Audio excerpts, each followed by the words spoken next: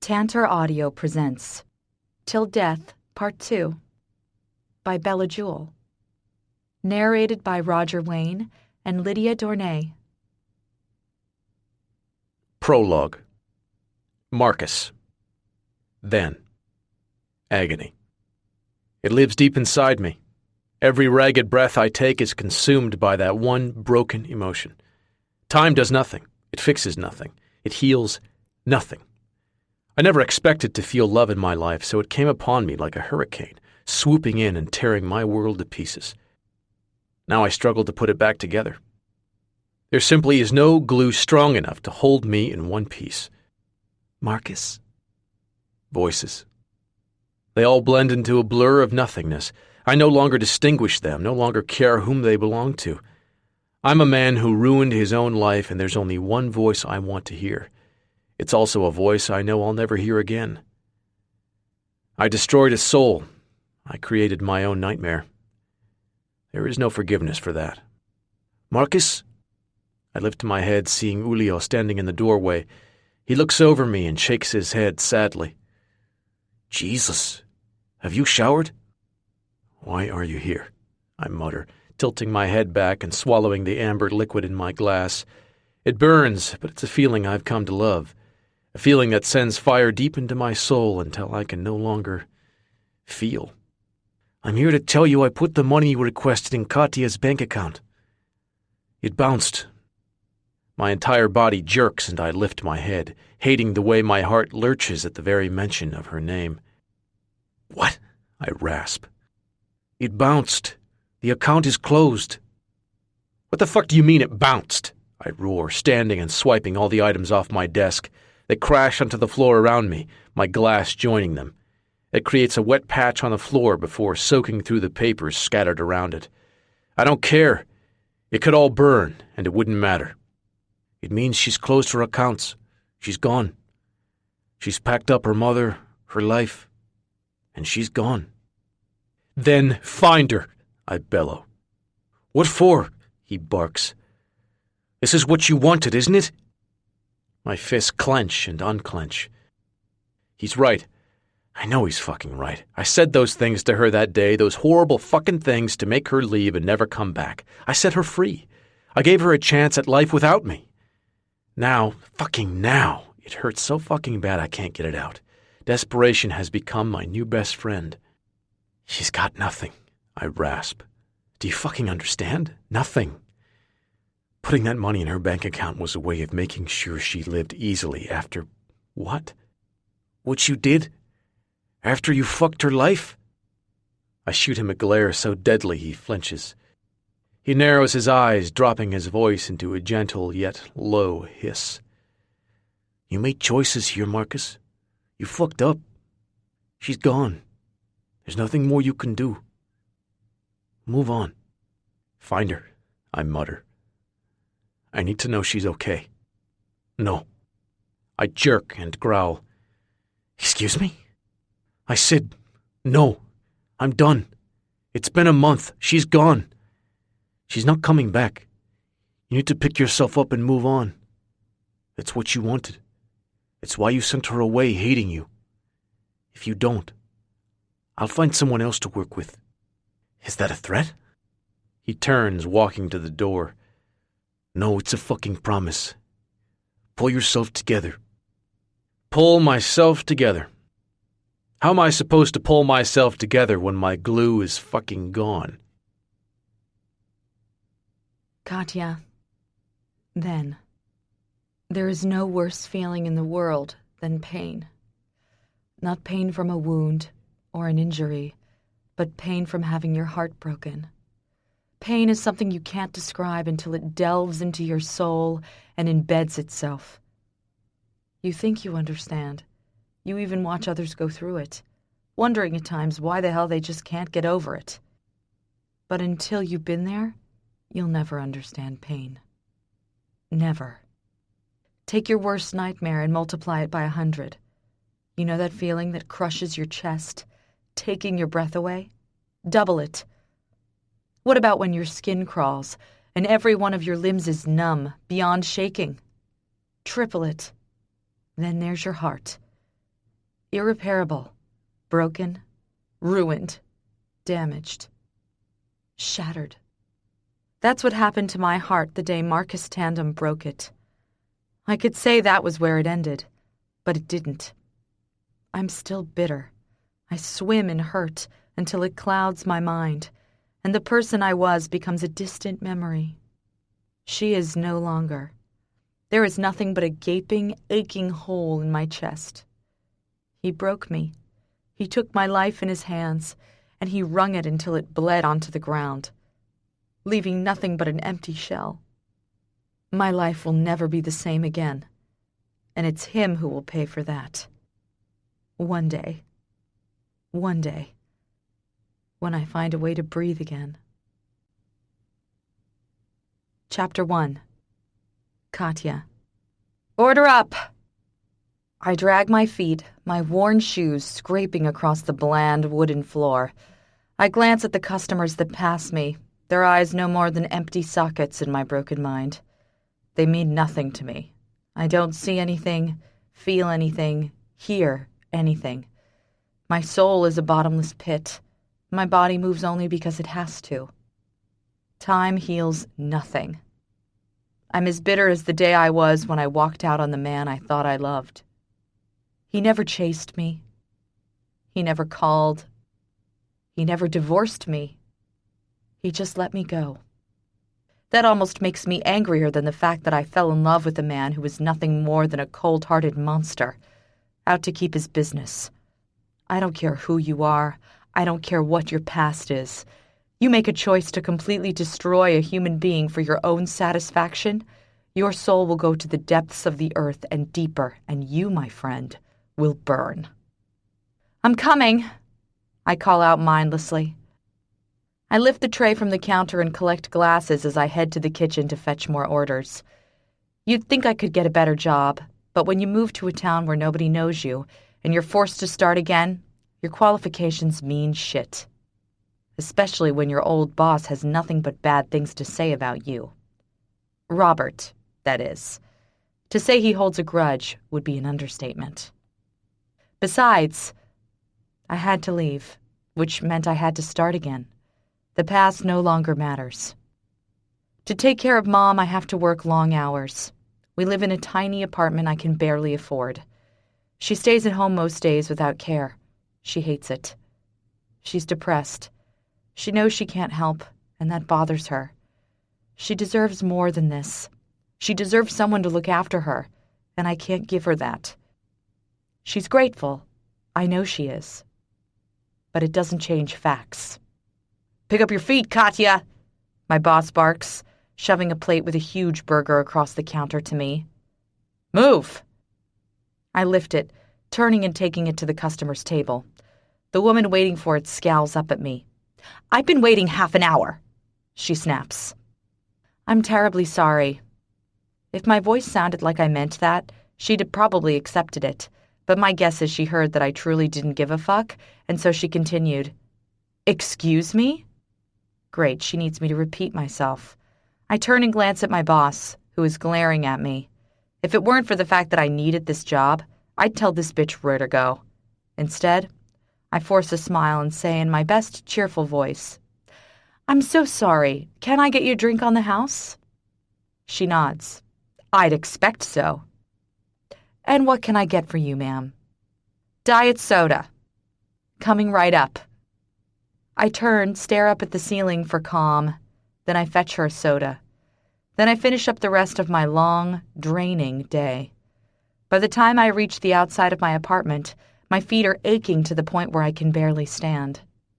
That's what happens when you work 12-hour shifts in shitty, cheap shoes. Closing my eyes and wiping the day from my face, I plant on a cheerful smile and open the door. What greets me is the reason I breathe.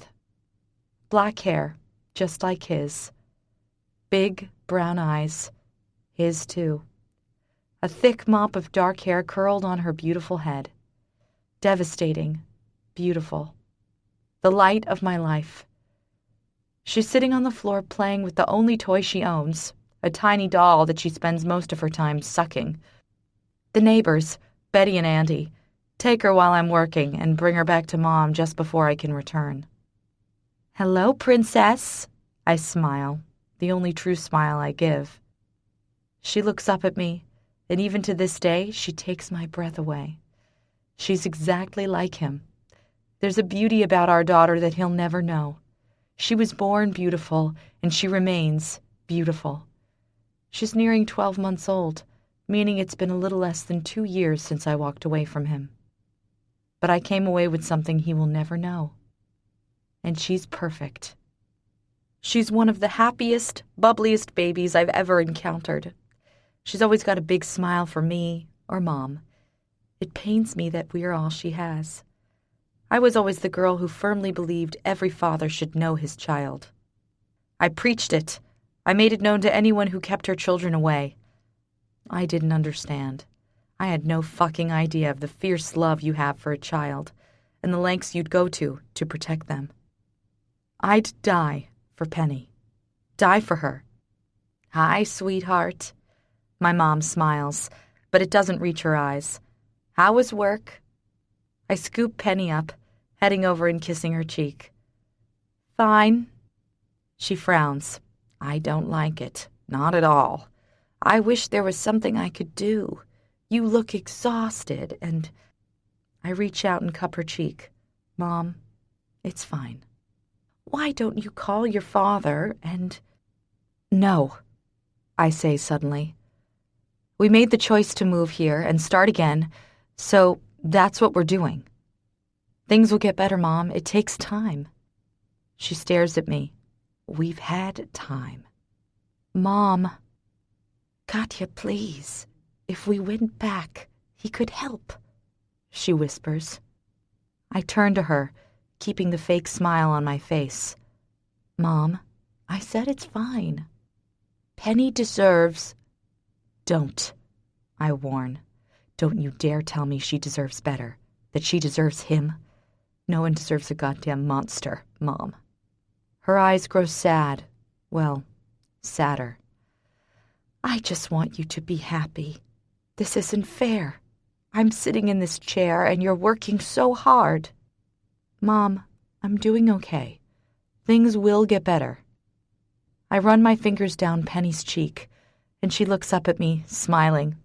She only has 2 teeth, but they're 2 damned cute teeth. She's so much like him.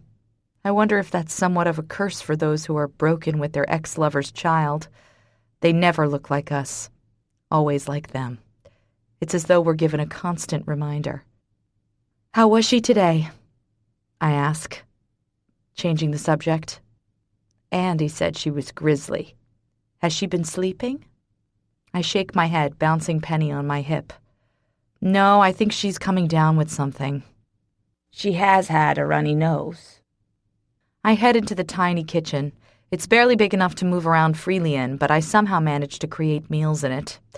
I open the small fridge and pull out the peanut butter sandwich I made this morning. I take a bite. Penny reaches for it. No, baby girl, you could be allergic. And I put her down and get her something more baby-friendly. Then I pad to my room to kick off my shoes. There's a bundle of mail on the bed. I reach down, flicking through it. I come across a pile of bills and my chest clenches. As I open them, I add them up in my head. 3 weeks' worth of wages, at least. That would be if we didn't take money to live. We're falling behind, and right now I don't have any idea how I'm going to fix that. How did I go from having it all to having nothing? Sure, I worked hard at my old job to survive, but this? I'd thought it would be easier. When we moved towns, I figured I could just get a job and we would be fine. Then I found out I was pregnant. There were also no jobs in my field here, being that we no longer live in a city, so jobs in my line of work are scarce. Any savings I had quickly went into bills and debts, as well as care for my mother so I could work. Soon I found myself waitressing out of desperation, too proud to go back to him. Nothing could ever lead me back there. I gave up everything. Getting to know my father, my brothers, the whole lot. I just walked out. Candy and Dusty are the only people who know where I am, and they swore they'd never tell. They didn't. He never came. Every time I think of him, something bitter twists in my heart. I lived through the hurt. For months, I was numb, emotionless, broken. I cried. I stopped eating. I suffered. And it took a long while to pick myself up. Even now, there's an emptiness about me, like I'm not there. I wonder if I'll ever come back. Penny appears in the doorway, smiling at me. "Hi, baby," I croon. She pulls herself up on the side of my bed. She's not quite walking, but she's getting around well. I lean down and kiss her head. Things have been so hard for us, but she's a truly happy baby. There's nothing about her that's not bright and beautiful. If it weren't for her, I'm not sure how I would have coped. "Katya?" My mom calls. "Yeah?" Honey, you have a visitor." "A visitor? Who would be visiting me? I have no friends." I lift Penny into my arms and walk down the hall. When I step into the living area, I gasp. Pain stabs through my heart as I take in my best friend. Dusty stands beside Mom, his face twisted in an emotion I really can't read. Tears spill over and I rasp, "Dusty." Jesus, Katya. I place Penny down and rush towards him. I throw my arms around his body. He holds me tightly, squeezing until it hurts, but I don't care. God, I've missed him. So much. What is this? I pull back, swiping my tears. Dusty hasn't changed, not a bit. He looks just as gorgeous as he did the day I left. He's wearing a gray sweater and a pair of black jeans. His hair is messy on his head. He runs a fingertip down my cheek, and I struggle to fight back the breakdown threatening to erupt. "This is where I live." He shakes his head. "No. No." Dusty knew where I was, but he had no idea of my living conditions. No one did. I don't need pity. People have it so much worse. Some don't even have a home. I can hardly complain. I have a roof over my head. I had enough savings to get us through for a while, but after Penny, things got harder. I'm making it work, just barely. But I am. "It's okay," I whisper.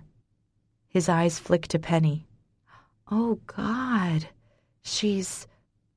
Dusty knows about Penny, but because of his job, he's not yet had the chance to meet her. He doesn't get a lot of time off, so it surprises me he's here now. Not that I'm complaining. I've needed him so desperately. Just like him." I finish. He nods, turning back to me. His eyes scan over my mom, and then he says, "Can I have a word with Katya?" "Of course," Mom says, wheeling towards Penny. I step outside the apartment and turn to Dusty. "I didn't know you were coming." "You lied to me, Katya." "I didn't lie, Dusty. I just didn't tell you about it." "You said you were okay!" he cries. "I am," I whisper, reaching out and taking his hand. His sad expression causes my heart to twist. This is exactly why I didn't tell him. "How bad is it?" he asks. "It's fine." "God damn it, I'm your best friend. Now tell me how fucking bad it is." I flinch. He reaches out, stroking a finger down my cheek. "Please, honey." "It's bad," I whisper, lowering my eyes to the ground. "We have no money. I can barely afford to feed us." "Jesus," he mutters. "I have no other choice." "Yes, you do. You don't have to do this." I jerk my head up and glare at him. "What do you think I can do? You have us. You have your dad." My heart aches, an unfamiliar sensation traveling through my body. My father, a man I abandoned without getting to know. I have no choice. I know this. "I can't go back there. You know I can't," I say, my voice trembling. "You can." "No. If I go back, I have to face Marcus." I flinch. "Jesus, Katya, you can't hide forever. It's been long enough. Go home, divorce him, move on with your life." Divorce. something that still hasn't been done. I don't know if I can face him, I stammer. I don't want him to know about Penny, and... He doesn't need to know unless you want him to. You divorce him, you leave, your father will protect you. He'll find out about her if I go back. And you don't think that he has the right to know? He says, gently. My heart twists. No, he deserves nothing. Katya, we're fine here, Dusty. No, you're not, he yells. Fuck me, you're living in a shitty apartment, struggling to survive. Your clothes have fucking patches on them. Your mother looks starving. What the fuck are you doing? You don't have to live like this.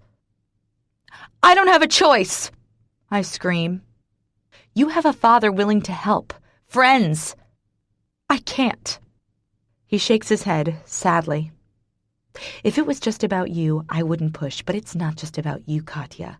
It's about your mom and your daughter. They're suffering because your pride won't let you help them. Think about that. How dare you? I whisper, my voice a deadly hiss. Katya, he says carefully, I'm not trying to be an asshole, but you don't have to live like this. I close my eyes, fighting against the burn starting in my nose and working its way up until tears spill over my eyelids. Sweetheart, he whispers, come back, sort it out, make a life for you and your daughter. Dusty, please. He pulls me into his arms. Just think about it. We can help you. If I had known it was like this, that you were lying to me, I would have come sooner. I nod, even though there's no way I'll go back there. No way. Why are you here? I ask, pulling back. Surprise visit, he mutters, then throws his hands up. Surprise. I laugh softly. Well, I say, stepping closer and wrapping my arms around him. I'm glad you're here. Chapter 2. Katya. Dusty stays for 3 days before I know it gets too much for him. He doesn't say it, but I felt his tension. He made me promise to keep calling and begged me to think about coming home. I said I would, knowing full well that it wasn't going to happen. I know he means well, but he'll never understand the emptiness in my heart. I spend the rest of the week working. My shifts are longer, morning until night, and by the time I get home and play with Penny for a few hours, I'm exhausted. I pass out, only to have to get up and do it again. It's repetitive. My boss is an asshole, and I make minimum wage. I think a lot about my father, wondering if he's thinking about me. Has he searched for us? When the weekend rolls around, I take Mom and Penny to the diner for lunch. We don't do it often, and it's wonderful to occasionally do something nice. I can't really afford it, but my tips were good on Friday night, so I spared a tiny amount for us to enjoy a burger. Mom barely touches hers, and I watch as she pokes around, shoving the food across her plate. Is everything okay? I ask. She looks up at me and her eyes are quite red. Have you been sleeping, Mom? She shakes her head. No, I've just got a headache. I think I need to go home and rest. I narrow my eyes. Have you had this headache often? Her eyes dart away and my heart plummets. She's been keeping it from me. Oh, God. She's been suffering and I didn't even know. Mom, I whisper. I'm fine, Katya. I'm just tired. Something is wrong. You're having trouble again, aren't you? It's nothing. I close my eyes, fighting back my tears. The waitress comes over and I pay her before standing and helping Mom back to the apartment.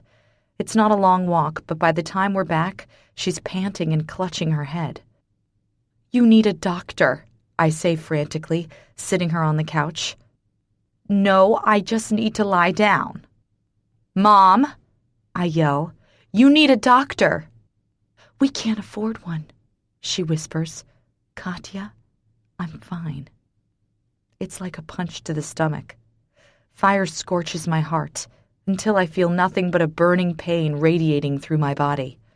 She didn't tell me because she knows we can't afford treatment. How long has this been going on? She stares at me, her eyes empty. "Mom," I prompt. "Please?" On and off for a few weeks. My chest feels as if it's going to explode. She's been in agony, probably something severe, maybe another tumor, and she's kept it to herself because she knows there's no way under the sun we can afford help. Tears trickle down my cheeks, and I kneel in front of her. "I'll get some help, I swear." "Katya, you can barely afford to feed Penny. We don't have the money." Another slam to my chest. "I'll find a way. I'll work longer. Katya."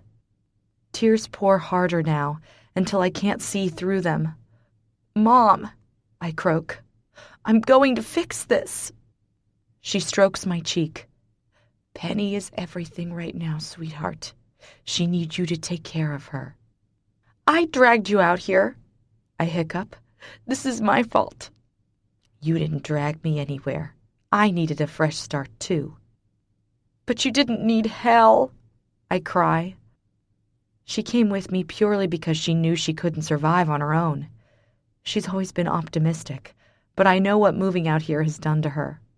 I'm selfish. I should never have taken her away. It wouldn't have mattered if we were there or here. The situation is the same. You were pregnant without a job. We would have struggled more there with the price of rent and...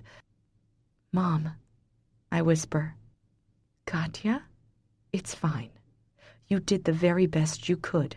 I can hardly complain. I'm your burden and..." "God, Mom, stop." "Katya," she cuts me off. "We couldn't have survived. You know it.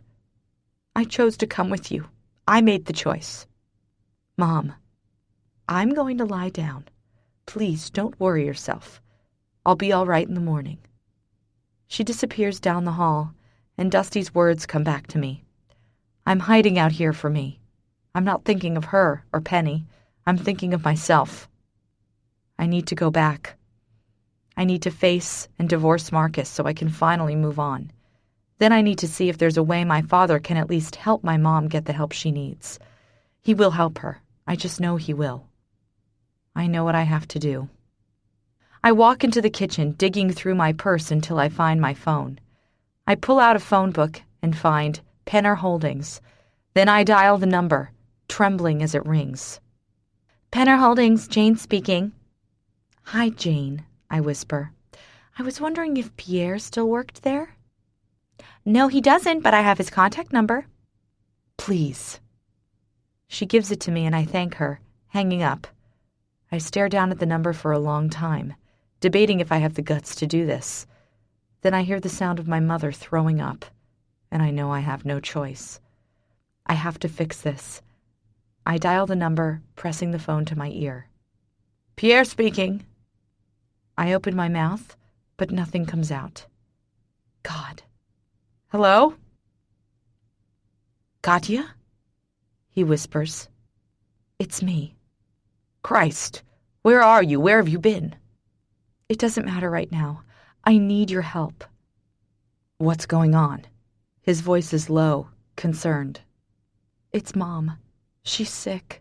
I can't afford to..." "Where are you?" he demands, not even letting me finish. I rattle off our location, our situation, and what I need to do. "Katya," he murmurs, low. "Honey, why didn't you tell me?" "I needed to get out of there. I had no choice." He sighs. "He's been looking for you, you know." My skin prickles at the mention of him. Please, don't. I just need to end this with him and figure out a way to sort my life out with Mom. If she's unwell, you can't pack her up and move her now. She needs immediate treatment.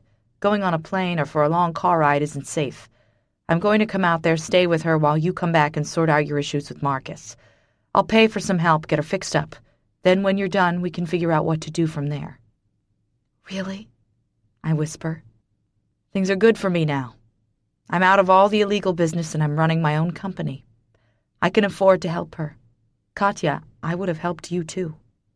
You understand that at the time I wasn't thinking like that. I needed to be away, far, far away. I just wanted to start again. I understand. I'm going to look into flights. I'll text you with my arrival. Thank you. I mean that. You could stay at my house while I'm gone. You'll be sharing with Ford, but he'll stay out of your way. Ford. My brother. Okay. I'll be in touch. Hang in there, Katya. Chapter 3. Marcus. Then.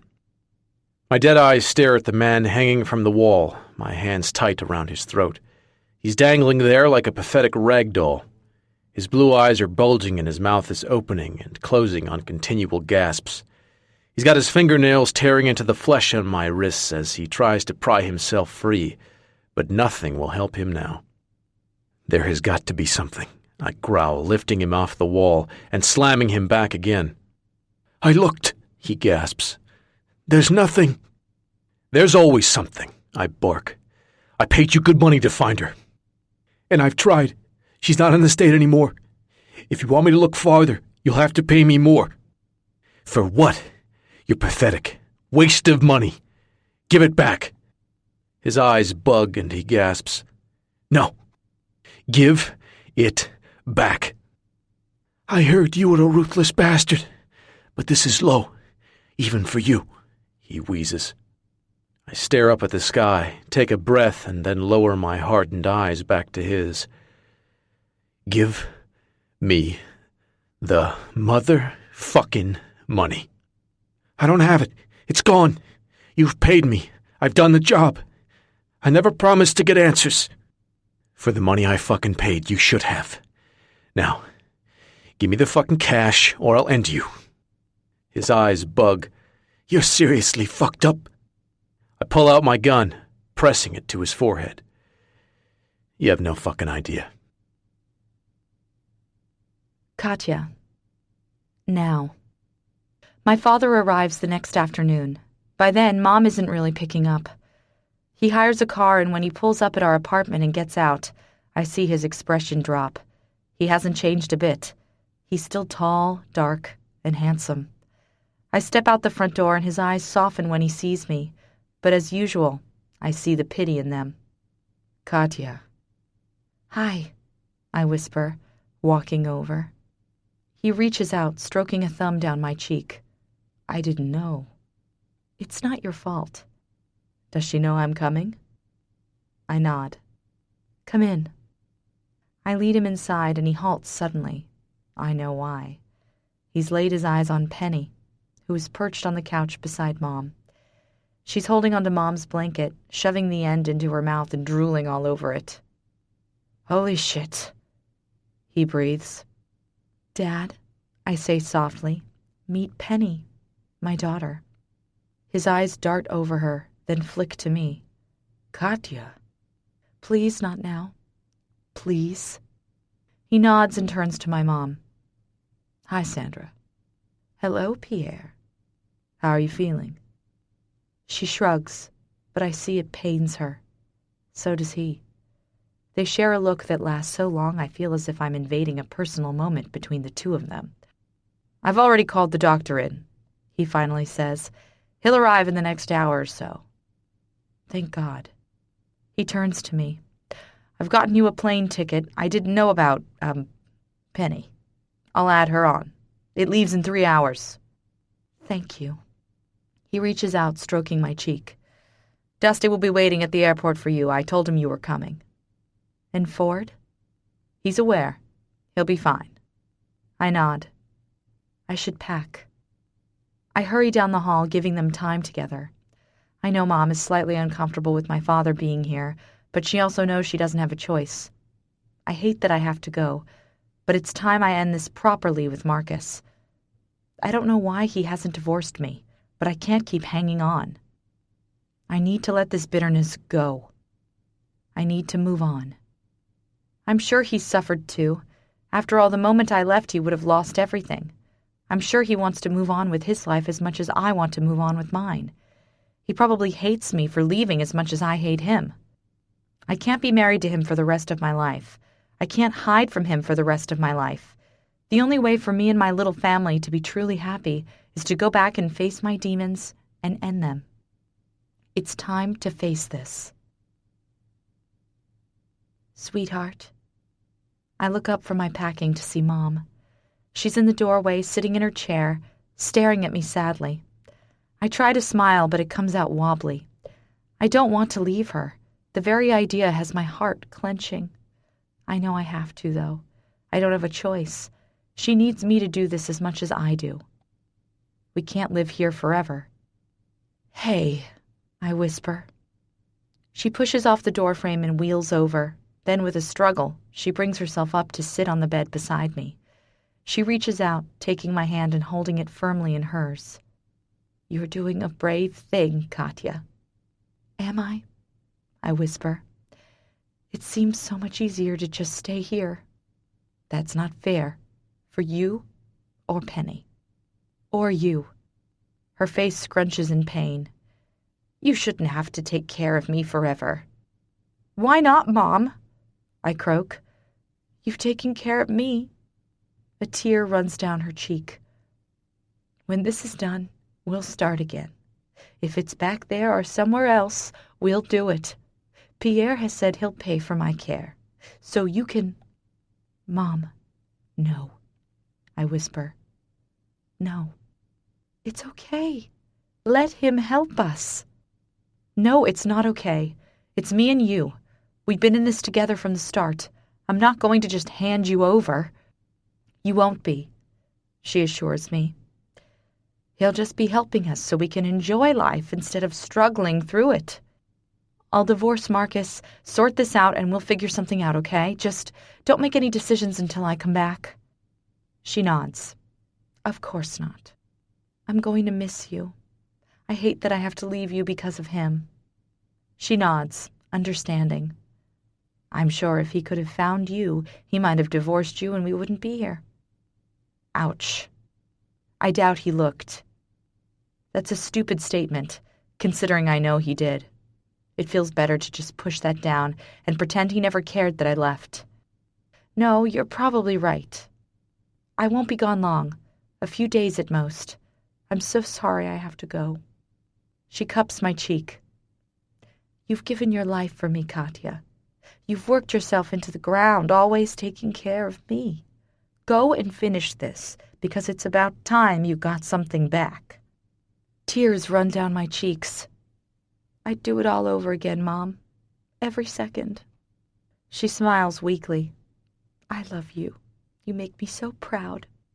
"I love you too, Mom." This isn't going to be easy. Chapter 4. Katya. The plane ride was long and draining. Penny kept me awake the entire time, and my mind was constantly turning because I left Mom. It was hard. I didn't want to go. The butterflies in my stomach have gotten to the point where they're making me feel sick. I don't honestly know how I can face that man. I don't like it, but I know I have to. Dusty and Candy are waiting for me when I get off the plane. Tears prick my eyes as I see my long-lost best friends. Candy runs towards me, squealing and crying. She reaches us and throws her arms around Penny and me, catching us in a deep but soft hug. "Oh my God, Katya! Look how much Penny has grown!" "She has," I choke out. "I've missed you so much." "Me too." She pulls away, and her eyes fall on Penny again. "Hello, sweetheart. Look at you!" Penny reaches out, making a grab for her dangling necklace. Candy giggles and pulls her from my arms. I reach out to take her back, but drop my hands quickly. I'm not really used to having anyone else around Penny, except the few people I know. I do know my best friend, though, and I know she would never hurt my daughter. Dusty walks over, pulling me into his arms. "You made the right choice." "I hope so," I whisper. "You have." We get my small bag and head to Dusty's car. My father gave me some money, which I can nearly feel burning a hole in my pocket. I feel the need to protect it with my life, being that it's been so long since I've had anything. I'm grateful that he is taking such good care of us. Candy chats happily away as we drive out to my father's house, and I chat as best I can. She tells me about her new job and how wonderful and non-assholey her boss is. "I'm happy for you." I smile. She stares at me and her smile wobbles. I really, really missed you, Kat. I wrap an arm around her. I'm here now. I just don't know how long I'll stay. That's your brother? Candy hisses in my ear as we walk behind my father's massive house, behind a very gruff, very broody Ford. Yep, I mutter, bouncing Penny on my hip. Yum. Candy? Ford flinches, which tells me he heard her. She giggles and I roll my eyes. Ford hasn't changed. He's still big, handsome, and angry. He'd barely grunted my name when we'd arrived. Now he's leading me to my room, still barely having looked at me. How have things been, Ford? I ask. Fine, he grunts. Someone has his knickers in a twist. He turns and shoots me an extremely aggressive glare. I didn't ask you to be here, but my father seems to think it's a good idea. I won't argue, but I do ask that you don't speak to me and you keep to yourself. We clear? Jesus, I mutter, moving Penny from one hip to the other. Are we clear? Yes, we're bloody clear. He growls and then spins. Dusty and Candy lean in close to me. He's a prick, Dusty mutters, but fuck, he's hot. Dusty, I say, shoving his shoulder softly. It's the truth. He's right, Candy sighs. Yum. I roll my eyes and we continue following Ford. We reach a door and he flings it open, presenting me with a massive room. It has cream carpet, navy curtains, and a massive bed right in the middle. There's also a large box containing an unmade crib in the corner. Tears sting my eyes. It's been a long time since I've slept somewhere like this. Anger and hurt pang deep in my heart, but I squash them down. I'm here to end it, finally. Your room. It's got a bathroom. You know where the kitchen is. The laundry's 2 doors down on the left. Anything else you could figure out. Wyatt and Landon come and go, but they don't live here anymore. Fine. Ford stares at me. Then his eyes flicker to Penny and soften slightly. She looks like him. With that, he's gone. Ouch, I whisper. Don't let it get to you, honey. Candy soothes, squeezing my shoulder. I'm trying. You settle in, let me take Penny for a walk. She reaches out and I hesitate. Reaching over, Candy places her hand on my shoulder. I'd never let anything happen to her, she whispers. With a hesitant nod, I hand Penny over. Candy coos to her, bouncing her on her hip before disappearing down the hall. I turn to Dusty, swiping the tears that are leaking from my eyes. He pulls me into his arms. We're going to get through this. Get that man from your life and start you and your family again. I hate being here. I hate leaving Mom alone. She's with your dad. He'll take care of her. I know, but I'm all she's got, Dusty. He lets me go and cups my face in his hands. He'll take care of her. I nod, swallowing back my tears. I should unpack. He stares down at my tiny bag. You need anything? I shake my head. I need to get this over with. You want me to come with you when you face him? I shake my head again. No, thank you. I just want to finish this on my own. You stay with Candy. Take care of Penny. He nods. We'll be the best babysitters ever. I laugh softly. I hope so, because God only knows I'm not going to be the best anything after this. Are you sure? Candy asks, taking my hands. I just need to do this. Call me if you need. Anytime. Just take care of Penny. I've written everything she might need and... Candy squeezes my shoulders. It's going to be fine. We'll take good care of her, won't we, Ford? We both turn to Ford, who is sitting on the couch watching a ball game. He grunts, not looking up at us. I lean in close to Candy. Are you sure you're going to be okay here? She shrugs. He doesn't scare me. Besides, Penny and I are going to dress up and get all girly on him. Another grunt from Ford. I smile and hug her. I love you, Candace. Yeah, she croaks. You too. I pull back and stare down at Penny, who is crawling towards Ford. When she reaches him, she pulls herself up and slams her dolly down on his lap. He stares down at her, then gives me a "you'll pay" glare. There's something soft in his eyes, though. I think he likes her. She is his niece, after all. "Be nice to Uncle Ford," I coo to Penny. She flashes me a killer smile. Ford shoots me another look, this one slightly confused. Did he think I wouldn't acknowledge him as her uncle? I have to go. I lean down, kissing Penny. Then I turn and hug Candy once more. I'm trying to ignore the sick feelings swirling in my stomach. I don't want to think about seeing Marcus again. I certainly don't want to see how his life has turned out. I don't even know where I'll find him, but I know where to start. Good luck, Candy smiles as I lift her car keys. Thanks for the car, I say, my voice trembling. She gives me a sympathetic smile and I turn, heading out the door. Here goes the worst moment of my life. The one I've been dreading for so long. Chapter 5. Marcus. Then. It's been 5 fucking months, I bellow, launching my glass across the wall. It smashes hard and shatters. Dude, calm the fuck down, Mac mutters, pacing the room, arms crossed. Calm down? I fucked her up. She's gone. She's closed all her accounts, changed everything. She has no money. They have no money. She's struggling somewhere, and I can't fucking help. Mac looks up at me. Look, bud, I get the guilt you're feeling, but your business is slipping farther and farther into the dirt with every second you waste. She's gone. You fucked up. Now you have to fix it before you lose anything more. I glare at the floor. It ain't worth shit without her, Mac. Maybe not, but it's all you got right now.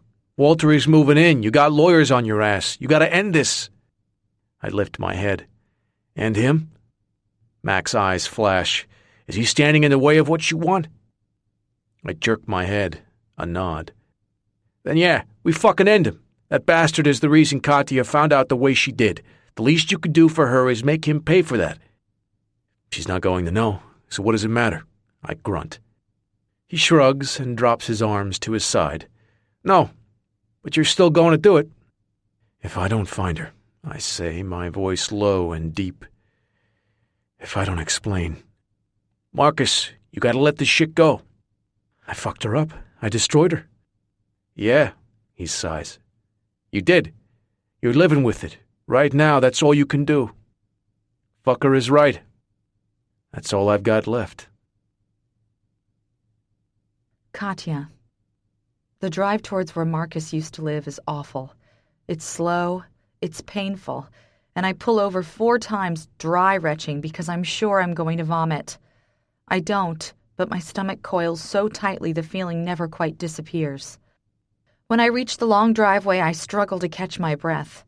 I'm sure he doesn't live here anymore, since he lost his business, but I'm hoping whoever does live here will know where I can find him. I drive down and find a park, and then I get out of the car. It's late afternoon, and the sun is just beginning to set. I stare up at the old house, and my knees shake. So many memories flood my mind. I stare at the driveway and remember the moment I ran to him after he'd been away for 2 weeks.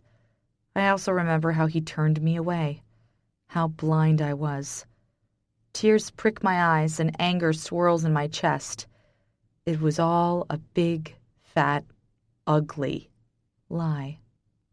I move my eyes towards the part where the business used to be and gasp. I have to blink and rub my eyes twice, but the words are as clear as they were the day I left. Tandem Holdings is big, bold, and still in the same spot it was all those years ago. Did he just sell the business? Walter probably took over and just never changed the name. I'm sure it's that simple. I just figured Marcus would want it out of his house. Maybe it's not his house.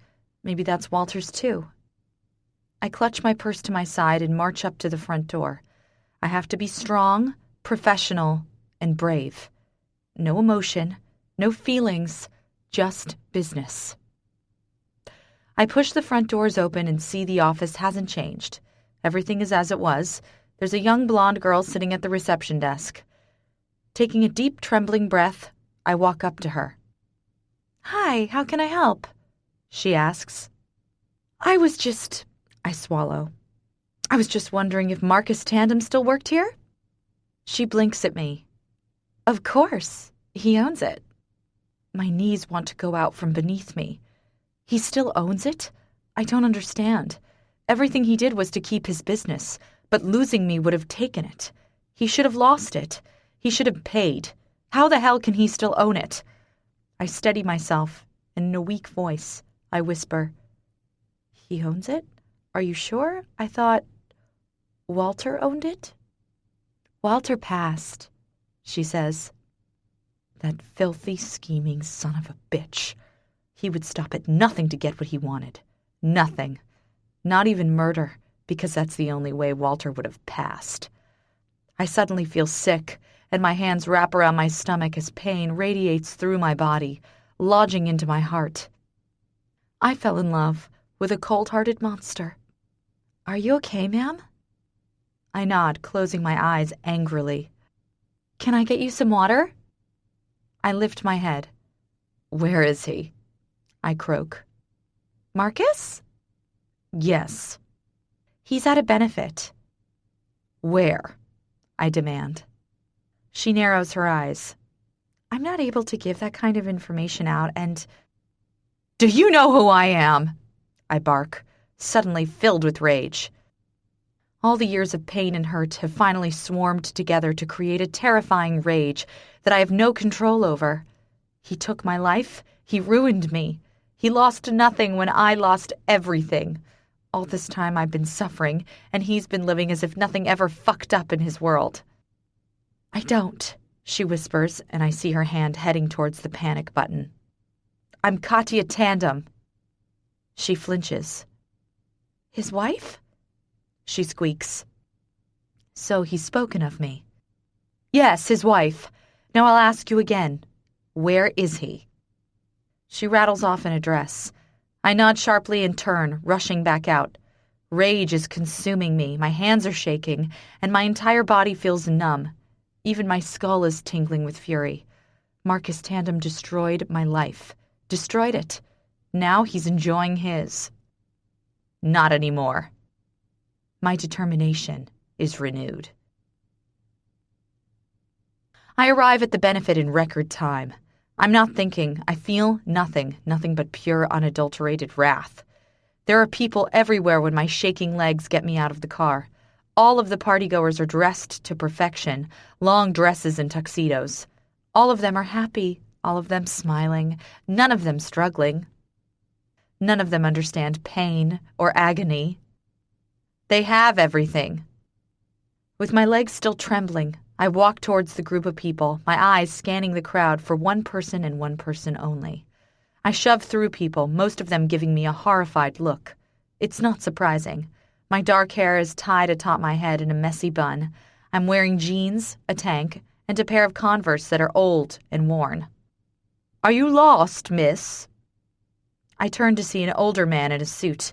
He looks friendly enough. I open my mouth to speak, to answer him, but my words become strangled in my throat. Everything in my world comes to a screeching halt when my eyes fall on him. My husband. The man beside me is speaking, but I hear nothing.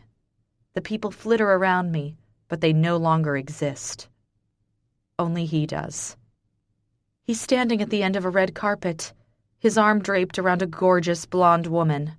He's smiling for a camera. A fucking camera. He hasn't changed a bit. He's still as devastatingly gorgeous as he was the day I left. The only difference is his hair is slightly longer, a little messier. He's wearing a black suit with a dark blue tie. I wonder what happened to the red one. Anger swirls with heartbreak, making my entire body go numb. Seeing him with a woman is tearing my heart into tiny pieces. I don't want him. I hate him. But he's not meant to be happy. He's not meant to be living as though I never existed. A tear escapes and flows down my cheek, and I struggle to keep from turning into a sobbing, crazy mess. It burns. It's like a fire ripping through my soul. Miss? I blink the tears back. I want to reach into my chest and rip my own heart out. Not even that could hurt more. How can he just stand there as if his world was never crushed into 1,000 pieces? That man is the father of my child. He's her goddamned father. I take a step back. I can't do this. I can't. It's too much. I go to turn when his voice whips through the crowd, turning my legs to jelly. I close my eyes. Please don't let it be my name that he just called. Katya. It was my name. I turn back slowly and his eyes are on mine, deep brown depths I'd thought I'd loved once. Now they just remind me of the precious eyes I look into every day, the only thing he gave me, the only gift I walked away with. I take another shaky step back, and his arm drops from the woman it was wrapped around. His hands are shaking, and he begins striding towards me, his face unreadable. That's when I turn and run. I'm not ready after all. My feet pound over the pavement. I'm moving as quickly as I can, running until my lungs scream. I reach Candy's car just as his fingers curl around my upper arm. A jolt of something runs through me. What it is, I don't know. I don't know because I spin around and I slap him so hard my hand instantly burns. With a ragged cry, I grip my fingers. Katya. His voice. God, I loved that voice once. I open my tear-soaked eyes and stare at the man who ruined my life. Then I raise my hand and hit him again. He lashes out, catching my wrist and jerking it away from his face. Stop hitting me, he barks. You horrible, disgusting piece of shit! I scream so loudly he flinches. I lost everything and you've been here, living like this? You lost nothing. You still have every fucking thing. How is that possible? How the hell have I been living in darkness while you've been dancing in light? I tried. Don't, I yell. Don't you fucking dare tell me you tried. You're a monster. A cruel, ugly monster.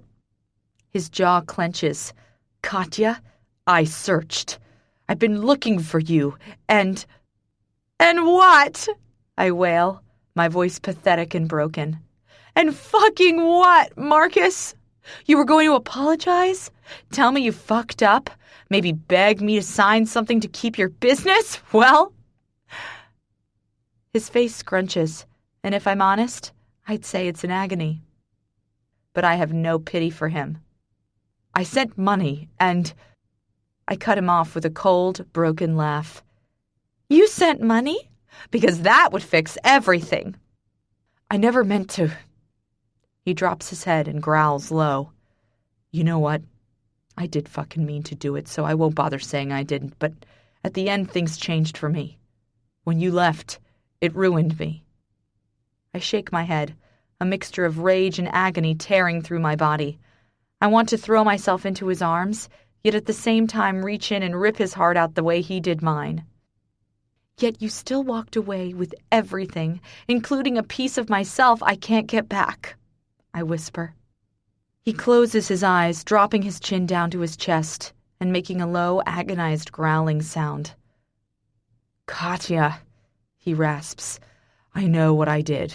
I know what I am. I also know I've never been the same since you left. I've searched for you. I laugh bitterly. Funny that. The woman you were just taking photos with really didn't seem to think so. His head jerks up. It was business. You mean the business you were supposed to lose? I throw at him. He flinches. Walter died. How convenient. He holds my eyes, and we glare at each other for a long, tense moment. It's him who breaks the contact. Why are you here? Why now? It's time to end this. I want a divorce, Marcus. His eyes grow hard, and his shoulders straighten. Are you going to speak to me? Give me a chance to explain and... No, I bark. I'm not. I can't stand you, Marcus Tandem. I hate you with a fire that burns my soul on a daily basis. I don't want a second longer with you than necessary. I just want this over so I can move on with my life and not have the constant reminder that I'm married to you every single day. His eyes flash with hurt and anger, and I'm forced to move my gaze from his, unable to look any longer. No. My head jerks up. Excuse me? You heard me, Katya. I said no. Not until you talk to me. Not until you hear me out. Not until you let me tell you how it's been. I shake my head, horrified. You haven't changed, have you? You are still fighting for only yourself. Fuck it, Katya, you just don't see it, do you? See what?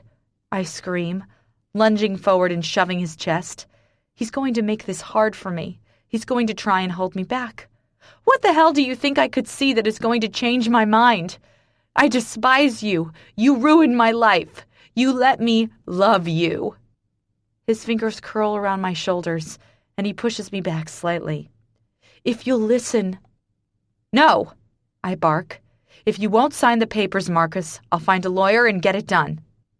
He lets me go and steps back, his face a familiar hard mask I remember so well. Very well. And with that, he's gone.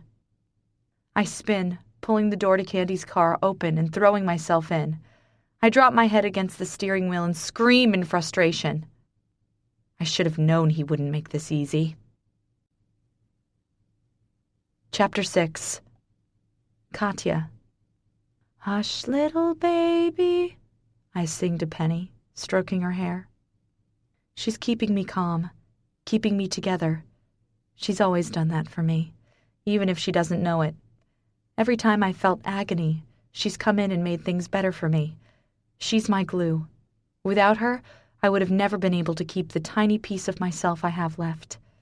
It would have been crushed and destroyed, along with every piece Marcus took. She's a good baby. I lift my head to see Ford standing at the door. He speaks, I mutter. He crosses his arms. God, he looks like our father. So much. I'm not social. No? I didn't guess. I kiss Penny and watch her little eyes flutter closed. I tuck her in and then turn and walk over to Ford. He studies me. I didn't know about you. This shocks me. He doesn't seem like the deep and meaningful type. He certainly doesn't seem like the type who wants to talk. I'm not about to lose the chance, but I don't want to scare him off either. He is my brother, after all. It's time I got to know him. I don't even think Pierre knew about me, Ford, I say, stepping past him. How could he not? I walk into the kitchen and swing a door open. Do you truly believe it's not possible to know about a child? I can tell you it is. Marcus doesn't know about Penny. I turn and he's studying me. Why? Why what? Why doesn't he know? Do you think he deserves to know? I ask, popping a grape into my mouth. I don't know him. He married me as a business contract. He used me. Ford flinches. I didn't know much about it. No, I mutter. Most don't. But let me put it this way. I adored him. I loved him, and he crushed me. I don't think he deserves the love of my little girl. Is that for you or her? I turn, glaring at him. It's for both of us. How did you feel when you found out your mom kept you from our dad? I close my eyes, trying to steady my breathing. He's right. I know he is. But my heart won't let me feel sorry for Marcus. It won't let me believe telling him about Penny is the right thing to do. She's all I have, I whisper. Yeah, I know. I open my eyes, and by the time I do, Ford is gone. I guess that's all he has to say. Sighing, I put another grape in my mouth and walk out onto the patio. I sit down, putting my head in my hands. I'm like that for a long while, until the flashing of car headlights pulls me out of it. I lift my head and freeze. I know that car. I skitter back in my chair, turning and running inside. Ford! I scream. Ford is there in a second, wearing only a pair of sweatpants. He's sweating as if he's been working out. What? Marcus, I gasp. He's here. Ford's eyes grow hard. You might not agree that my daughter deserves to know, but right now, right here, I'm not ready. Please, he can't know. I'll get rid of him. He turns and storms down the stairs. I quickly check on Penny, my heart pounding. If she wakes up, if he hears her, no, I can't think like that. She's sleeping soundly, so I can only pray she'll remain that way. I press myself to the wall, edging down until I can hear their conversation. She doesn't want you here. Leave. Let me in, Ford. He knows Ford's name? Don't make me throw you out, Tandem. I said get lost, so get lost. No. I'm not messing around. That girl doesn't need you here. She doesn't want you here. She's my fucking wife, Marcus hisses, and I flinch. She doesn't get a choice. Jesus. She might be your wife, but she doesn't belong to you. Giving you 5 seconds, then I'm swinging. Ford warns. I'll make it easy for you. Then I hear a loud crack, oomph, and then the shattering of glass. I charge out of my hiding place to see Marcus and Ford rolling across the living room floor. There's glass all over the place and fists are flying. Marcus has the upper hand. He's on top of Ford, driving his fist into his mouth over and over again. Stop it! I scream, running towards them. They don't listen. They keep rolling and punching and grunting. I leap over a fallen chair and land directly on a piece of shattered glass. It slices through my foot and I go down with a scream. I reach down, wailing in agony, and cut my foot, my hand quickly filling with blood. This is enough to stop the both of them. Fuck, Marcus mutters, shoving Ford back and striding towards me. He looks terrifying. He's drunk. I've seen him this way enough to know it. His shirt is opened, his tie gone. His hair is disheveled and he's got blood running from his lip. He looks dangerous. Don't, I warn when he goes to kneel. You're cut. Stop it, Katya, you're hurt. He reaches out and I skitter back, dropping my foot. I said, don't! His eyes meet mine and we stare at each other for long moments. Then he stands up and turns to Ford. Clean her up. Ford scowls at him, clenching his fists. His big body is panting. He, too, has blood pouring out of a gash in his lip. Get out of here, I whisper, shaking. Marcus turns back to me. We're talking, Katya. I won't sign anything until we do.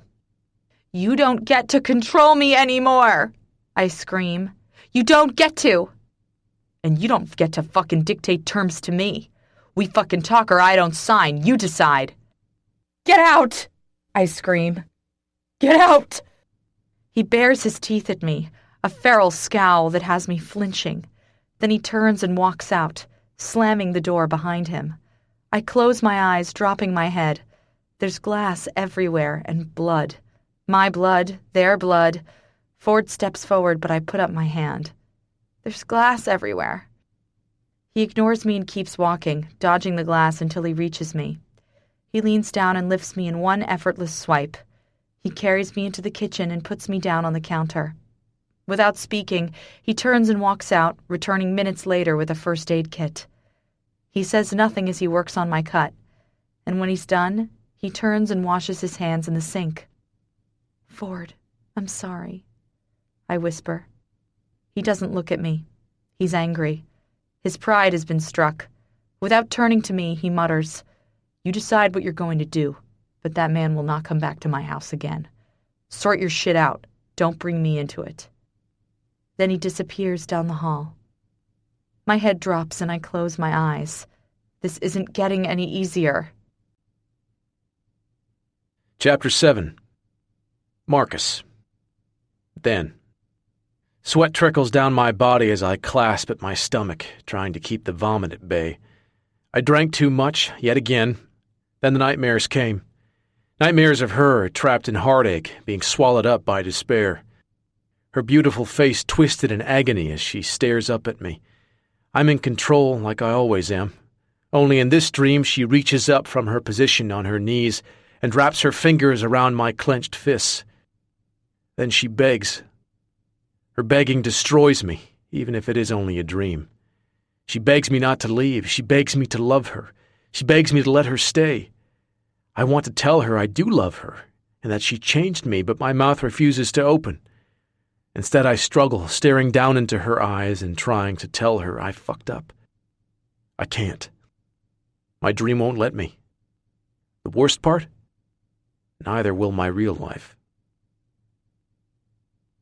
Katya, it's been 2 days since I've seen Marcus, and I just know he's going to chase me up soon.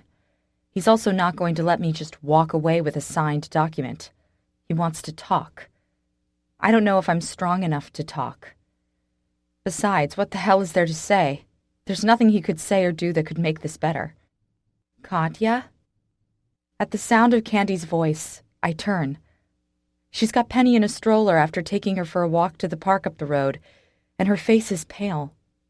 My eyes instantly dart down to my daughter, who is completely happy and content. I breathe a sigh of relief. What is it? I ask. The strangest thing just happened to me. I narrow my eyes. Candy, you're worrying me. Sorry. I was out with Penny, walking her in her stroller at the park. Anyway, we were looking at some birds when... Candy? I saw Marcus. My entire world stops spinning. I press a hand to my mouth and begin shaking my head. No, he can't have seen Penny. He can't know about her. He can't know she exists. Oh, God. How could this happen? I should have never let Candy take her for a walk. No, she says quickly. It's not what you think. He still has no idea she's his. I blink at her. I don't understand. He was running. He saw me and stopped. I snobbed him as much as I could, but I didn't get time to block Penny. He looked down at her and said, "Cute kid," and then told me to tell you he's waiting for your call before running off. Cute kid? Cute kid? I grind my jaw. He didn't think she looked familiar? Like him, perhaps? This surprises me, considering just how like him she actually looks. He didn't click? Candy shakes her head. No. Jesus. She nods, unbuckling Penny and placing her on the ground. My daughter crawls towards me. I am so sorry, Katya. When I saw him, I swear I had a heart attack. It's okay, he didn't notice. That's all that matters. There's a strange, unfamiliar emotion running through my chest. A huge part of me wishes I could deny it, but the truth is, there's a serious feeling of disappointment radiating in my body. He didn't notice? He didn't look into her eyes and just know she was his? Katya, are you okay? I nod, lifting Penny and kissing her cheeks. This is for the best. This man destroyed my life. I truly don't want him to know about his daughter. I'm being childish. I've let a small moment affect me when it shouldn't. I need to finish this so I can move on before things become complicated. Marcus Tandem will not trap me again. Chapter 8. Katya, would you like a coffee before we start, Mrs. Tandem? I shake my head, my hands fumbling nervously in my lap. My eyes keep darting to the door, then back to my lawyer, then back to the door. I want to leap up and run, because running always seems like the easier option. I know it's not, though. I know running won't solve anything for me. Then let's begin, shall we? I turn my eyes back to my young, rather attractive lawyer. He's studying me with deep blue eyes covered by dark eyelashes and thick brows. He places his hands on the desk in a casual manner, as if that's going to make me feel more comfortable about this situation. Yes, I say, trying to keep my voice steady. You're here because you want to divorce your husband, Marcus Tandem. Is this correct? Yes. And he has other ideas about it. I close my eyes, taking a deep breath. He doesn't want it. Is he refusing to sign, or refusing to leave in general? We're separated, Mr. Chan. I assure you of that. We've been for over a year. He just won't sign the papers. He nods. You're aware that after a certain period of separation, he doesn't get a choice. We can take the matter further, but in the end, he won't have much of an option. He can't make you remain as his wife. The time period, is it 12 months? I ask. Yes. It's been that long. Then I've got enough to send a letter to Marcus's lawyer giving them options. Options? Yes. He can sign the papers or we can take matters further. This can go right to court. But in the end, as I said, he can't make you remain married to him." I nod. "How long will this take?" "I won't know until he speaks with his lawyer, but I'll get moving on it as quickly as I can." "Thank you."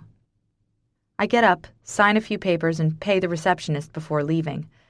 I need to ring my mom, I need to gather my daughter in my arms and hold her, and I need to find a way to convince Marcus it's time to let go. I could threaten him. I'm sure he was the one who organized Walter's accidental death. Maybe that would be enough to give him the push he needs. I have a feeling it won't be, though.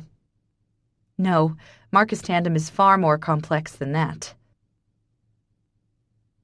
"Sister!" I blink at my two brothers, standing in Ford's kitchen. Wyatt and Landon haven't changed a damn bit. Me, however, I probably look like a drowned rat, considering I just got out of the car as it started pouring with seasonal rain. Not to mention the booty I swear I got after having Penny. Candy assures me it looks the same, but I'm not convinced. Hi," I murmur. Landon comes over, a huge smile on his face. "I knew we'd get to meet you properly and be friends sooner or later." "Friends?" Wyatt snorts. "Dude, you can't be friends with your sister." Landon scoffs. "Course you can, idiot." Ford stares at the ceiling, running his hands through his hair. I feel his pain. Well, it's nice to see you both again." They both study me. "You're still hot. I guess you did get our good genes." I glare at Landon, who is grinning huge at me. Wyatt chuckles. "He means that in the most un-incest kind of way." "Un-incest is not a word," I point out. Ford snorts. "Glad someone made note of that." Fuck you, Ford. At least we are trying to get to know her," Wyatt throws at him. "Aren't I living with her?" Ford throws back. I roll my eyes. "Boys," I say, putting my hands up, "can we all just get along?" "You know what would help us get along?" Wyatt chimes in. "Enlighten me," I mutter. "A night out together as one big happy family." I narrow my eyes at them. "You want me to go out with you?" "All of you?" "You're our sister, are you not?" Landon asks. "Well, yes, but—" "Then we deserve to get to know you, or are you too good for that?" Wyatt crosses his arms and studies me. "Of course I'm not," I scoff. "Fine, I could use a night off." It's been a long time since I've had a night out. I am in desperate need of something to take my mind off everything that's going on, and I know just the person who can come with me to make sure that happens. I'm going to ring a friend, see if he wants to come. Then I'm going to talk to Candy and see if she's okay to take Penny. "Our niece is so freaking cute." Wyatt grins proudly. "She likes me." "Dude, she bit your face," Landon laughs. I can't help but laugh at that. My girl doesn't take any crap. "Candy's still here," Ford mutters, but I swear his eyes move up to the stairs longingly. Oh, Candy could get some of that action if she wanted it. "Thanks." I turn and rush up the stairs. Candy is in the room with Penny, who is sleeping soundly. "How's she doing?" She turns when she hears me and smiles. I really love spending time with her. I swear she's so damned cute. My heart pangs. I don't feel like I'm getting enough time with her, even though I spend 99% of my days with her. Candy has taken her for a few hours while I've dealt with issues regarding Marcus, but even that time apart feels like forever, like I'm missing out on precious moments. I walk over and stare down at my sleeping daughter, and my heart swells with love. She is cute. Thank you so much for doing this, Candy. It's such a big ask, and... Seriously? She whispers, cutting me off. You have lived through hell, taken care of that little girl with nothing, and come all the way back to face your demons? Don't you apologize. I adore spending time with her. And before you ask, go out tonight with your brothers. I'm happy to watch her. I sit down beside her on the bed. You heard that? They've been planning it all afternoon. They want to get to know you, Kat. No matter how much they seem to be careless and casual, it means something to them. I smile. I kind of want to get to know them, too. Then go, spend some time enjoying their company. I hate leaving her, I whisper, dropping my head.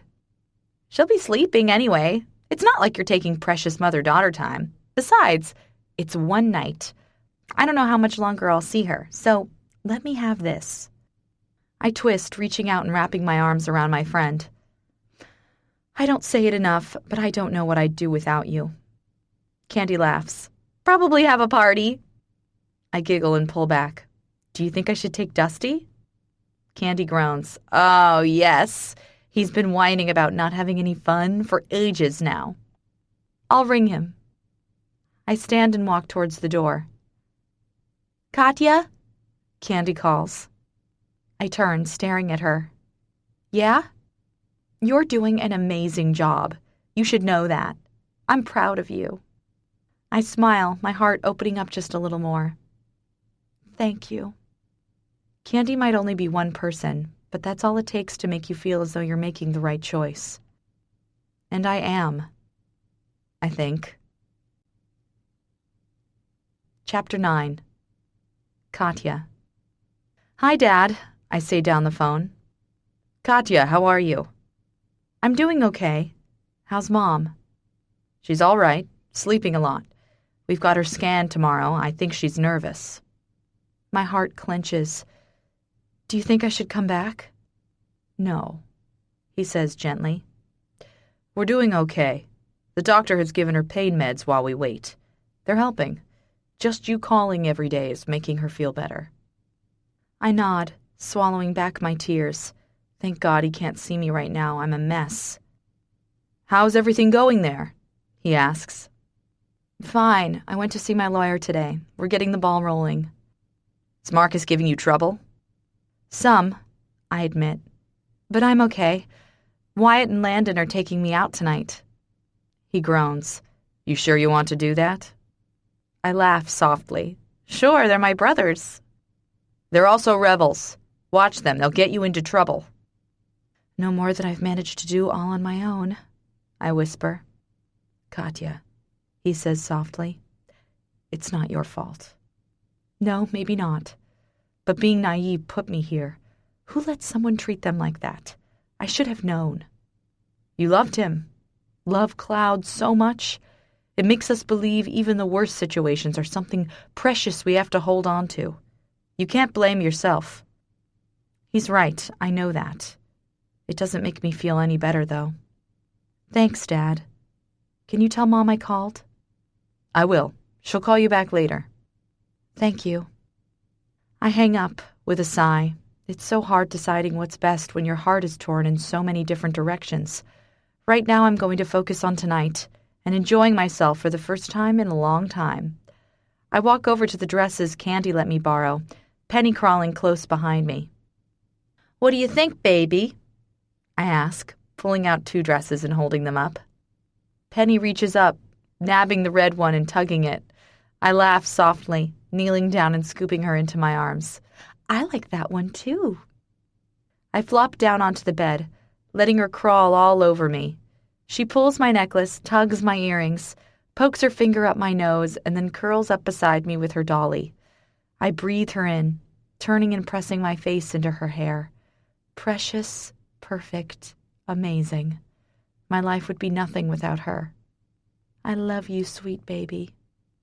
My eyes flutter closed, and in moments, we're both out. Chapter 10.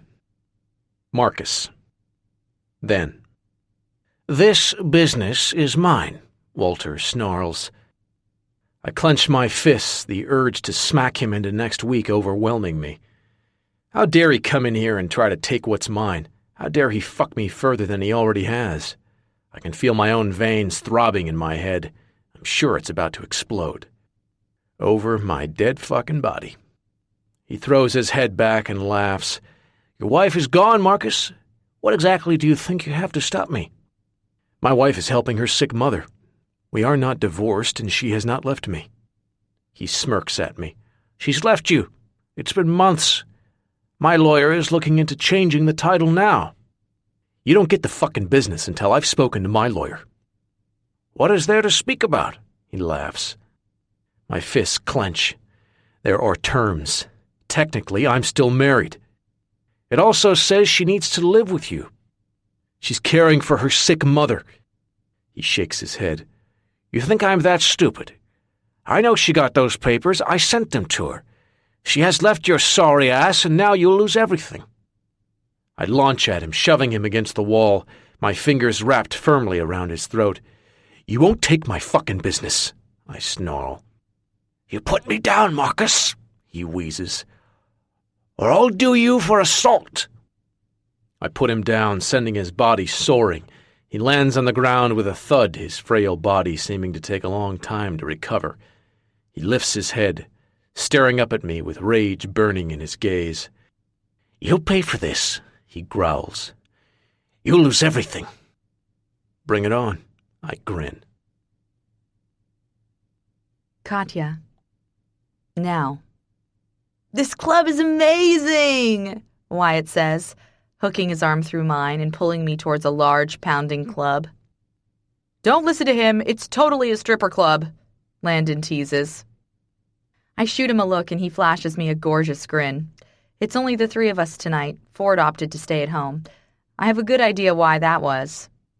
Both of my brothers are decked out in black. Black jeans, black shirts, and black boots. Yet they make it look completely stylish. I went with the red dress, which has a low V-neck front and is uber tight. I matched it with black heels and left my hair down in curls. It's the nicest I've looked in a long time. How's it going, Marky? Wyatt grins, approaching the bouncer at the front door. Wyatt, Landon, good to see you. The large man smiles. Who's your friend? This is our sister, Katya. The man's eyes widen. Didn't know you had a sister. Neither did we till a few years ago. Wyatt laughs. You gonna let us in? Yeah, go through. There's a loud groan from the people waiting in the line, but the boys don't seem to notice. They drag me through the open double doors into a packed club. It's got an icy blue theme going on. The bars are made of solid glass, the walls a light blue, the lights twinkling like snowflakes. I like it. Wow, I breathe. This place is unreal. It's awesome, hey! Wyatt grins. What do you drink? Give me a vodka and cranberry, I say, still staring at the beautiful club. On it. Wyatt disappears and I turn to Landon. Tell me you're a dancer because I most certainly am. I can bust an epic move on the dance floor. He snorts, then turns, putting his hands to his bum and flicking them out, singing, Shake your tail feather. I laugh loudly, shaking my head. Girl, he smirks, turning back around. I'm the king of the dance floor. Dance off? He grins. You got it. He takes my hand and leads me through the crowd until we find a dark blue corner booth. We sit down and Wyatt returns moments later with our drinks. Smiling, I take mine. So, I ask, sipping, tell me something about you guys, anything. For the next hour, Wyatt and Landon tell me about their lives growing up, about their mom, about our dad, and how they came part of his business. I smile through it all, occasionally feeling a pang of jealousy for the attention they had from our father. What about you? Landon asks. Your mom seems cool. I smile. She is. She's all I have. Time to dance! Wyatt shouts. We're 4 drinks in and it's definitely time to dance. I wiggle out onto the dance floor behind them. I've been desperate to let my hair down for a long time. This is exactly what I need to clear my head. We find a space and start wiggling about. Landon crooks his finger to me, and when Sexy Back comes on, he starts strutting his stuff. He laughs loudly when he points at me, indicating it's my turn, and I start strutting my stuff. Before we know it, we're in a full-blown dance-off. I'm wiggling, throwing my hands in the air, doing the sprinkler, and totally nailing it. Landon is actually a super dancer, and he's kind of putting me to shame, but we're laughing, and that feels good. I need another drink, I giggle after half an hour. Admit it, Landon laughs. You lose. I bow in defeat. I bow down to the king of the dance floor. Landon whoops loudly, and I turn, still grinning, and shove my way through the people to the bar. I order another drink and swallow it down quickly. I'm hot and sweaty. I need some cool. I'm also getting very, very drunk. I order one more drink and carry it with me through the crowd until I find the back door. When I get out, I find what seems to be a smoker's garden. There are people everywhere. I purse my lips, contemplating if this air is any fresher than inside, but I decide it's cooler out here and find a place to sit. A slow song comes on, pouring through the open doors. I recognize it as Every Time by Britney Spears. The words flow out, causing my body to tingle. The words are so close to home. Couples begin kissing, cuddling, and dancing. My heart aches, and I stare down at my drink. I'm grateful for the airy, lightheaded feeling I'm experiencing right now, because it's taking some of the deep hurt from my body for the first time in a long while. I sip my drink some more and look up. Freezing. Marcus. Not alone. My vision blurs as I see my husband with his arm around another woman.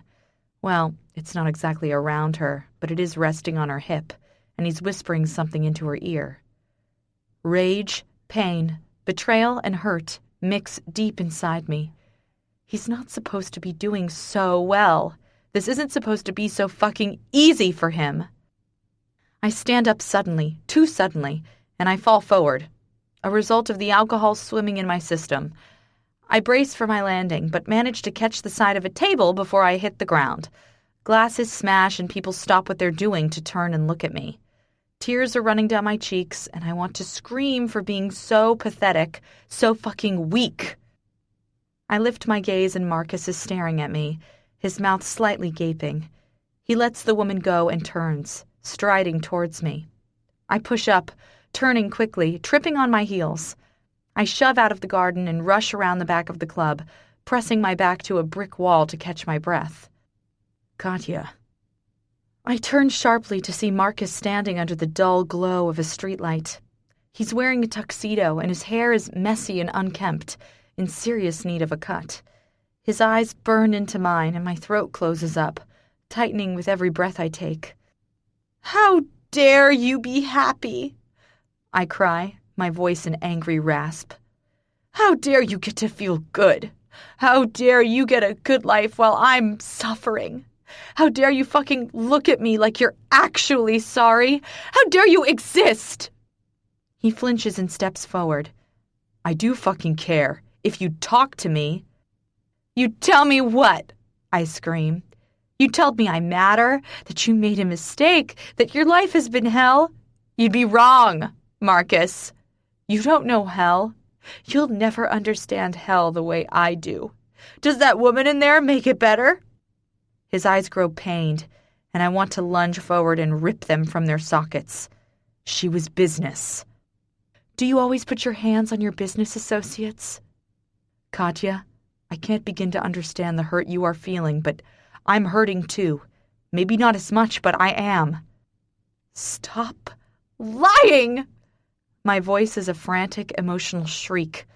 For once in your life, stop fucking lying to me! Just say it. Say what it is, and stop hiding behind that insufferable wall of stone! His eyes narrow, and he steps forward. I step back, pressing my palms to the cool brick wall behind me. You want to know what it is? You want to know what I did? I married you to keep my business. I didn't love you. I didn't care what happened to you. I used you. I fucked you. And I did all that so I wouldn't lose what I've worked for. I make a pained, choking sound, wrapping my fingers around my throat as if that will stop the hurt delving into my soul. You kept pushing. Don't you dare blame me! I shout. He puts a hand up. You've had your chance to have your say, Katya. Now it's mine. I shake my head, disgusted. He just keeps talking. You kept pushing past my bullshit, past the wall, past the hardness. You kept pushing and I found myself feeling. Was it enough to give it all up? No, but it was more than I'd ever felt for any woman. He steps closer and my breathing becomes ragged.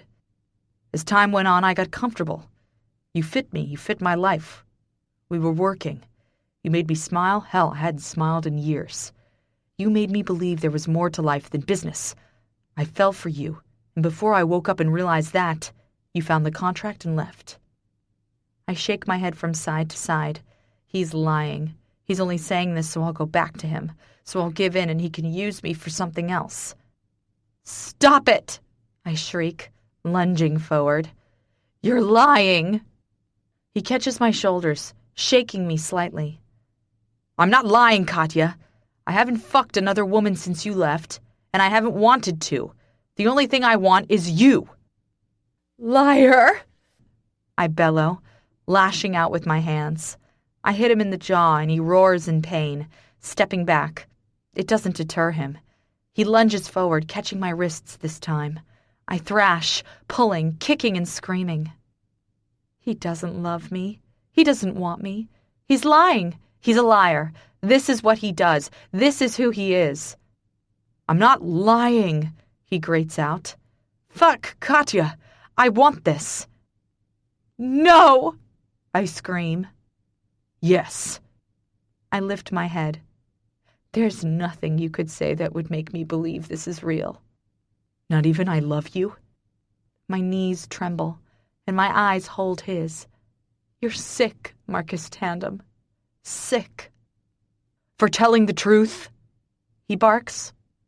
What do you want from me? I cry. What do you want? Do you want to torture me some more? Or do you just want the convenience of me? Fuck it, he barks. I want you because you're you. No! Yes. I jerk my hands from his and launch my fist at his face again. He catches it, pulls my body forward, and suddenly his lips are on mine. My knees go out from beneath me and I fight. God, do I fight. I swing. I tangle my fingers in his hair and pull. I kick his shins and squirm, but his lips hold mine, kissing, burning into mine. Then I'm kissing him back and hating myself for it. Hating myself for going with something so familiar, for needing it so badly I'm willing to put myself through the pain I'll no doubt feel afterwards just to have it, just to feel okay for a moment. My back is slammed against the wall, and Marcus doesn't move his lips from mine. He kisses me until I'm gasping for air. His hands are in my locks, tugging, and his body is crushed against mine, his erection pressing into my belly. Then his hands are wrenching free of my hair and going down to the hem of my dress. We're in a frenzy. Emotion is gone. There is nothing but raw lust, a lust that is dangerous for the both of us. My head swims from alcohol and emotion. I can't think straight, not when his lips are on mine, not when his hands are everywhere. He jerks my dress up and finds my panties, tearing them off as if they are no more than a flimsy piece of material. Then he's jerking his pants down, freeing his cock. What's happening? What am I doing? My thoughts are taken from me when he thrusts upwards, filling me in one fluid stroke. My head falls back and I scream. Thrilling, sensational agony rips through my body and I arch, trying to ease it, trying to get more. I don't know which. Marcus places a hand on the wall beside my head and the other firmly under my ass, and he fucks me. He fucks me like this is our last day on Earth, and I'm the only reason he's fought. He fucks me like I matter. He fucks me like I'm his lifeline, and he can't survive without me. I come shamelessly hard and fast, gripping his suit, running my fingernails desperately over the fabric. He growls low and deep, and fucks me so hard I feel the brick wall tearing into my skin. Then he's coming too, hard and fast, rasping my name. I close my eyes, shame filling me. What have I done? I shove at his chest, but he doesn't move. Let me go, I rasp. He turns his face, pressing his nose to my neck. Let me go. I'm becoming frantic. His hands move to my hips, and he pulls me closer. God damn it, I wail, shoving his chest. Let me the fuck go! He steps back and I dislodge myself from him. I'm ashamed of myself.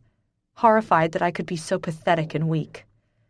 He used me, abused me, and I just let him take me as if nothing ever happened. What the hell is wrong with me?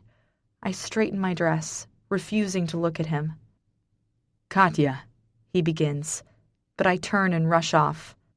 "Fuck it," he barks. "Katya, wait!" I run inside, pantyless and broken. I shove through the crowd until I find my brothers. Landon notices me first, and his big smile is quickly wiped off his face when he sees me. He runs over, capturing my shoulders. "What's happened? Did someone hurt you? Jesus, Katya, are you—" His voice trails off, and when I look up, his eyes are trained on something behind me. I know it's Marcus. Landon quickly shoves me behind him into Wyatt's waiting arms. He steps towards Marcus and barks, "What the fuck are you doing here? She doesn't want to see you. Leave." Marcus glares at Landon, but makes no move to step closer to me. His eyes lift to mine, and they're telling me so much I don't want to hear.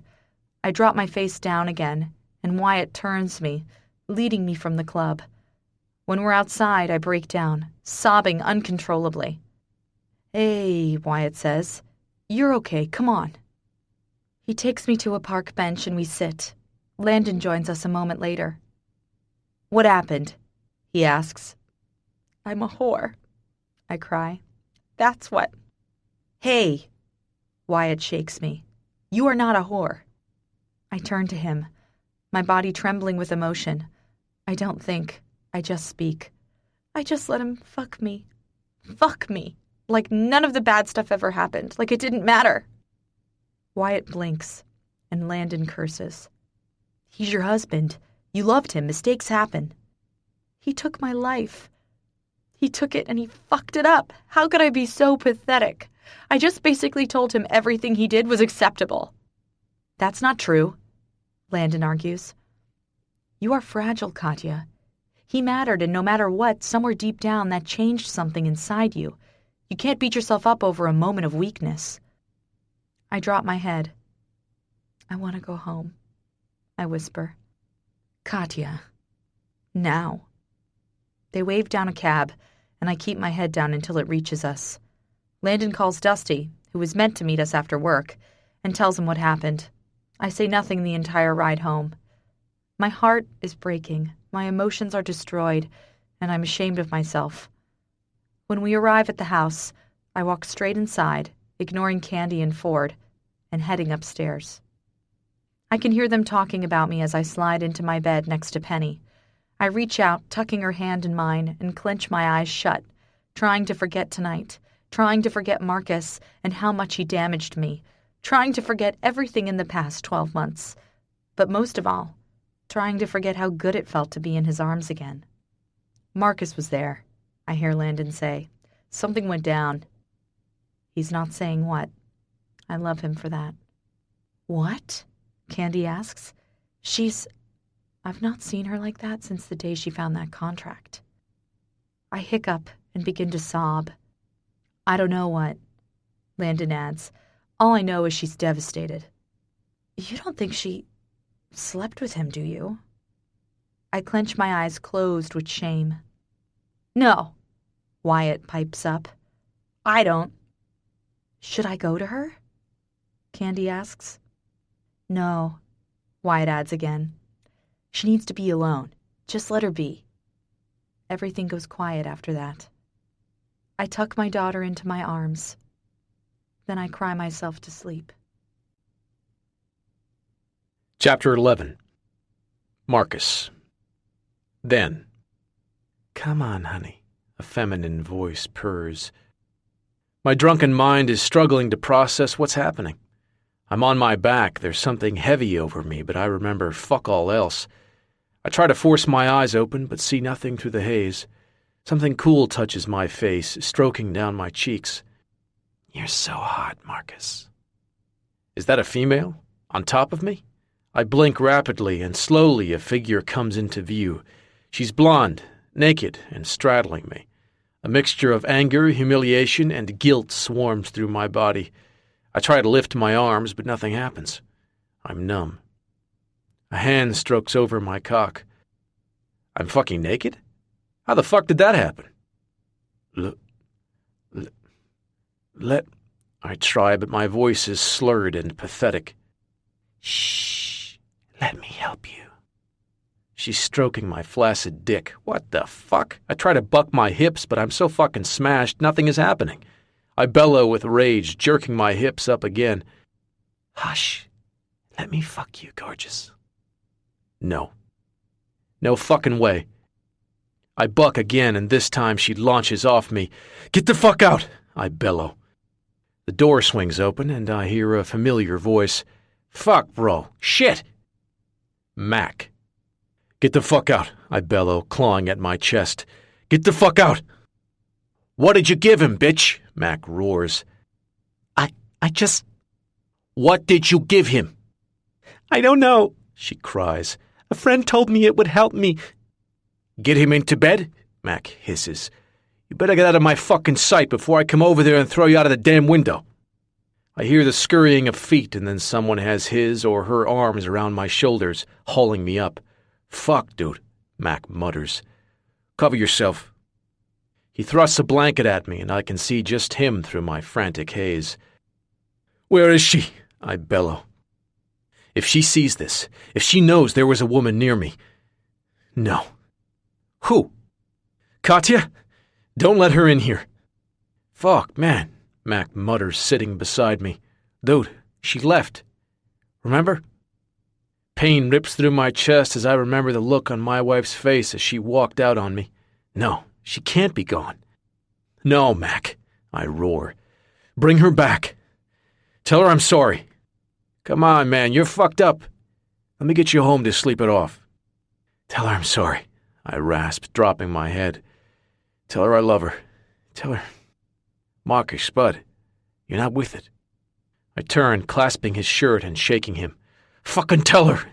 Tell her, Mac. Tell her I'm so fucking sorry. Make her come back. Make her believe me. He shoves me off. Pull yourself together. She's gone. She's fucking gone, and you're drowning with every fucking minute. Mac? It's Jayla, his woman. Jay, not now. Is he okay? Not really. Make her come back, Jayla, I rasp, tangling my fingers into my hair. Somebody please, just make her come back. Jesus, Jayla whispers as my world starts going blank again. Poor man. Katya. Now. The sound of my phone ringing raises me from my sleep. I blink, trying to clear my vision. My head is pounding and my stomach is turning. Memories of last night cause my stomach to twist angrily. I push up and reach over through the fading darkness to find my phone. I see my father's number and my stomach drops. Mom. Hello? I ask. Katya, he says, his voice low and broken. It's your mom. A sharp yet numbing pain shoots right up to my heart. My skin prickles. My ears ring. Everything seems to stop. Dad, I croak. Please. She had a stroke. A pained cry tears from my lips. She's alive, but, Katya, they don't think she'll make it. I turn, shoving out of my bed. I'm coming. Right now, I'm coming. I booked a flight. I'll text you the details. It was the earliest I could get. I'm coming, I say again frantically. Dad, please. Baby, he murmurs, and I close my eyes. Hurry. I hang up and ring Dusty right away. Katya, what's wrong? It's like 4 a.m. Mom has had a stroke, I say, my voice a monotone, emotionless mess. She's in hospital, and I need to go to her. Jesus. I need... God, I don't know what I need. Penny, let Candy and I take her. No, I say sharply. Katya, it's a long flight, and you're going to be sitting in a hospital. It's not fair. My emotions blur into a big mess, a mess I can't sift through. I can't leave her, I croak. This is for the best. We'll take care of her. You know we will. Katya, your mom needs you. I close my eyes, clenching them, trying to ease the pain. Okay, I'll be gone for a few days, then I'll come back. Take your time. I promise you Penny will be okay. I'm leaving soon. Can you come over? I'm on my way. I hang up and turn to Penny. My heart burns. I want to take her. I can't bear the thought of being away from her, but Dusty is right. It's not fair to put her back on a plane and then expect her to sit in a hospital quietly. I crawl into the bed beside her, and I burst into a fit of uncontrollable tears. I can't lose my mom. Chapter 12. Katya. She's going to be okay, Candy soothes, holding me close as I climb into the cab. Please text me all the time. I need to know Penny is doing all right, I whisper. I promise. I stare at Dusty, who is playing happily with Penny. He looks up at me, blows a kiss, and gives me a thumbs up. He's trying to reassure me, but nothing feels right at the moment. Nothing. The cab driver starts off, and I can't even bring myself to wave at my friends. If I look back, I'll break down, and I can't deal with that right now. The ride to the airport is dull and slow. So slow that by the time we get there, I'm late. I pay the cab driver and step out.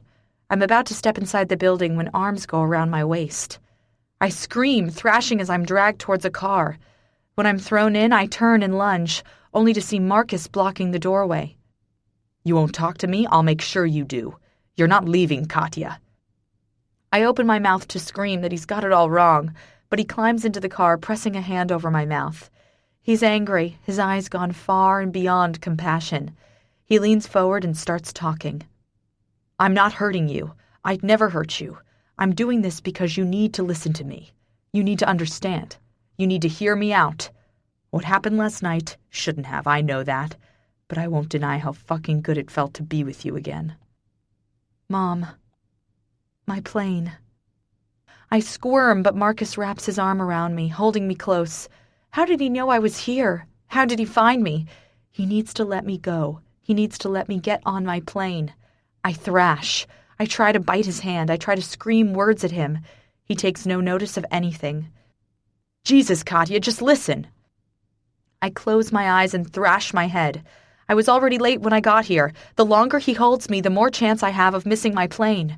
That can't happen. Katya, he growls, just listen. I kick out and he presses his body to mine. Did you think you could just leave? You can't go without resolving this. I won't lose you again. Please, baby, listen to me.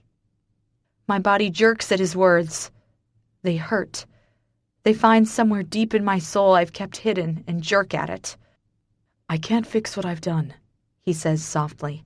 I can only try and make it better. You want me to give it all up to prove to you that you mean everything? I'll fucking do it. I shake my head from side to side. Minutes have passed. I was late. I'm going to miss my plane. I take a breath and then kick out. Hard. Marcus finally lets me go, and I scramble towards the door. Do my words mean nothing? He barks. I turn angry eyes to him. My mother had a stroke last night. His eyes widen and his jaw goes slack. I shove the car door open, gather my luggage, and run towards the doors. Marcus is behind me, keeping my pace. I run through security. I skid to my gate, only to find one woman there. My heart pounds. I need to get on this flight, I cry. I'm sorry, ma'am, the doors have just closed. Then open them, I scream. Please. I'm sorry, I'm unable to do that. If you go and talk to reception, they might be able to reschedule for no fee. My mother is dying, I screech. I need to be there now. Katya, Marcus says, putting his hands on my shoulder. We'll find you another flight, come on. She's dying, I wail. She's dying, and because you held me up, I might not make it. He flinches, but keeps his voice calm. You'll make it, come on.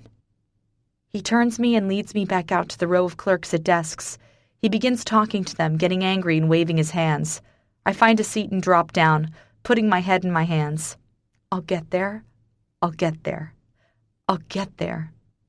Katya. I look up to see Marcus kneeling in front of me. I turn away from the brown eyes that once meant so much to me. There's a flight in just over an hour.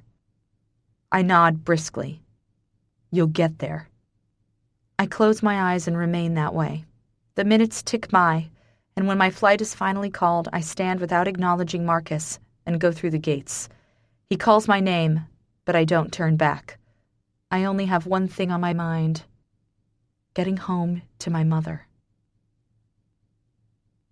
No, I scream, falling to my knees. I'm so sorry, Katya, Dad croaks. She held on. When? I rasp. When? 15 minutes ago. 15 minutes. 15 minutes. I missed her by 15 minutes. I missed the person who has been with me my entire life, dying, by 15 minutes. 15 minutes that could have been saved if Marcus hadn't caused me to miss my flight. He didn't let me on that plane. If I had gotten on that plane, I'd have seen her. I'd have been able to tell her I loved her. Marcus took something else from me. This can't be real, I croak, dropping my head. My father's arms go around me.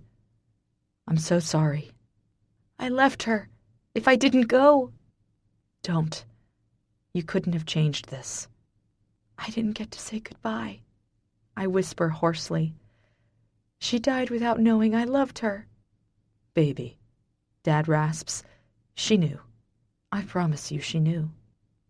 I wasn't here, I yell, but my voice breaks off halfway through. My father pulls me into his arms and I break into pieces. My mother was my everything. She fought for my every breath, and I left her. I left her to fix something with someone who couldn't care less about me. He stopped me from going to her. He stopped me from getting to tell her one last time just how much she meant. The last piece of Katya I was holding on to snaps, and I drown in a pit of my own darkness. Chapter 13. Marcus. Her mom is dead. Her mom is dead. It's my fault. I was so wrapped up in my need to not let her go again that I didn't realize I was holding her back from being with the one person who mattered to her. I kept her from saying goodbye to her mother. I kept her from those last precious moments. The pain in my heart is undeniable. I took away her goodbye. Katya. 2 weeks later. She's not coping. I stare out my window, listening to them all talk about me as if I'm not here, as if I'm just a ghost. Maybe I am. I no longer feel. Bitterness is lodged deep into my soul, and all I want to do is rip it out just to ease the pain. Marcus Tandem stopped me from going to my mother. He took the last precious moments of her life away. Now he has to pay. It's all I can think about. It consumes me day and night. Mixed with my grief is a brutal rage to make him suffer. I need to see him on his knees, begging for his life. I need to make him suffer, to make him feel so much pain he can't cope. He took everything from me, and he's just walking around like nothing has ever hurt him. She's not cried. She's just sitting there, breaking. I'm snapped back to the here and now with Candy's sad, worried voice. I don't know why they're worrying. I'm dealing. I'm coping. I'm doing what I have to do. I went back. I packed our things and moved into this house with Dad and Ford. I smile for Penny. I force myself to function every single day. What more do they want from me? She needs time. That was my father. She needs help. That was Ford. I close my eyes. I don't need help. I need revenge. I need to tear Marcus's world apart. I need to make him burn the way he let me burn. How's things? Wyatt asks, clearly coming into the conversation. Fine, my father mutters. What's that? Mail, redirected. It's for Katya. I'll take it to her, Dusty offers. I hear his footsteps, and a moment later my door creaks open. I don't turn. He walks in and clears his throat. I still don't turn. Mail for you, sweetheart. I'll just put it here. I hear him throw it down with a deep, defeated sigh, and then the door closes. I get up numbly and turn. walking over to the mail. Probably bills. My father paid for the funeral, but that doesn't take away all the other bills that have accumulated over time. I flick through some of the letters and stop when I see one from a life insurance place. I tear it open and stare down at the words. It's an update on our policy now my mom is gone. She was listed as one of the beneficiaries if Marcus or I were to die. Now she's passed. They want an update. I stare down at the policy. I know we did it, but I forgot all about it. My eyes scan the words, and I gasp when I see the amount I would receive if Marcus passed. $5 million. $5 million. My bitter heart clenches, my hate for him running so deep it consumes me. He has to pay. He ruined my life. He took my mother away from me. He doesn't deserve to remain. If he dies, I'll get that money. I'll be able to give Penny a life without heartache. I'll have something to breathe for again. I press the letter to my chest. I feel nothing. No guilt, no agony, no pain, no emotion. It's all gone. I'm completely numb. I reach down for my phone, and I'm doing something before I even realize it. I'm dialing Jayla, a girl I met when I was with Marcus, a girl who is connected to Mac, a member of the Joker's Wrath MC. These people could give me the information I want. Information to allow me to do this clean, without any chance of backlash. Information on a hitman. A hitman to take out my husband. It's been a long time, Katya, Mac says, staring at me. I'm home, I say cheerfully. It's the most fake I've been in my life. It's been a rough time. Marcus is beside himself looking for you. I flinch, but I hope he doesn't notice. I need time. I'll talk to him when I've had the chance to process. He nods, studying me for a long, uncomfortable moment. Jayla will be back soon. Right, thanks. How have things been? He shrugs. Fine. How are the boys? He smiles now.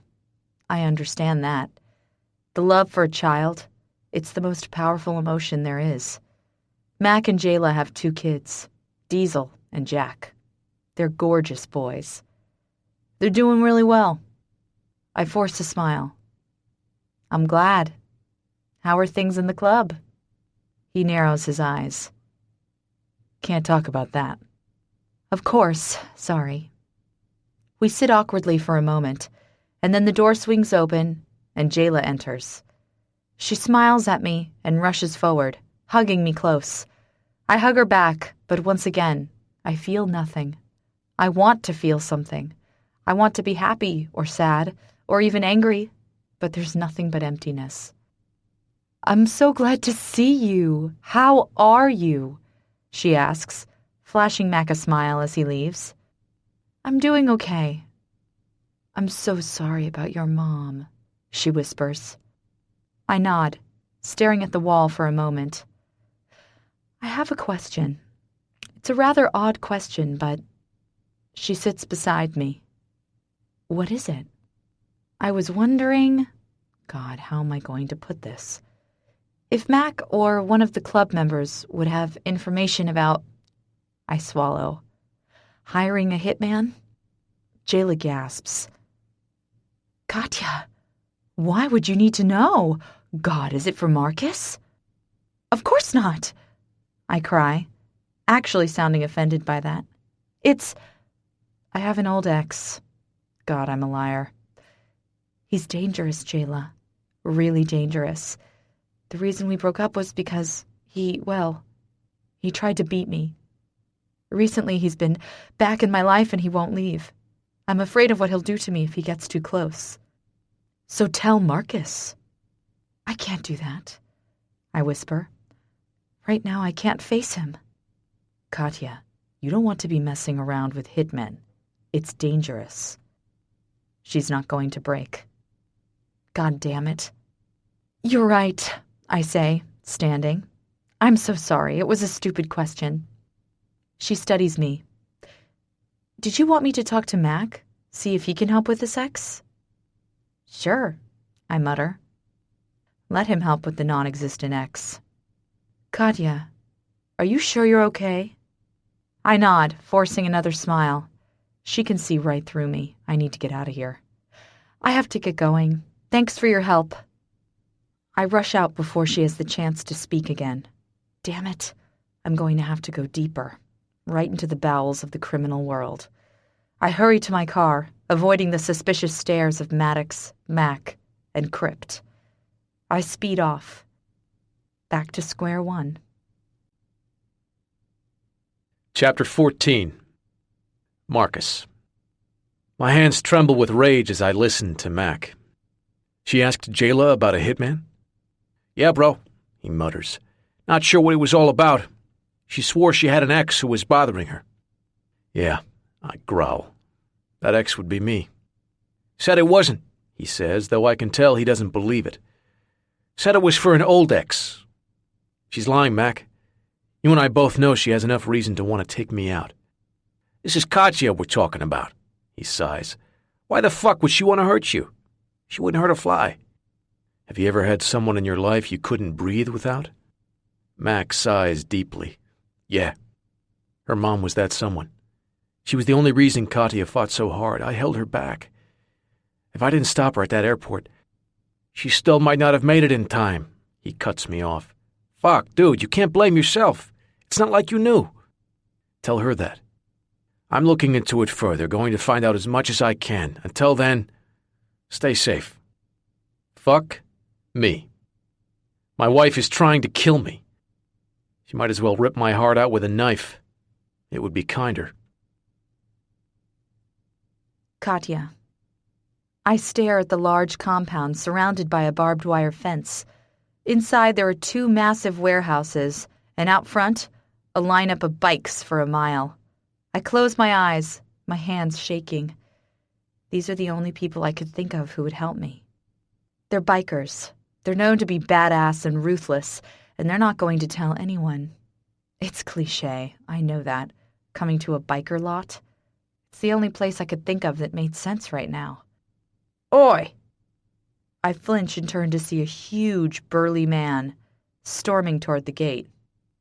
You fucking lost? He asks. I swallow, straightening my shoulders and pushing my fear back into the darkness. I'm here to see the president. He cocks a gray brow. Who the fuck are you? His pussy? Never seen you around here before. God. I need his help. He narrows his eyes. You a fucking cop? No. He swings the gate open, reaches out and hurls me in. Suddenly I'm slammed against it, my face pressing into the wire.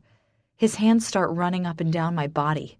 I close my eyes, waiting for it to end, but not really feeling anything. I have no emotion right now. Everything is just a big fucking blank space.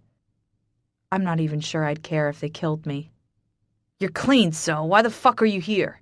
You reporter? No. I need your services. He snorts. Services? I need to hire a hitman. He flinches behind me. The fuck did you say? I was told, or I thought, you would be the right people to ask. You lost your fucking marbles, woman? He barks. If you can't help me, I'll leave. The fuck you will. Walk. He turns me and shoves me towards the massive warehouse. I walk slowly through the dirt until we reach the front door, where he flings it open and pushes me inside. I'm faced with a room full of bikers, women, and a whole lot of drugs and sex. I stare at them, but there is no fear. What you got there, fatso? A young man laughs. Didn't think someone so pretty would go for your fat ass. Fuck up, Fatso grunts, shoving me down the hall. He leads me to a massive blocked-off room and reaches around me to bang on the door. Fucking what? A somewhat masculine voice growls. Got a visitor for you, Prez. There are the sounds of shuffling, then a moment later the door swings open, and I'm faced with an extremely attractive man. He's tall, he's built, he's deadly. I stare up at him, and he returns the favor with full force. "What's this?" "Bitch shows up at the fence, saying she needs to pay someone to do a hit." The president raises his dark brows. "No shit." "Shit. She's yours." He shoves me towards the man, and then disappears back into the sex fest going on in the main area. The man in front of me reaches out, curling his fingers around my arm, and hauls me into the room, slamming the door shut. "You a cop?" "Your friend already frisked me," I mutter. "You a journalist?" "You guys need some new questions." I deadpan. He turns to me, narrowing his eyes. "What's your name, girl?" "Are you going to give me yours?" He tilts his head. "No." "Then you don't need to know mine. I heard I could pay you to do a hit. Can you, or can you not?" He narrows his eyes. "What's a pretty girl like you doing asking a biker club for a hit?" "Does it matter?" "Does if I'm going to do it." I shake my head. I don't have time for this. If he's going to ask 20 questions, I'll find someone else. "You know what? Don't bother. If you can't do it, that's fine." "I never said I couldn't do it," he says when I turn for the door. "Now tell me who you want to fucking take out." "My husband." He flinches. "He beat you?" "No." "Rape you?" "No." "Then why do you want to risk shit to take him out?" "Because he destroyed me."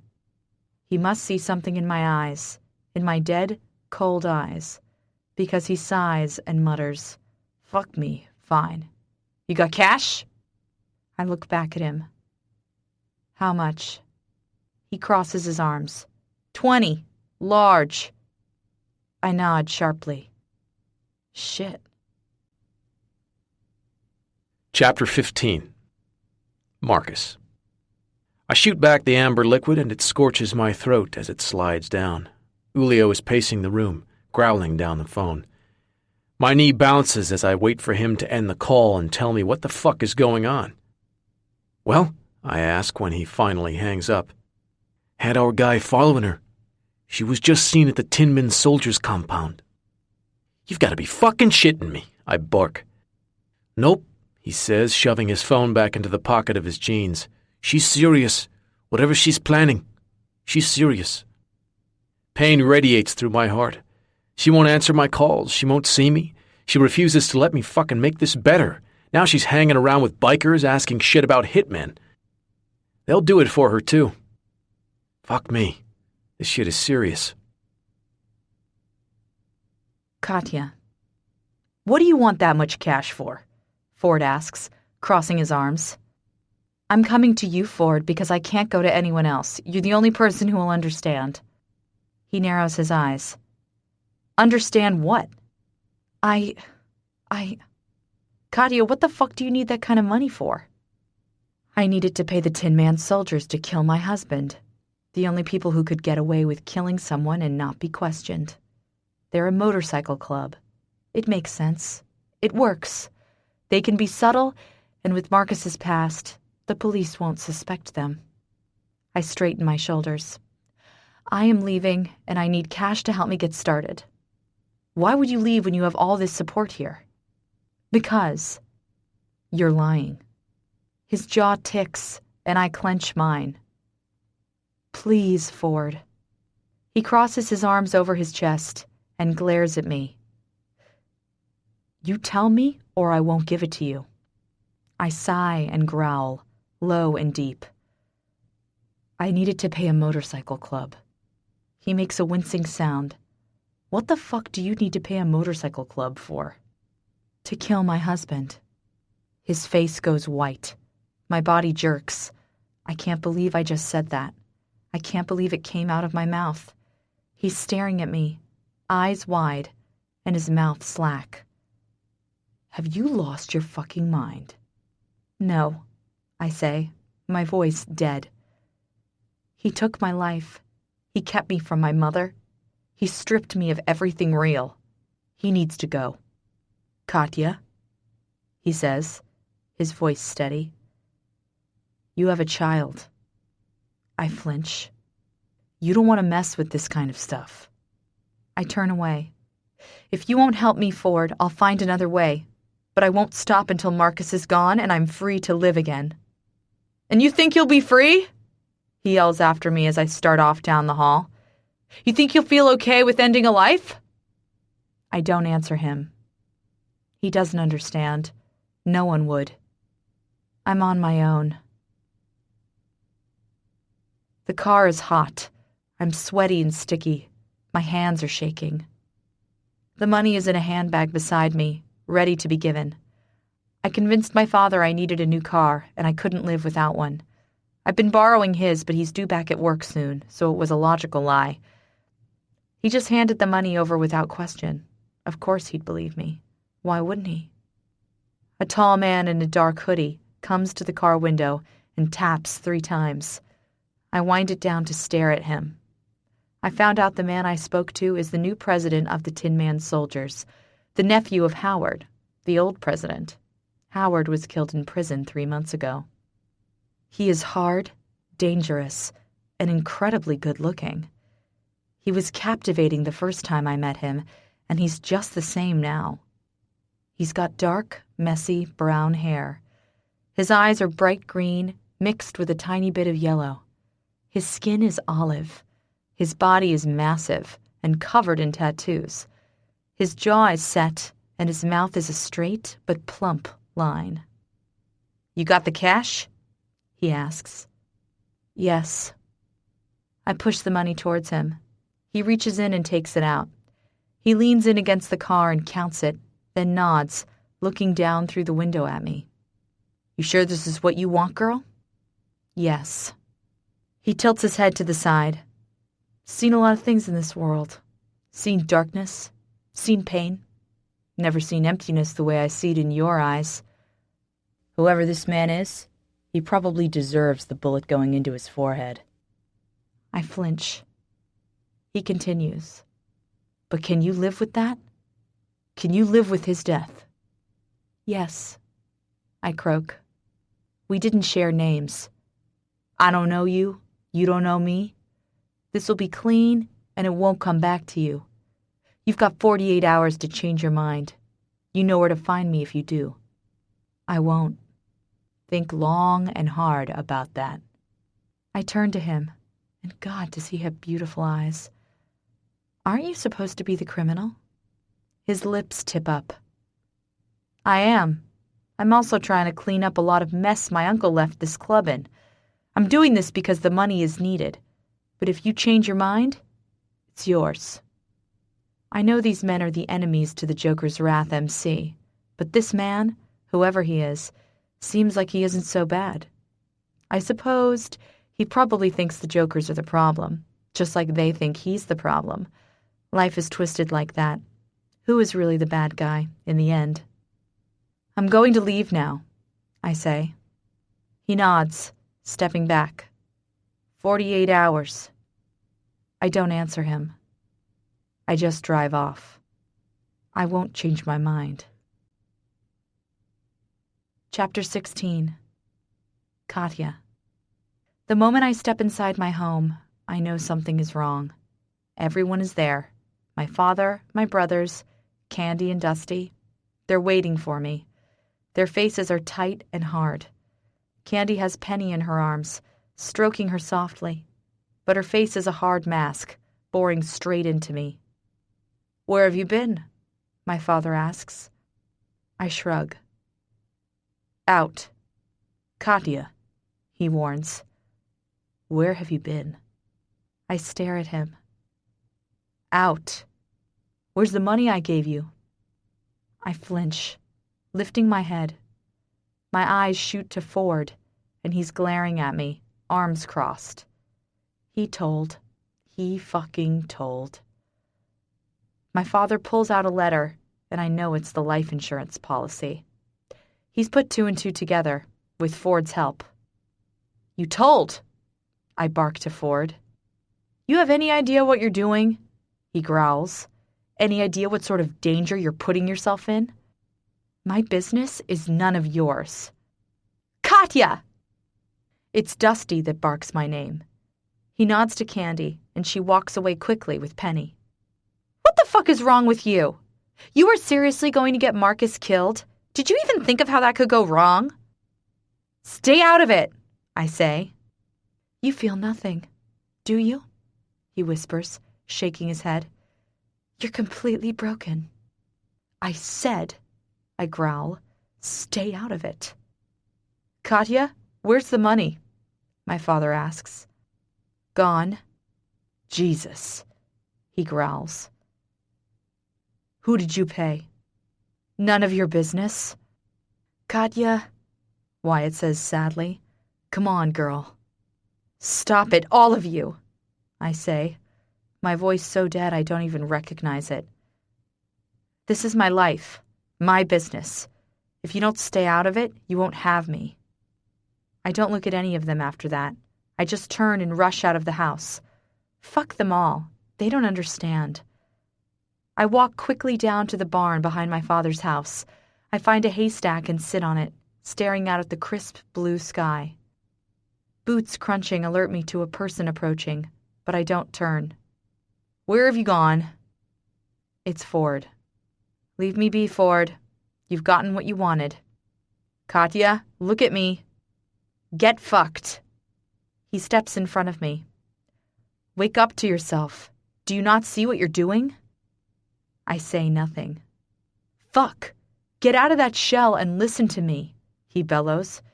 You are not just messing with your future, but your daughter's future. My jaw tightens, but I still say nothing.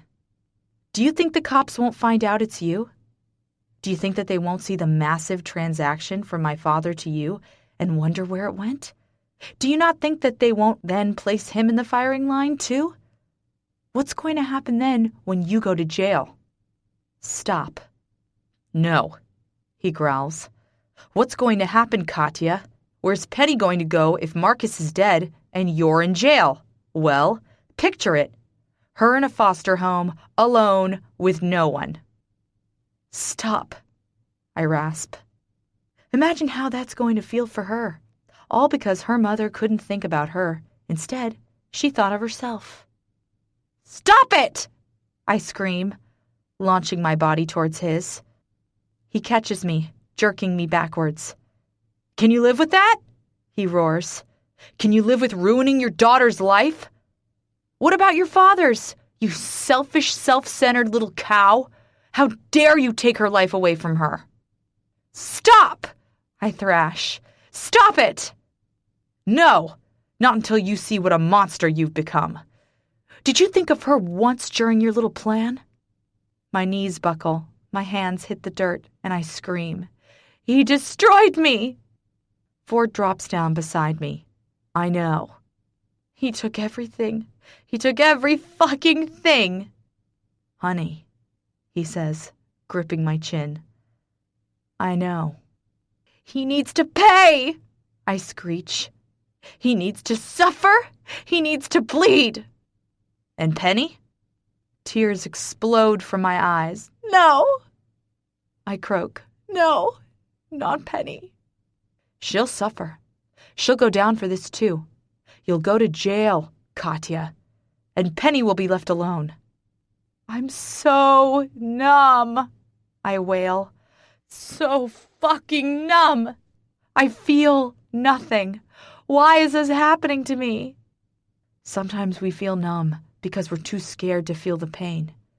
We're too scared because we know it'll burn. No, no, no, no. I reach up and tangle my fingers in my hair, pulling. Ford dislodges them, pressing my hands beneath his and holding them against his chest. This has to stop. It won't go away until he's gone, I cry. Yes, it will. It will go when you accept it all and move on. You know nothing, I scream, shoving off him and standing up. Damn it! None of you understand! Maybe not, he yells. But we care about you. About your daughter?" I laugh bitterly. "You don't care about me. Katya, you're going to destroy so many lives." "I'm done," I whisper, dropping my head. I turn and walk off into the trees. "God damn it!" Ford roars behind me. "Wake up to yourself!" I hear nothing more because I disappear into the thick shrubs. My head is swimming by the time I reach the road. I'm trying to push Ford's words aside, trying to remove the agony from my chest. I don't want my daughter to be without me. I don't want that. But I can't shake the urge to hurt Marcus. I want him to suffer. I wave down a cab and ask him to take me to the closest bar. I'm still so numb, only now my heart is pounding. I don't know why it's pounding. I haven't been able to break through the barrier covering my heart. I need it to break. I need to protect my daughter. Yet here I am, driving myself farther and farther away from those who want to help me. I thrust some money at the cab driver and get out when he comes to a stop. I hurry inside the crowded bar and go straight up to get a drink. I order a vodka on the rocks and shoot it down before ordering another, then another. Soon, I'm even number, and my heart is no longer pounding. I drop my head to the cool wood of the bar and clench my teeth. They don't understand. They'll never understand. No one ever will. Chapter 17. Katya. I'm drunk. It's because of that I don't notice him approach. It's not until he's standing in front of me, fists bunched, panting with rage, that I realize the situation I'm in. I look up slowly and take him in. Disheveled hair, black tee tight across his chest, black jeans hanging low on his hips, brown eyes ripping through mine with fury. "Marcus," I slur. "How dare you?" he barks. "How dare I what?" He reaches down, hauling me up and dragging me through the people. He takes me outside into the fresh air, and immediately the alcohol hits my head harder.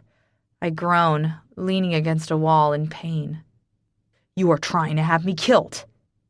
I snap my head up at his deadly words. "How did you know?" He throws his head back and laughs so bitterly it sends chills down my skin.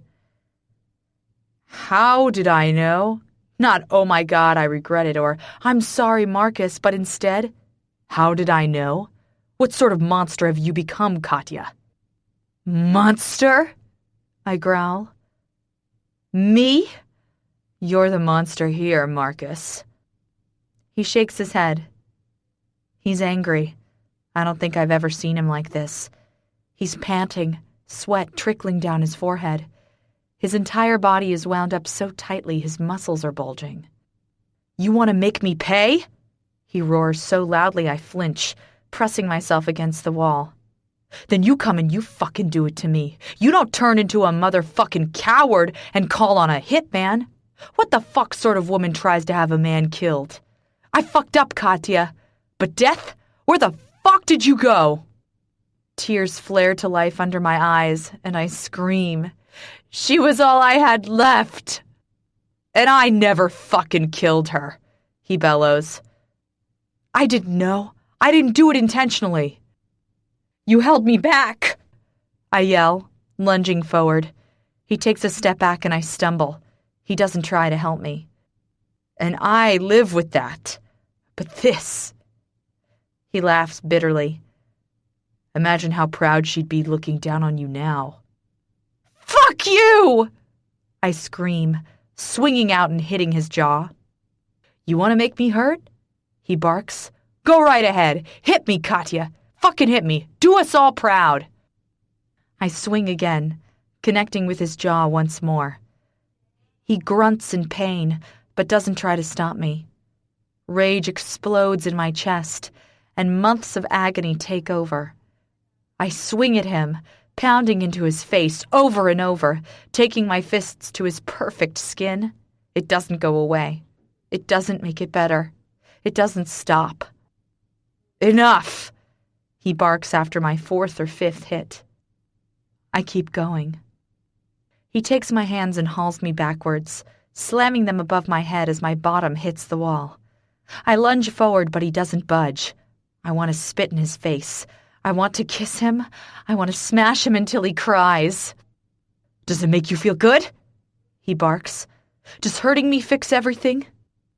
"Fuck you," I cry. "Does it?"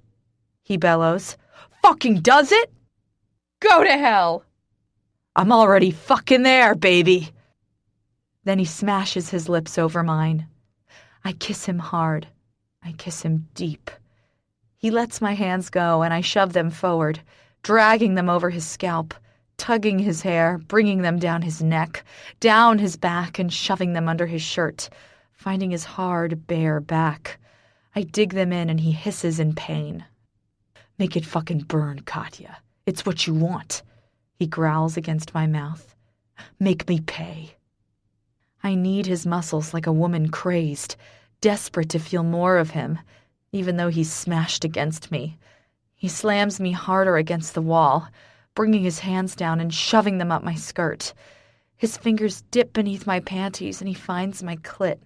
There he starts stroking and flicking until I'm pounding at his back and screaming his name.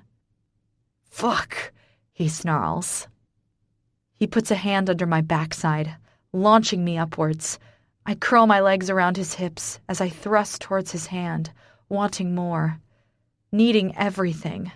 My head is spinning, my rage is consuming, and my fingernails are doing serious damage to his back.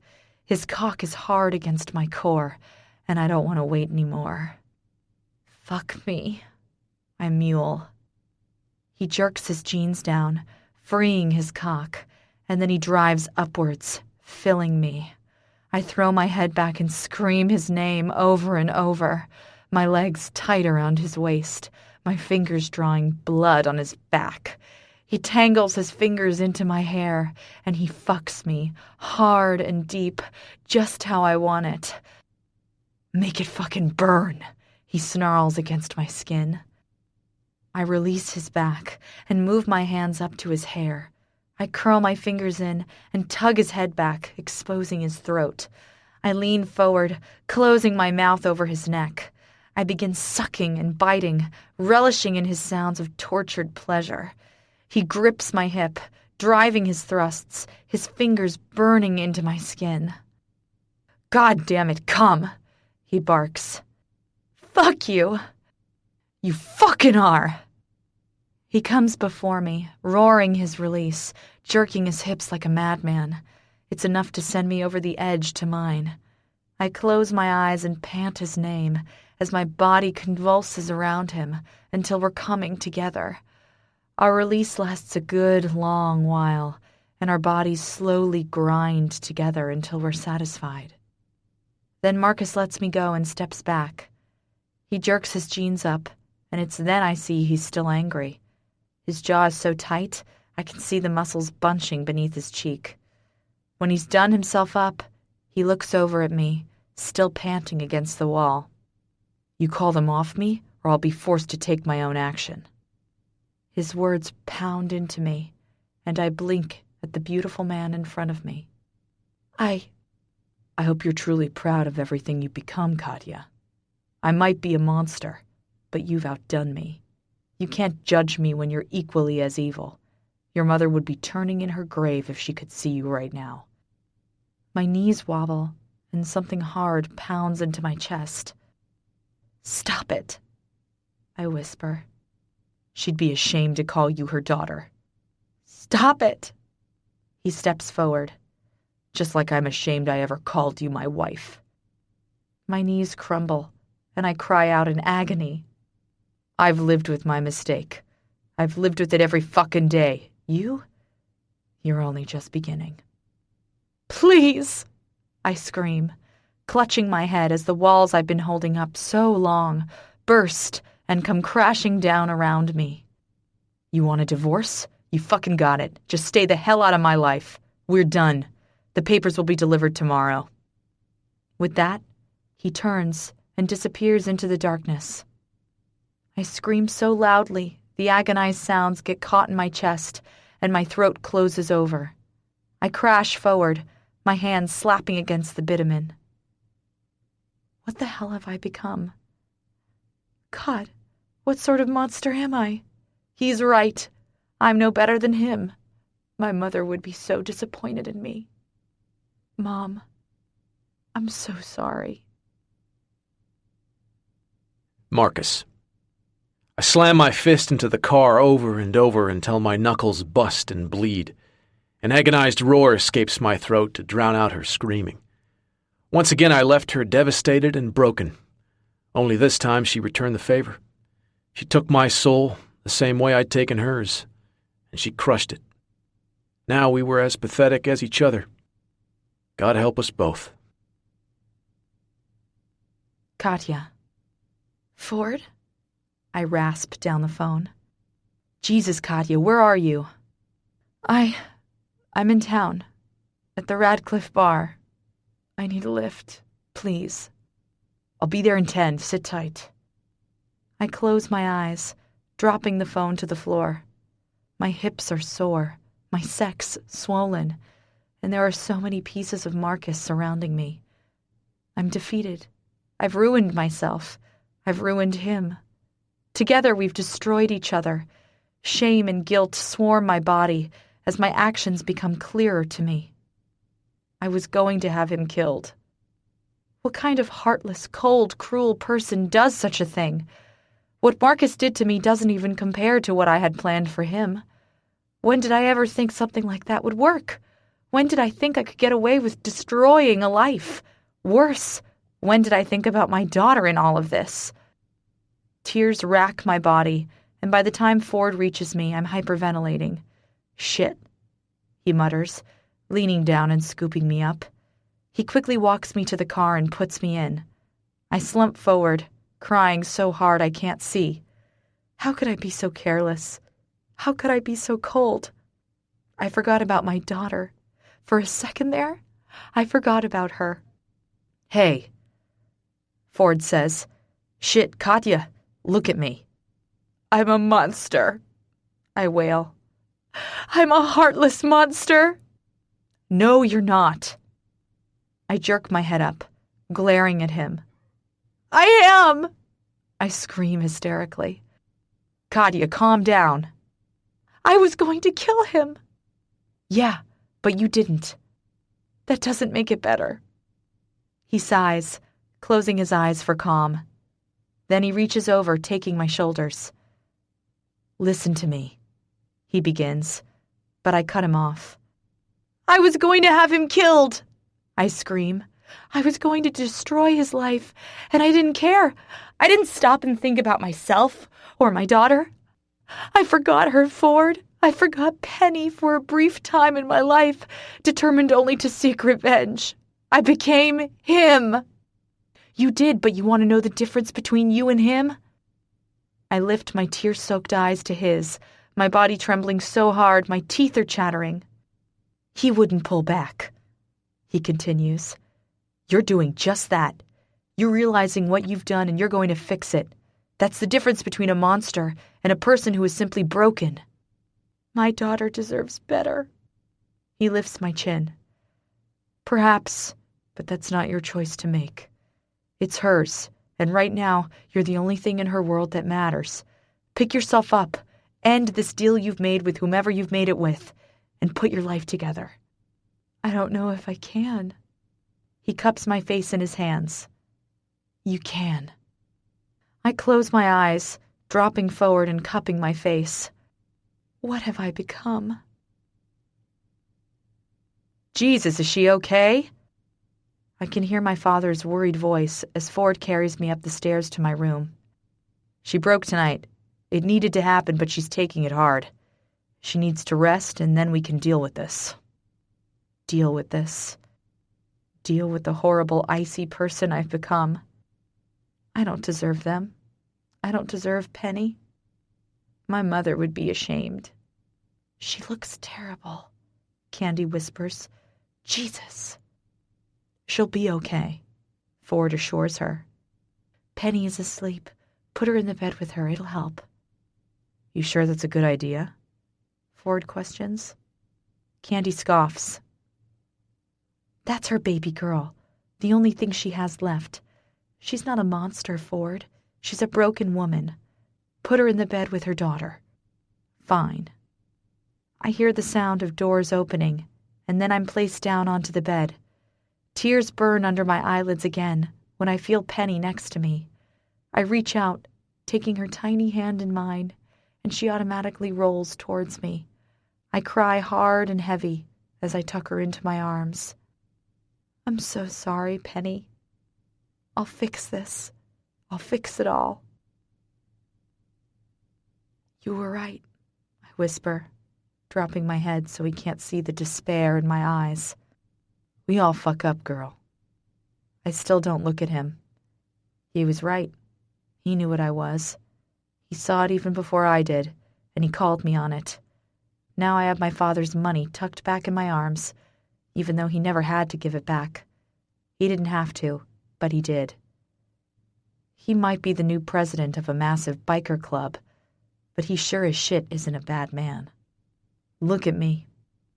I lift my eyes and stare into his, which are very beautiful. There are times in my life I've wanted to do shit, bad shit, and something has come along and pulled me out. Don't let it get you down. Instead, learn from it. Become a bigger person, a better person. You have control of your own life now, so take it. I have a child to him, I say, and his eyes widen just slightly. And he's still alive. Only because you saw what I was before I did. His lips tip up in one corner. God, he's handsome. Maybe I did. I've seen a lot of monsters in my life, girl. There ain't no monster in your eyes, just a fucking hurt girl looking for a way to heal her heart. I shake my head. You know, I begin. I've heard a lot about this club, a lot of bad things. But you're not. I'm a bad man, don't doubt it. I'm back here for my own sinister reasons. I seek revenge just like you. I'm just not cold about it. There's a big difference. My Uncle Howard fucked this club, and he fucked a reputation that I now have to try and fix. I was thrown into this life, and I'm embracing it because it's all I know. You ought to give that a go. I smile weakly. Now go. Pretend you never met me. Pretend this never happened. I nod and turn back towards the car, grateful it's over, grateful he called the hit off, grateful he's a good man. When I reach my car door, I stop and turn, staring at him leaning against his Harley, arms crossed over a massive chest. Do I get to know your name? His lips quirk. Do you want to know my name? I stare at him, really stare. He's rough. He's rugged. He's clearly had a hard life, but this man has warmth somewhere in his soul. I know it because he saved me from making the biggest mistake of my life. So yes, I want to know his name. No, I need to know it. Yeah, I think I do. He takes hold of his bike and throws a leg over it, and then he turns and stares at me. The loud rumble of his bike fills the quiet space, and just before he takes off, he tells me, My name is Jared Siston, but you can call me JC. With that, he leaves, and in his dust, I whisper low, Thanks, Jared. Chapter 18. Katya. I kneel down in the soft, damp earth.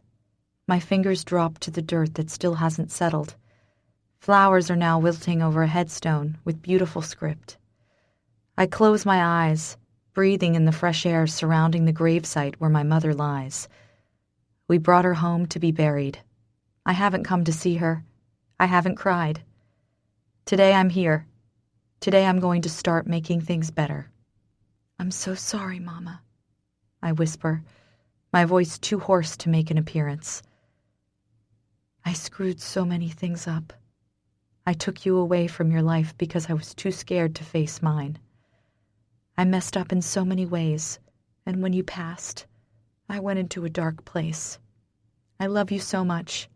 I'm so sorry I never told you more. I'm so sorry I wasn't there. I just need you to know how much I love you." She knows.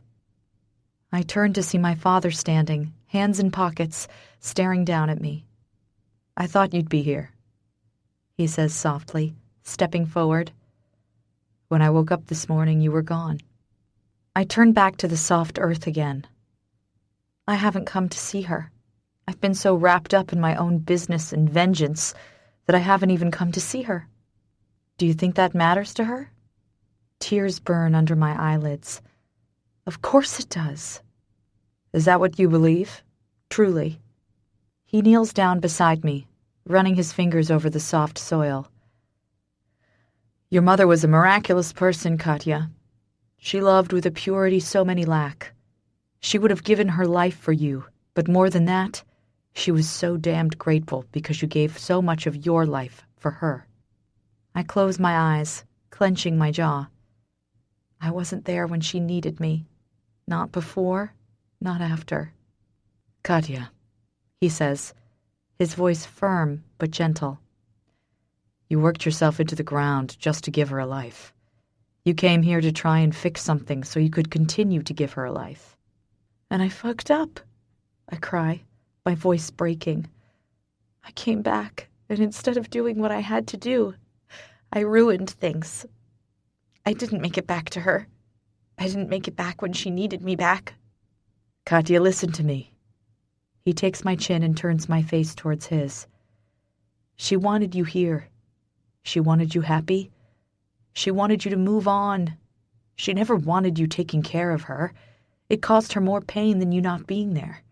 She wanted you free. And sweetheart, now you are. This is what she wanted. This is her happiness. I place my hands over my chest, sinking my fingers into my flesh and pinching. He's right. I know he's right. I know how much it bothered her to see me working when she could do nothing. Even so, it doesn't take my agony away. She shouldn't have had to die without me. He places a hand on my shoulder. No, but at least she didn't die alone. I turn to him and he smiles weakly. I was with her, Katya. When she slipped away, I told her I loved her. She died, smiling. I choke on a sob and nod, dropping my head. You need to pick yourself up and move on with your life, sweetheart. It's time to make a new beginning, for you and your daughter. I can't move on. How can I? I paid to have him killed. The guilt of that is destroying me. In a moment of weakness, you lost it. You're here now. You're here, and you fixed it. Put it behind you, move on, and deal with this, Katya. A new beginning means dealing with Marcus, and I don't know if I can do that. He hates me. He knows what I was going to do, and he hates me for it. I made myself no better than him. How can I be angry at him now? I don't think we'll ever deal with this. You need to talk to him. Take the emotion out of it. I blamed him for her death. I let him take that burden. Then I tried to have him killed. Killed, Dad! There is no way to remove emotion. You need to make a choice, sweetheart. If you're going to let him go, then do it. If you're not, then you need to tell him about Penny, and you need to try and fix whatever is broken. You can't keep dancing around a situation that is long overdue for closure. Hating him and wanting revenge made it easier. I whisper. Easier to do what, exactly? It made it easier to convince myself I didn't love him so fucking much it burns. Oh, honey, he soothes, pulling me into his arms. You're being too hard on yourself. How can I still care? I croak. How can he still matter after all of it? Because you love him. That doesn't just turn off with hurt or heartbreak, or even betrayal. You can't just make those feelings go away. Blaming him made it easier for me to hate him. And for a while there, in that darkness, I did hate him. I was so far gone I was going to have him killed. I was going to kill the father of my child. What sort of monster does that make me? I lose it then. My entire body crumbles, and I cry so hard I can't see, can't feel, and can't hear. Everything closes down, and I sob into my father's arms. I sob until I'm gasping for air. We make mistakes. You've owned up to yours and it's finished. It's time to move on. My life was never meant to go like this. It was just meant to be easy. He pulls me into his chest. Life was never meant to be easy, sweetheart. That's just the reality of it. I go home and sleep with Penny for a few solid hours. She curls into me and I hold her, trying to make up for the time when I wasn't her mom, but a monster in place of her mom. She doesn't care. She forgives me. She loves me, no matter what. She makes me realize that she is the most beautiful person I know. By the time I get up, I'm not feeling a great deal better. In fact, my body hurts more, and all my muscles ache. I know it's because of the crying and the massive release of emotion, but still, it sucks. I get Penny some breakfast and settle on the patio with a coffee, waiting for Candy and Dusty to arrive. They said they wanted to talk to me about something. An hour later, we're all sitting around a table. When I say us all, I mean Candy, Dusty, my brothers, and my father. Obviously, this is important. I'm bouncing Penny on my lap, not willing to let her go for even a second. I have big plans for us in the next few days. I want to take her to the park, to the beach, and anywhere else I can think of. I stare at my family, wondering what could be so important they all have to be here for it. The reason we're all here is firstly because we want you to know we're here to help, my dad says. I have a job going, Katya. If you want it, it's yours. I nod, trying to smile, but I'm too emotionally drained. Thank you, I croak. You can rent a room here, Ford says. I don't mind having you around, and Dad is buying another house, so it'll just be us. Thanks, Ford. And I have a car I fixed up that I don't need, Landon pipes up. It's yours. Tears burn under my eyelids. Why are you all doing this? Because you're family, my father says. And we love you. I choke on a sob and hold on to Penny, pressing my nose to her cheek and inhaling. Unfortunately, we have some bad news. I lift my head and see my father has a yellow envelope in his hands. What's that? It's divorce papers, Katya. My entire world stops spinning, and my ears begin to ring. He sent me divorce papers, like he said he would. I never thought, not even for a second, that it would burn the way it is. I swallow back my tears and stand, gripping the papers to my side and balancing Penny on my other one. Thank you for all your kindness. I'm just going to take a walk. Katya, Candy tries. Honey, Dusty adds. I force a smile. I'm fine. This is what I wanted. I turn and walk out, carrying Penny down to the barn. I sit down and let her scramble off my lap towards a butterfly fluttering over a flower. I stare down at the papers, my heart aching. This is what I wanted. It's for the best. It's the only way. I close my eyes, taking a deep, steadying breath. Then I open it. Seeing Marcus's signature on the paper hurts. It hurts a lot. Are you okay? I look up to see Candy. She kneels down beside me. I'm fine, I whisper. I know how hard it must be, regardless of everything. I still love him, Candy. Even through my rage and betrayal, it burns so brightly. I didn't realize it at first, but now I know this is for the best, but it hurts. You're only human, honey, she soothes. It's allowed to hurt. I force a smile. Yeah, I wanted to ask. I look over to her. Yeah? Before you sign those, are you going to see if you're entitled to anything? I shrug. I don't know. For Penny's sake, don't you think you should work out something? It's only fair. I became a bad person for a while there, I say, watching Penny giggling over the butterfly still. I don't know if I deserve anything. You both did bad things, but in the end, it's fair for you to get something. Maybe. And Penny, are you going to tell him about her? Yes, I think I have to. She nods. You're doing the right thing. Maybe, I whisper. It doesn't feel like it. She sits down, pulling me close. Trust me, honey. You are. She won't stop coughing. It's been going on for 5 days.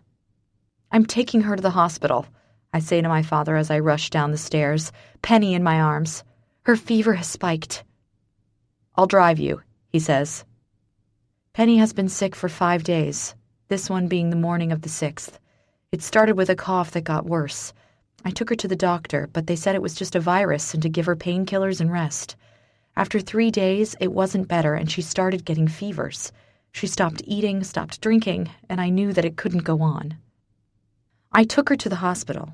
They sent her home with antibiotics, telling me it was just a cough. It's not better and I can't take it anymore, so I'm taking her back. I bundle her into the car and watch as my father gets in the front, starting it. I tuck Penny to my chest, not wanting to part with her. I can hear her chest rattling with each breath, and I could swear her lips are tinged blue. Panic seizes me and I look towards my dad. I think she's going blue. He stares down at her frantically. Put her upright a little, we're nearly there. I do as he says, tipping her up slightly. She's extra drowsy, not whining or complaining. She's been crying for a few days, but now she's just floppy. Hurry, I cry, please. We practically speed to the hospital, and when we arrive, I rush out of the car and straight into the ER department. A nurse comes over as soon as she catches sight of Penny and I. What's happening? She's been sick for days, but her breathing has gotten worse. Her temperature spiked, and I think she's going blue. I cry, tears pricking my eyelids. Bring her this way. We rush down the hall until we reach a room. The nurse instructs me to put her on the bed while she pages a doctor. A moment later, an older doctor comes in, staring down at my daughter. Talk to me about what's been happening, he asks as he starts examining her. She had a cough, I whisper. My dad squeezes my shoulder. It got worse. I took her to the doctor. They told me it was just a virus. A few days later, she had fevers and the cough was thick and mucousy. I brought her here and we were sent home with antibiotics. Today, her fever spiked again and she started looking like this. I'm going to need to run some tests, he says, turning to me. I fear she may have pneumonia. What? I rasp. It can be caused from both viral and bacterial infections. The antibiotics would only have helped if it were bacterial. I have a feeling it isn't because she's not showing signs of recovery after the antibiotics. My chest feels like it's going to explode, and my legs begin to shake. What will happen if it's pneumonia? It depends on the level it's gotten to. We need to put her on a drip right away. She's dehydrated. We'll run some more antibiotics while we're waiting for test results. She's got fluid on the lung. I can hear that clearly. I'll try some antiviral medication, too. And if it gets worse? I cry. We'll deal with that if and when that time comes. Could she die? I whisper, my knees trembling. Pneumonia can be fatal, yes. However, she's in the safest place she can be. We're going to take her for some tests. Unfortunately, you can't be there for all of them, but I assure you she's in the best hands, and we'll let you know of any changes. No, I croak. Please don't take her away from me. This is for the best, Mrs. Tandem. We'll take care of her.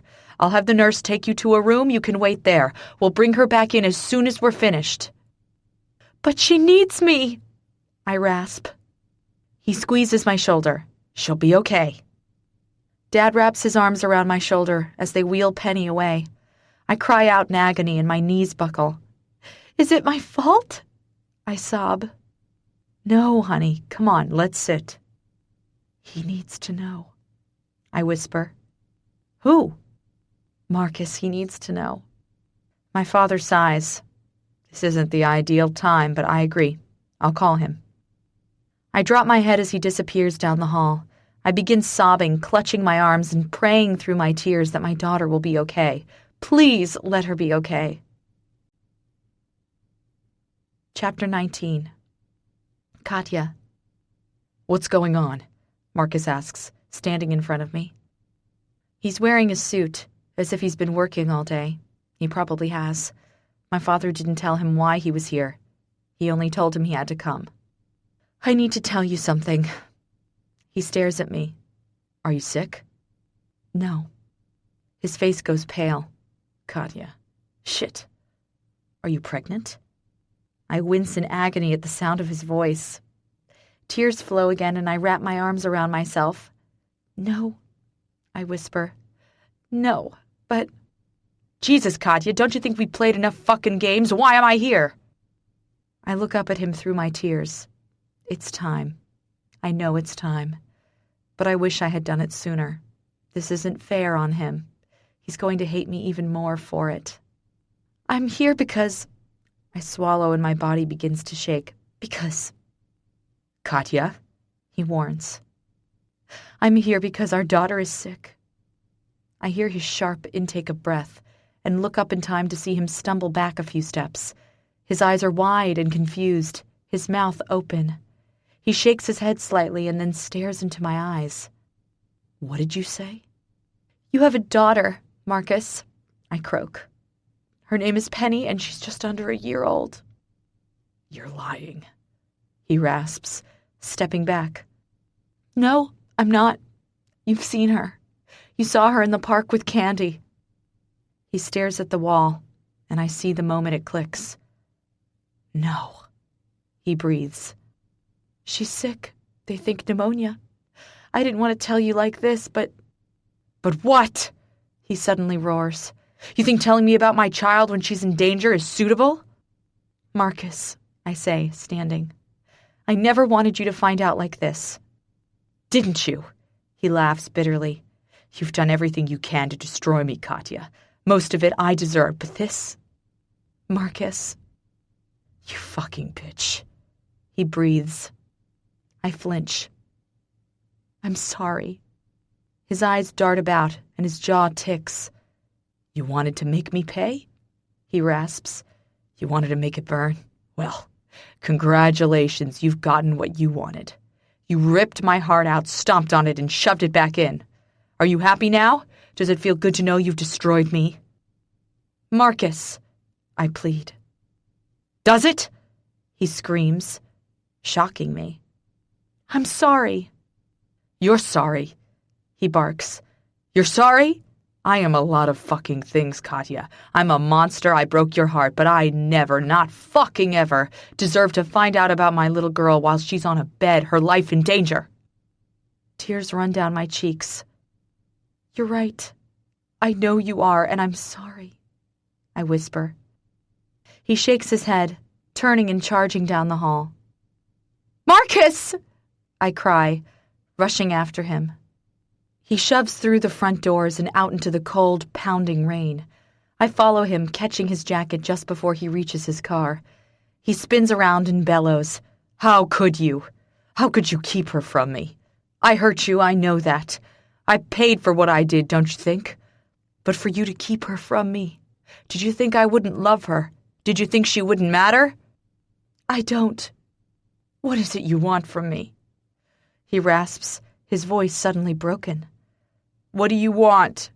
Do you want me on my fucking knees?" He drops to his knees and my heart rips open.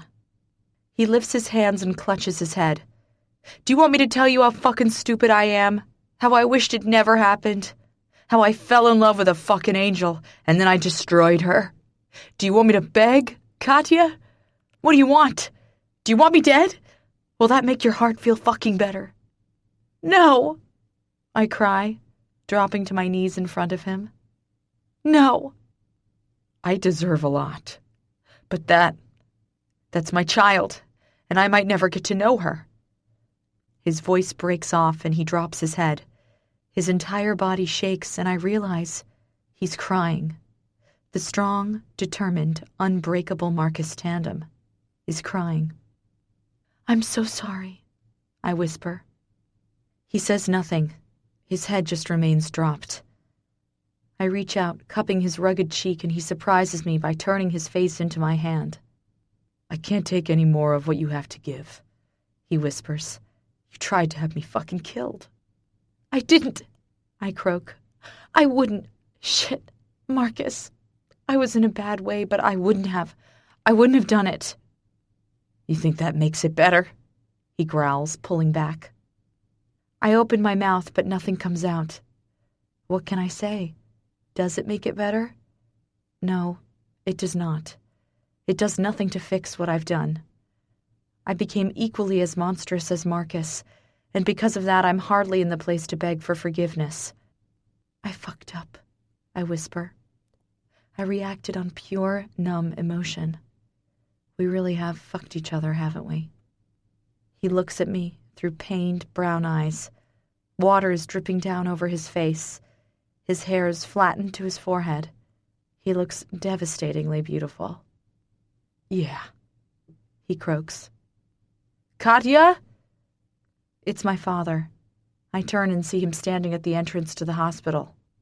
Penny is out. Marcus flinches and I stand, turning to stare down at him. Do you want to come? He starts shaking his head frantically. Then he stands and backs up. No, fuck no, I can't. He turns and disappears. I drop my head on a sigh. Then I turn and head back inside. I have a daughter who needs me. Chapter 20. Marcus. My body is shaking, trembling with a broken emotion I can't control. My heart is fucking aching. It burns. I have a daughter, a child, a piece of me. I didn't know about it. I had no clue. Now everything has changed. Not only do I have a wife who I hate to love, but a daughter who needs a decent man in her life. That man is not I. It can't be. I'm a monster. I fall against my car and drive my fist into it over and over. Fuck. When did my life become such a fucking mess? Something hot burns beneath my eyelids and weakness attempts to crawl up through my body. I slam my hands down again. A daughter. A fucking daughter. God damn it. Marcus. The sound of Pierre's voice has me lifting my head. I turn and stare at him. He's got an umbrella, the fancy fuck. He stares at me, then gives me a pitiful shake of his head. Yeah, I'm a mess. I know I am. What the fuck did he think I was going to be doing? Dancing and singing in the rain? What do you want? I growl. I don't pretend to understand the situation between you and my daughter. I know it's messy. I know it borderlines violent. I know there's no way I'll understand. What I am clear of is that there is a little girl inside that needs both her parents. I can't make you go in there, Marcus. All I can tell you is that if you don't, you're going to miss the most precious thing ever presented to you. I missed Katya's life, but it didn't hurt until I met her because I didn't know she existed. You know about that little girl. So if you walk now, it'll haunt you. I'm not good for her, I rasp. Don't you see that? I never said you were good for her, he says, tilting his head to the side. I simply said if you don't at least try, you will regret it. No one is perfect, Marcus. I fucked up your daughter and left her. I destroyed her to the point she actually wanted to take my life. I laughed bitterly. Now you're telling me to enter the life of an innocent, sweet child? Do you love Katya? I flinch. Well, yes, I growl. Then you go in there and you try to fix what's been broken. You're a good man, Marcus, regardless of what you've done. I don't agree with it, but I do believe you can fix it. And if I can't fix it? He stares me dead in the eye. Then at least you can hold your head high and say you tried. He turns and walks away, leaving me speechless. Old bastard knows what he's talking about. My legs feel numb as I walk down the hospital hallways. The stark white burns my eyes, making me feel as though I'm trapped in a bland prison. The bleeping of machines mixed with the sounds of shoes squeaking are the only sounds to let me know I'm not alone. 2:22. 2:22. the room my daughter is in. The very thought of seeing her for the first time has my heart twisting painfully in my chest. What if I try with her and fail? What if she falls in love with me too and I destroy her the way I destroyed Katya? What then? Where will that leave me? Where will that leave any of us? When I reach the room, my heart is pounding and sweat is breaking out across my forehead. I close my eyes, taking a calming breath. Then I reach out and take the door handle, pushing it open. The first thing I see is Katya. She's leaning over the bed, singing softly. I feel like I'm going to vomit with nerves.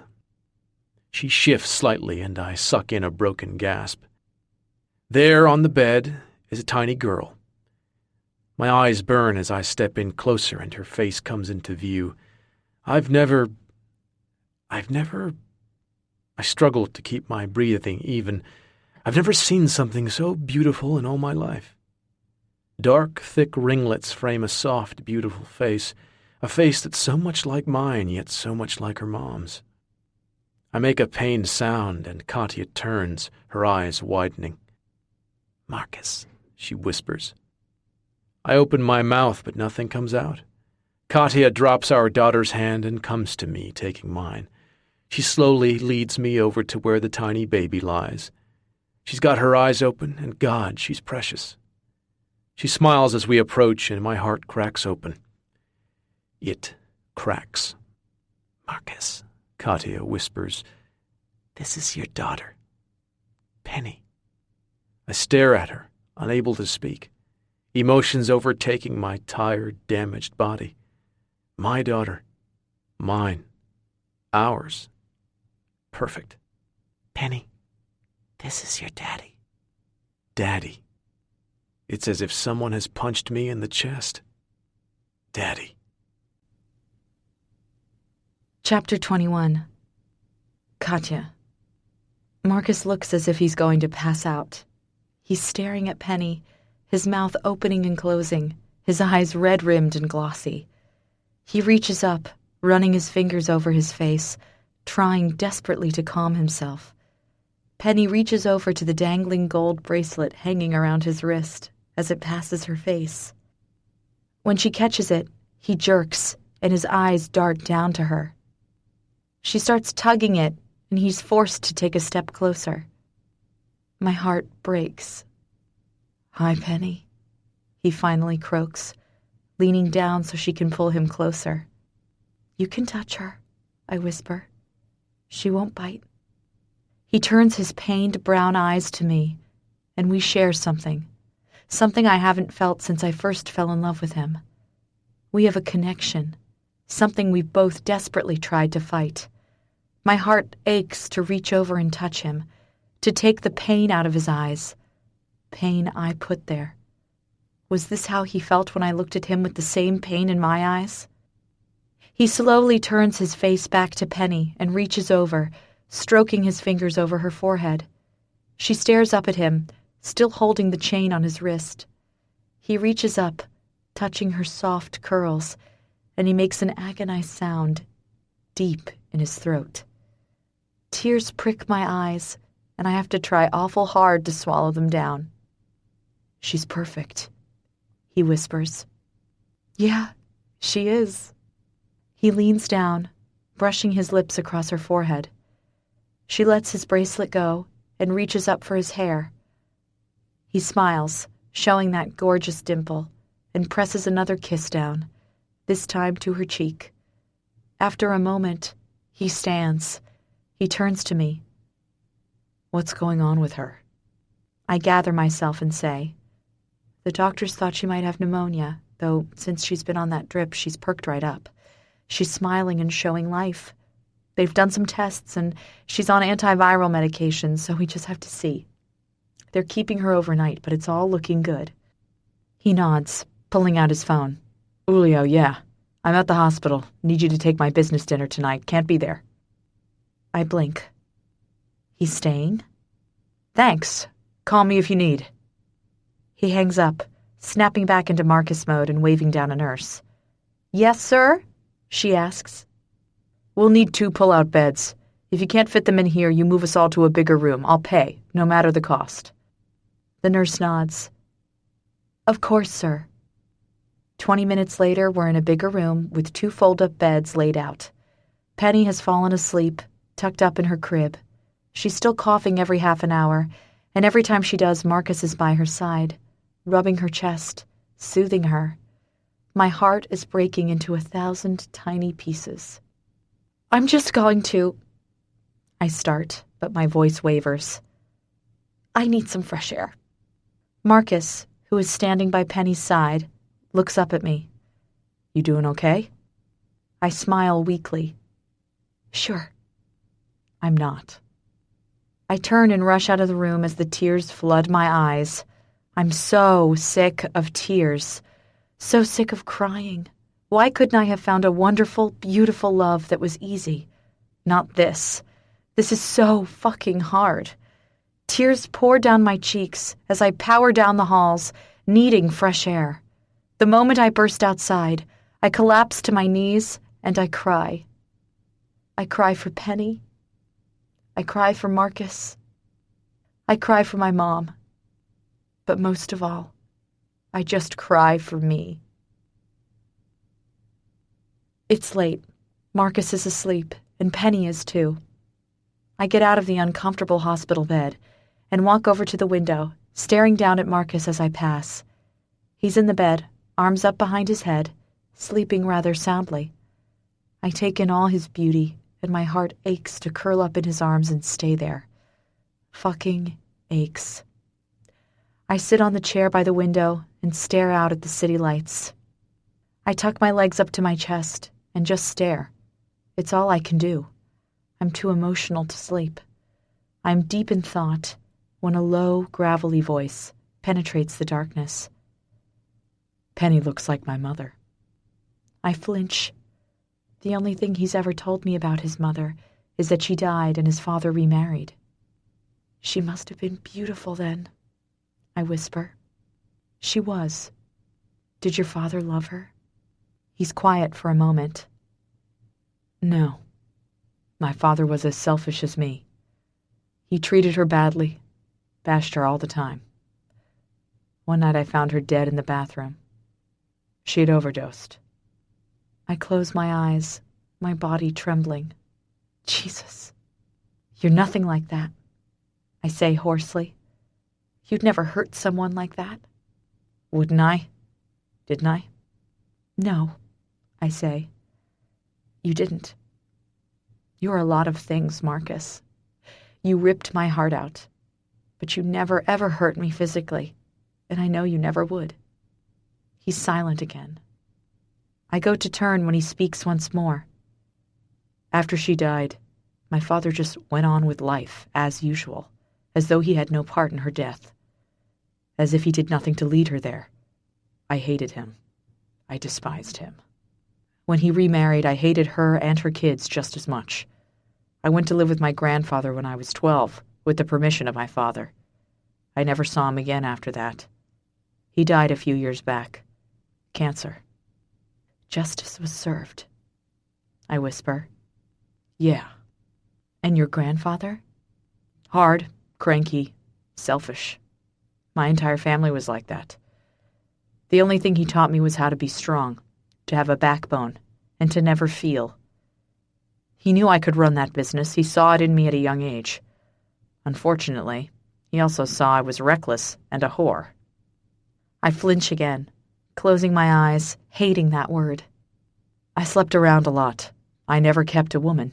It was a bad look for the business. When he died, you know what he said had to happen.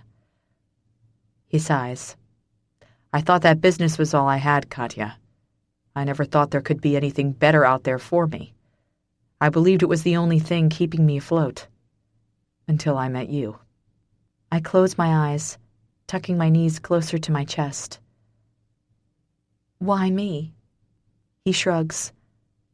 I met you by chance that night, but you were so broken, so tired. You put on a good front, but your life was hard. I knew you would benefit from my lifestyle. I knew your mom would too. It was a win-win in my eyes. You didn't expect to care, did you? Not at all.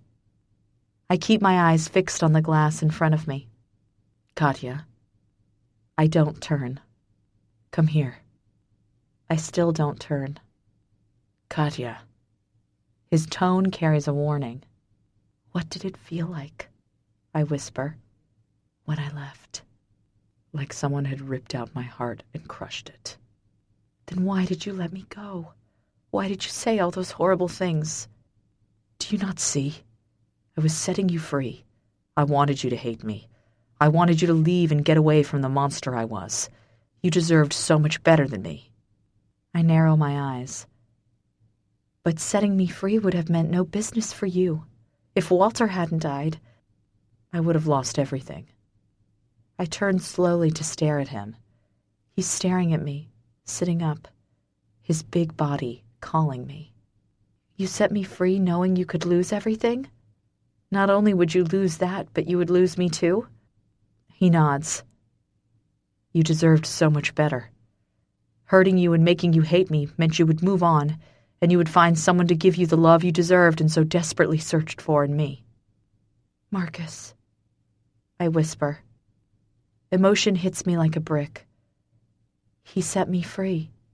He said all those nasty things on purpose so I would go and wouldn't come back. Why did you try to find me then? He looks down. At the time, letting you go made sense. When you were gone, my heart fucking ached. Suddenly, I found myself desperate. I wanted to know where you were. I wanted to give you money. I needed to know you were okay. You wanted your cake and you wanted to eat it too. He laughs low. Yeah. At the time, I knew what I was doing. It wasn't until you left that I realized the mistake I'd made. I had set you free, but I had captured myself in doing so. And Walter? He destroyed everything, Katya. Maybe, I whisper. Or maybe he released me from an awful trap. He didn't do that for you. He did it for himself. If you think he cared that you were hurting, you're wrong.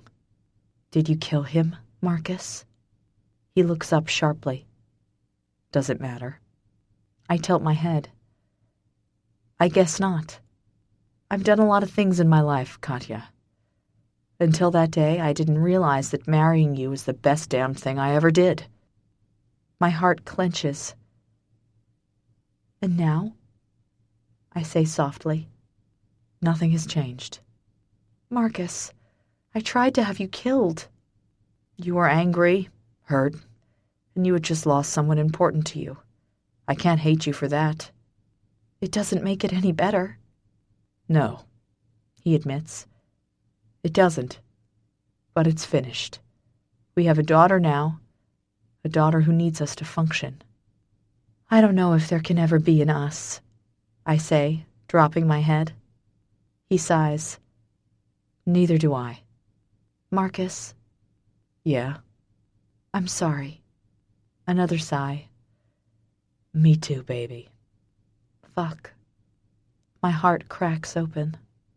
Marcus? He chuckles softly. Yeah. Can you hold me? Silence. Deafening silence. Yeah. He whispers. I crawl out of the chair and walk over to his bed. I climb in between his legs, tucking my body flush against his. I put my arms around his waist and press my cheek to his chest. It doesn't take him long to wrap his arms around me, pulling me tight to his body. I breathe him in. I let his body consume mine, and suddenly, I don't feel like life is so bad. For a second, it feels just how it's meant to. Chapter 22. Katya. He smells like Marcus. Masculine, intense, slightly musky. I close my eyes, breathing him in. His fingers glide down my back, and it feels so damned good, so damned right. I want to stay here forever, going back to before, back when I was oblivious to the kind of man I'd fallen in love with. Back then, things were so much easier. Time was always going to ruin that for me, though. Katya? I lift my head off his chest with a sigh and look up. I can feel his breath on my face and suddenly the world seems to go still. I'm moving closer to him, he's moving closer to me, and everything is quickly spinning out of control. He's going to kiss me, I'm going to kiss him. This time, it'll be different. Want to know why? Because this time we both want it, and it's real. It's probably the most real kiss we'll ever have. As we inch closer, our breathing becomes ragged and short. I have my hand against his chest, and I can feel his heart pounding against my palm. His breaths are still puffing out, warming my cheek. My heart is pounding, my skin is tingling, and I'm so damned nervous my stomach is twisting. My eyes flutter closed, and he's so close it feels almost like his lips are touching mine. "Ma'am?" We both jerk back as if we'd been stung. I turn my face away, shame rising in my cheeks. Marcus makes a throaty, disgusted sound. I'm not sure if it's at me or the nurse. Either way, my heart drops. I turn to see Penny is still asleep. The nurse comes in. Her face is pinched, her hair up in a tight bun. I know what she's thinking. She'd be wrong. "Yes," I say in a scratchy voice, not bothering to attempt an explanation as to why I was in Marcus's bed with my lips so close to his we might as well have been kissing. "It's time for me to check Penny." "Right," I say, getting up. I sway to the side, exhaustion getting the better of me. "Hey," Marcus says, arms snaking around my waist. "Take it easy." "Sorry," I whisper. "Just tired." "Then go home. I'll stay with her." I stiffen. He sighs. "She's my daughter, Katya. I might be a whole lot of ugly, but that little girl is my beautiful. I'm not going to hurt her in any way. You need to trust that." I close my eyes. I know he's right. He'd never hurt her. Still, leaving her just doesn't feel natural. I don't feel right leaving her, I admit. Then come back. At least go and shower. Have something to eat. I can probably do that. Okay. He lets me go and walks over to the bed, taking the seat beside Penny. She stirs as the nurse starts checking her over. She's been coughing quite a bit, and upon stirring it starts again. My heart aches for her. Marcus's face scrunches up, and I can tell he hates it as much as I do. He looks to me, and I force a weak smile. "She'll be okay." "She's responding well," the nurse says. "Her fever is gone, and it seems like the mucus is moving from her chest." "Thank God," I breathe. "Go home, have some sleep. She's doing well, and as long as one of you is here, she'll be fine." I look to Marcus, and he's pleading with his eyes for me to just let him do this. With an exhausted sigh, I say, "I'll go home, sleep for a few hours, then I'll be back. I'll be right here." I walk over to Penny and lean down, brushing my lips across her head. "Mommy will be back soon, baby, I promise." I close my eyes, lingering close to her face. I breathe her in, stroke her curls, and then stand. Marcus is watching me intensely, but he's got a softness in his eyes I've never seen there before. I give him a weak smile and then leave the hospital, praying I've made a good choice. Chapter 23. Marcus. She's so fucking small. Her tiny body is curled up in that big bed, a bed that just makes her look so fragile. I didn't think this through. I didn't think that maybe she'd wake up and want her mama and not me. What if she screams? What if she hates me? Something clenches deep in my chest, and I find myself pacing the room, waiting for her to wake and crush me. I can hear her shuffling. She's been doing that for the last hour. She's waking, and I know it's only a matter of time. Her coughing has eased slightly, and I'm grateful for that. The croaky sound had my heart pounding every time it escaped her lips. It fucking burned. I run my fingers through my hair, trying not to think of Katya. Trying to think of here and now. But I can't stop thinking about her. Katya. My wife. A wife that I wanted to kiss so badly, too badly. I felt something deep in my heart, something I hadn't felt right up until that moment. I knew I'd fallen for her, but this was something more, something deeper. Now I can't get her from my mind. I can't stop thinking that we could be a family, that maybe things could be better. Deep down, I know they can't. I can't stay married to her, and it's not even because I don't want to remain that way, it's because it's wrong. Our entire marriage was built on a foundation of lies, and it's unsteady and dangerous. I have to divorce her. I have to break the binding ties that started this in the first place. I don't know how she'll take it. I don't know if she'll see it the way I do. Either way, it has to be done. A soft sound snaps me out of my thoughts, and I turn to see Penny staring over at me, her eyes sleepy and heavy. Shit, she's so fucking beautiful. I've never seen anything so perfect in my life. I turn and walk over. My heart throbs, my body tingles, and I'm terrified of what's going to happen next. "Hey, Penny," I say softly. She makes a pained sound and lifts her arms in the air, chubby fists waving back and forth. She wants me to pick her up? My hands tremble as I lean down, putting my fingers under her armpits and gently lifting her. She's so light, so tiny. I'm careful of her drip line as I cradle her in my arms.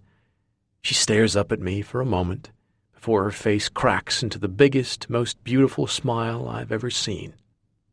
And I know, I just know, I'll never be the same again. Katya. It's been 2 days since Penny went to hospital, and she's finally home. It's been draining. Marcus and I have had to swap time so we could rest. We made sure one of us was by her side every second. She's taken to him, and every time I see him smile at her, or her giggle at him, my heart melts just a little bit more. They're perfect together. I can't say I always knew they would be, because that would be a lie. I never thought I'd see them like this.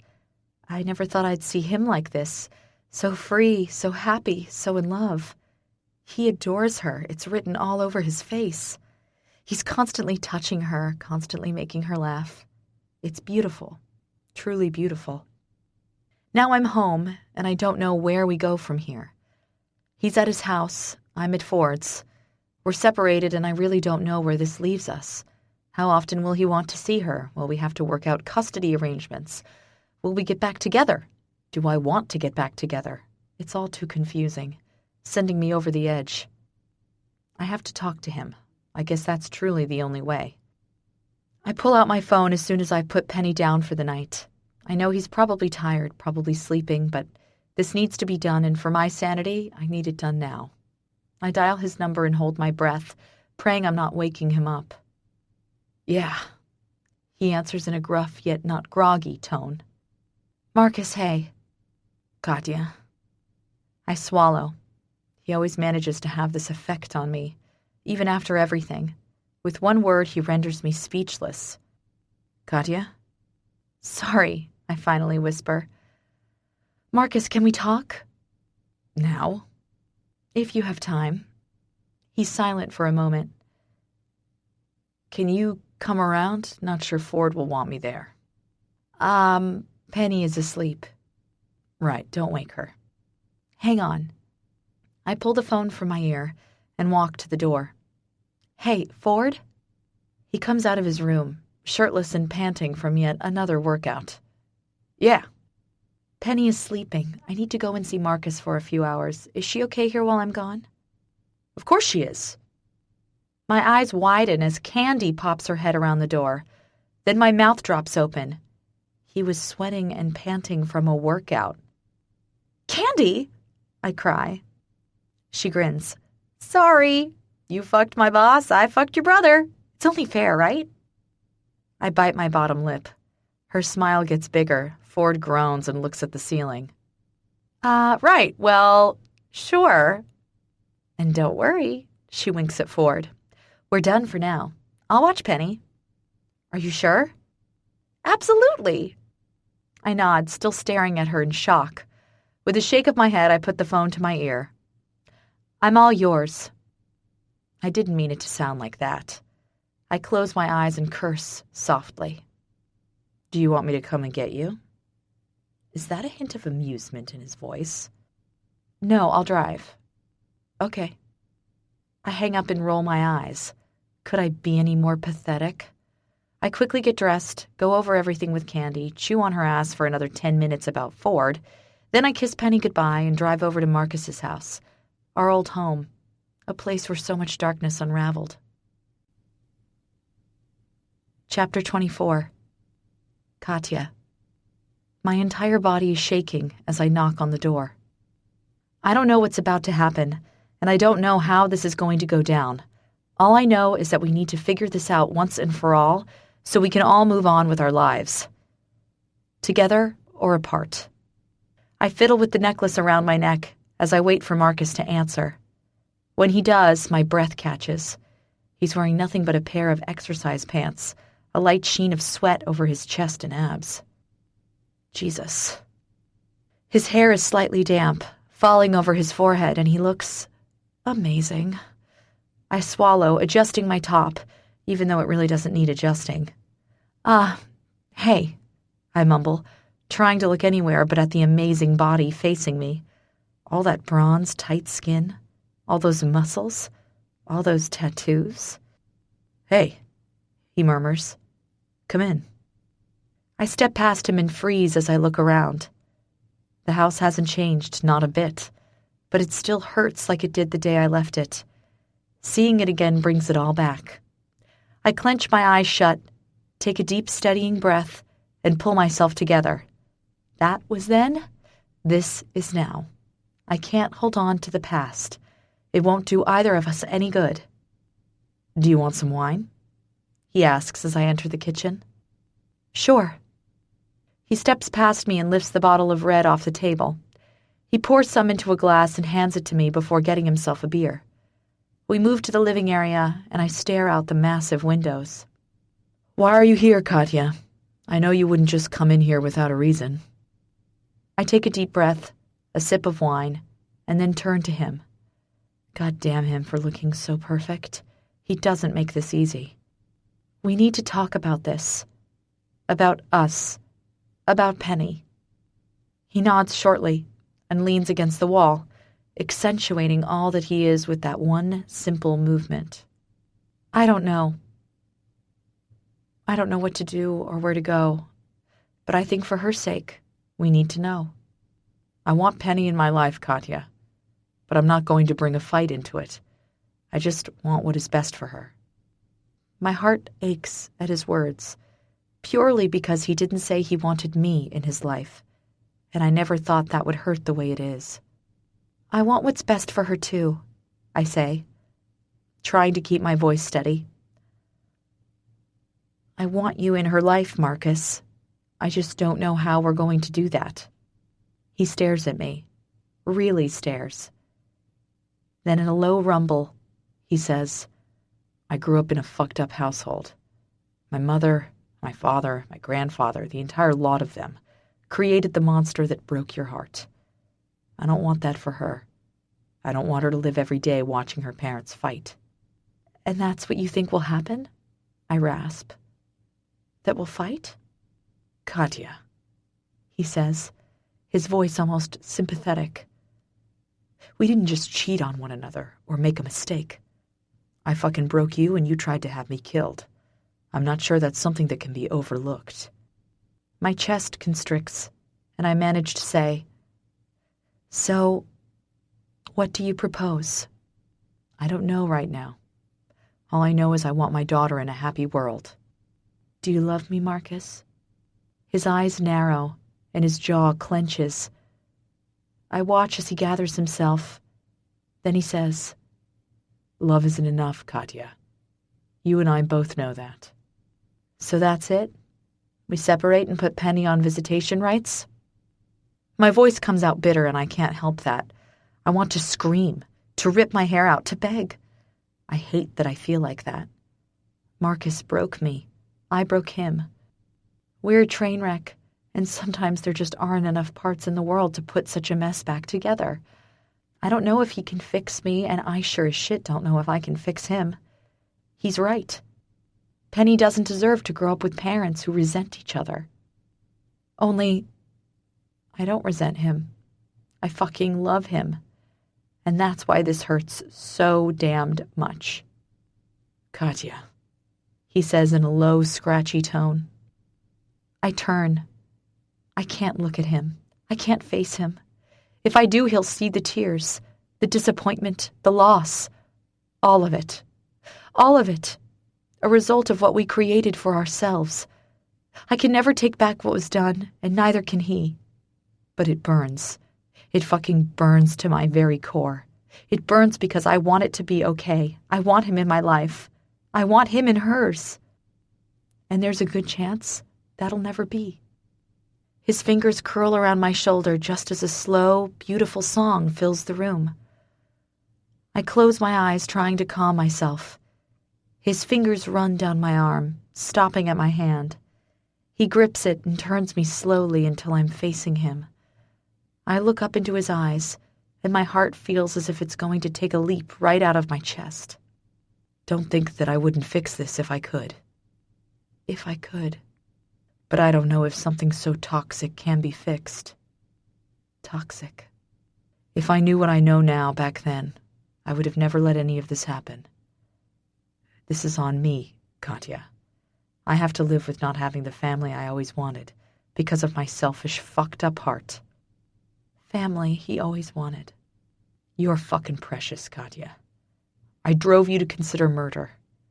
Do you really believe what we have right here is a healthy, beautiful environment for that little girl? I don't want to admit it. I don't.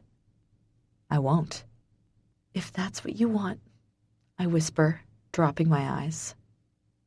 Then it's settled. Look at me.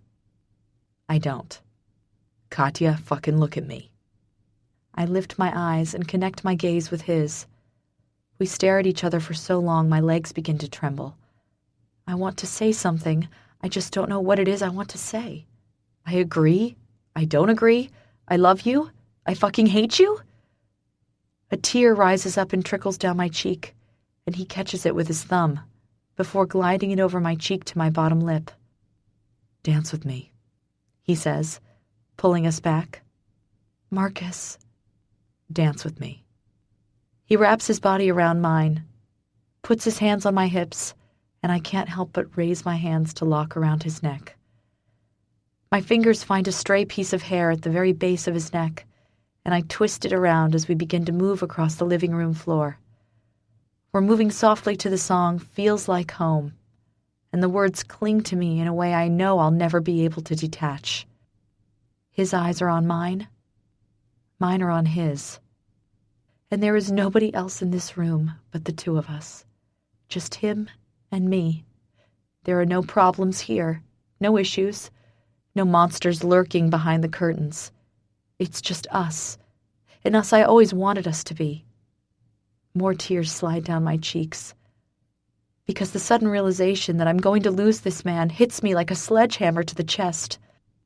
He stares down at me as if he wants to devour me, as if he doesn't want this to be the last time we're together, but there's something in his expression that tells me he's doing this purely because he needs it as much as I do before it's finished, before this is over. He reaches up, stroking my tears again. Then his thumb glides over my bottom lip, and we both make a gasping sound. We both want this. That much is 100% clear. With that thought lodged into my mind, Marcus leans down and captures my mouth in a hungry, frenzied kiss. I groan, closing my eyes as I remove my hands from his neck and slide them over his body. I need this, just once more. His tongue glides out, torturing mine before disappearing back into his mouth, leaving me wanting more. Marcus, I breathe, wrenching my mouth from his and pressing my cheek to his chest. Fuck, he groans. Screw it. I lift my mouth to his again, and this time the kiss is deep and slow, like the kiss we should have shared in the hospital, like a damned kiss should be. Real, pure, perfect. His hands tangle around my hips, and he hauls me forward, bringing my body to his. I can feel his erection against my belly, as he backs me to the wall. "Not against the wall," I whimper. "Please, Marcus. It's always hard, rough, and against a wall." He removes me instantly and lets me go. I stand on wobbly legs and watch as he walks over to a large chest and flings it open. He brings out a warm, fluffy cover and lays it on the ground in front of the window. Then he turns and gives me the most molten, devastating stare. My legs can't carry me fast enough towards him, and the moment I reach him, we're on the ground, tangled in each other, mouths crushed together. Marcus's hands move down over my body, tracing down my sides and gently stroking until he reaches my dress. He lifts it, and I shift so he can get it off. Then his mouth is back on mine, sliding down my jaw and neck until he reaches my collarbone. My head drops back, and I moan as his mouth continues down. He finds my breasts, and I can feel his hot breath through my bra. "Fuck," he murmurs. In a split second, my bra is gone and his mouth is covering my nipple. I arch and cry out his name as he inflicts pure torture on my body. His hands move down at the same time and grip my hips. After my whimpered plea, he reaches for my panties. He moves with them as he slides them down my legs. Then he's staring at my naked body with a hungry, desperate look on his face. "I want to fuck you, Katya, but first I want to taste you."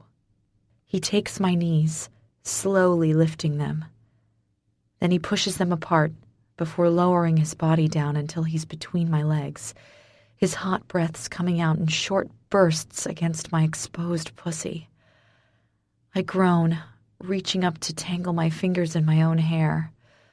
"Marcus," I plead. "Please." He teases me with his breath and his presence alone until I'm squirming and begging with no shame. Then he closes his mouth over my clit and goes to work. And when I say he goes to work, I mean he goes to work. His mouth moves over my clit, occasionally sucking it in.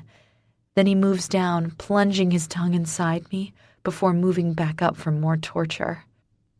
I come shamefully fast, my fingers curled into the blanket beside me, my back arched, screaming his name. He's over me, naked, in a matter of minutes. He plunges his tongue into my mouth, and I can taste myself, and I love it. I fucking love it. My fingers find the skin on his back, and I drag my nails down his skin, making him groan, low and deep. "Keep doing that, this won't last." "I don't care," I mule. He flips us over so I'm straddling him. "Baby, I do." He grinds my pussy against his straining cock, rubbing it up and down, collecting my arousal and rubbing it over his skin. I groan and stare down at his cock. It's hard, red, and looks like it'll explode. I don't hesitate. I reach down, shift, and slide myself down onto it. He gasps out my name, and I cry out his as I sink slowly down onto his throbbing dick. Fuck, yes. "Marcus," I breathe. "Fuck," he growls. "Fuck." I rock my hips, sliding up and down, grinding into him. My breaths come out in short, hard bursts, and God, it feels amazing. Fuck, I need it deeper. He flips me over, spreading my legs wide and thrusting back inside me. He braces his elbow beside my head, his other hand tangled in my hair, and he fucks me. He doesn't fuck me hard or even slow. He just fucks me real nice. A deep thrust of his hips that has me coming so hard and fast, it slows his pace. "Jesus," he grinds out. "So fucking sweet." He pulls out, flipping me to my hands and knees. He runs a hand slowly down my spine, and then he drives his cock deep into my sensitive flesh. He rides me like that, his hands on my hips, his cock driving into me from behind. We're like wild animals, grunting and groaning, heads thrown back. Coming, baby, he growls. Fuck, I'm coming.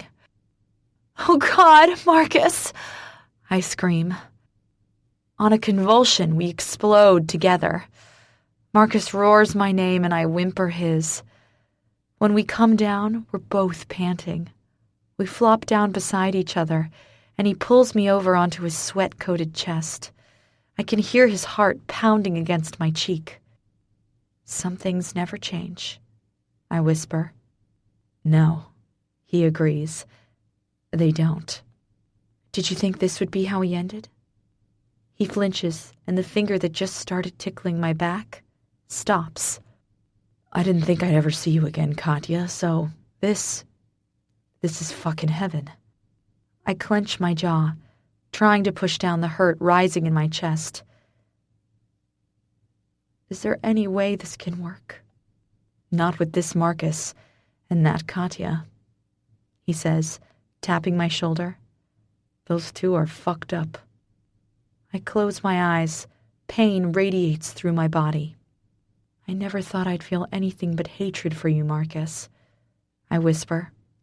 After everything, I thought that was it. I never thought I'd see you like this again, but here we are. Then at least we ended this without hatred. For our daughter, that's the best we could do. Love sucks, I mutter. Better to have loved and lost, he says softly, than to have never loved at all. I finish for him. He chuckles softly. Never thought you'd know that one. Come on, I'm not that young. His arms tighten around me. Tell me about Penny. What do you want to know? I ask. Anything, just tell me. I smile and close my eyes. I remember the first time I saw her.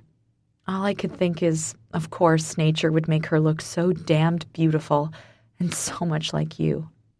He snorts. I see so much of you in her. She's more you. I saw it the moment she came out. It was so hard, so emotional. But she saved me. He's silent for a long time. I'm glad for that. She was such a good baby, even when we had nothing. She was always so happy. Mom loved her. I'm sorry about your mom, baby, he murmurs. She was a good woman. She was, I whisper. But she was hurting, and it wasn't fair for her. No, life can be a bastard like that, can't it? Yeah. We both lie in silence for a while before Marcus speaks again. There was a night in all of it for me, he says, low. A night that broke my heart completely. Tell me about it. I was drunk, drugged, and God knows what else. I came to on a bed with this woman trying to get some. I stiffen. He continues. Mac came in, threw her out, and I lost it. I told him you could never know, and he told me you were gone. I fucking lost it so bad. I was pathetic and desperate and fucking lonely. Jayla saw it all, and you know what she said? Tell me. I breathe. She said, that poor man. And I could feel her pity to my very core. I flinch. I didn't know you were so hurt. I fucked up, he mutters. I just didn't realize how much until you were gone. If I could go back and start again, believe me, I would. Would you sacrifice everything? He pulls me in closer. To have you, baby, I'd sacrifice any fucking thing. Why is life such a bitch? Why is love even worse? Chapter 25. Katya. Fuck, baby. Marcus groans. I wrap my hand around his cock, stroking softly as my mouth devours him. God, he feels good. I suck, my cheeks hollowing as I take him in as deep as I can. His fingers are tangled in my hair, and the hot water of the shower is streaming down my naked, beautifully sore body. Marcus had taken me 3 times during the night. Once hard and fast, once soft and slow, and once almost lazily, just a mass of hands and mouths and whisper-soft touches. Now we're in the shower and I want him again, just once more. God damn it, I'm going to come, he hisses. A moment later, hot cum spurts into the back of my throat. I groan with joy as I swallow each drop and relish in the feeling of his fingers tightening against my scalp as his body jerks with pleasure. And then he slips his cock out of my mouth and reaches down, lifting me up under my arms and bringing my body flush against his. I don't think I can come again, he murmurs, pressing his lips to my neck. Me either, I whisper. Shame. I was going to suck that sweet clit again. I laugh softly. I don't think my clit can take it. Then it's time for you to get some sleep. I yawn. It must be late, even early morning. I texted Candy and she said Penny is fine, so can I stay until morning? Baby, he murmurs. It is morning. I yawn again. Come on, get some sleep. He pulls me out and wraps a towel around me. We make it to the bedroom. I drop the towel and slide in his bed. I realize it's the first time I've ever slept in this bed, and my heart clenches. Maybe Marcus is right. Maybe love isn't enough. I'd never lie in this bed and not think about it. I'd never see this house and not feel pain. All of this is just too much. Perhaps things really do happen for a reason. Marcus. I stare down at the papers in my hand, then at the girl sleeping in my bed, and I know it's what I have to do. For her. For Penny. It might not seem right, hell, it seems completely fucked up, but it's for the best. It's me doing the right thing. She won't understand yet, but she will. Someday. Katya. When I wake in the morning, I'm groggy. I roll to my side with a groan, and even though I had a deep, fairly long sleep, I feel exhausted. I sit up, running my fingers through the tangle of mess that my hair is. I peer around the room. Marcus isn't here. I reach over and put my hands against the sheets. It's cold. He hasn't been here for a while. My heart sinks a little, but I figure maybe he couldn't sleep, so maybe he's working. I slip out of the bed and pad into the bathroom. I splash my face, fix my hair, and then head back out. Once I've found my clothes, I make my way towards the door, but stop when I see a yellow envelope propped up on the desk with my name on it. My heart kicks up a notch as I near, wondering what's inside. I lift it with trembling fingers and slide it open. What I see has all my hopes crashing down. I place a hand over my heart, trying to catch my breath. It's another set of divorce papers, and there's a tiny, horrible note attached. A note that crushes me, a note that ruins all my hope. It has 6 words, 6 simple words. I'm sorry, it's for the best. M. Chapter 26. Katya. It's Wyatt that has his arms around me, soothing me, even though it's not his place to do so after watching what a crazy person I've become in the last month. But here he is, being a good brother, fixing things that he doesn't or shouldn't have to fix. My heart is broken for so many reasons. It's breaking for my mom, it's breaking for Penny, it's breaking for Marcus, and it's breaking for love lost. This is for the best, Katya. You have to know that. I nod into his chest. Just because I know it doesn't mean it feels any better. It still hurts. It still aches. It still makes everything feel empty. There are so many emotions swirling inside me, and I can't make sense of any of them. Do I stay? Do I go? Do I leave my daughter near her father, or do I start again?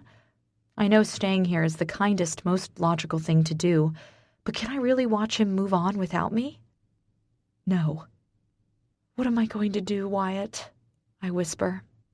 You're going to get divorced. You're going to get a job. You're going to get some help. And then you're going to pick yourself up and fix this, Katya. And if I can't, you can. I stare over at the papers sitting on my bed, and I know I have to sign them. For everybody, I know it's what I have to do. Wyatt lets me go, and I stand on shaky legs, still staring at the papers. Sign them, sis, and end this. I close my eyes, trying not to remember how amazing it felt when Marcus was wrapped around me, when his body consumed mine, when everything felt right, even if it were only for a moment. He made me feel amazing for a night, and I haven't felt that way in such a long time. How am I going to let that go? Pain radiates through my chest as I force myself closer. Then I lift the pen, and I sign the papers. After that, I cry. A lot. Marcus. She's standing at my door, tears streaming down her face, papers in her hands that are outstretched towards me. Penny has already slipped past me and into the house, smiling and giggling, lighting the space with a sound it hasn't heard in so long. I'd turn, I'd smile, but I can't take my eyes off the girl in front of me. The girl who was sobbing so hard my heart tears to pieces.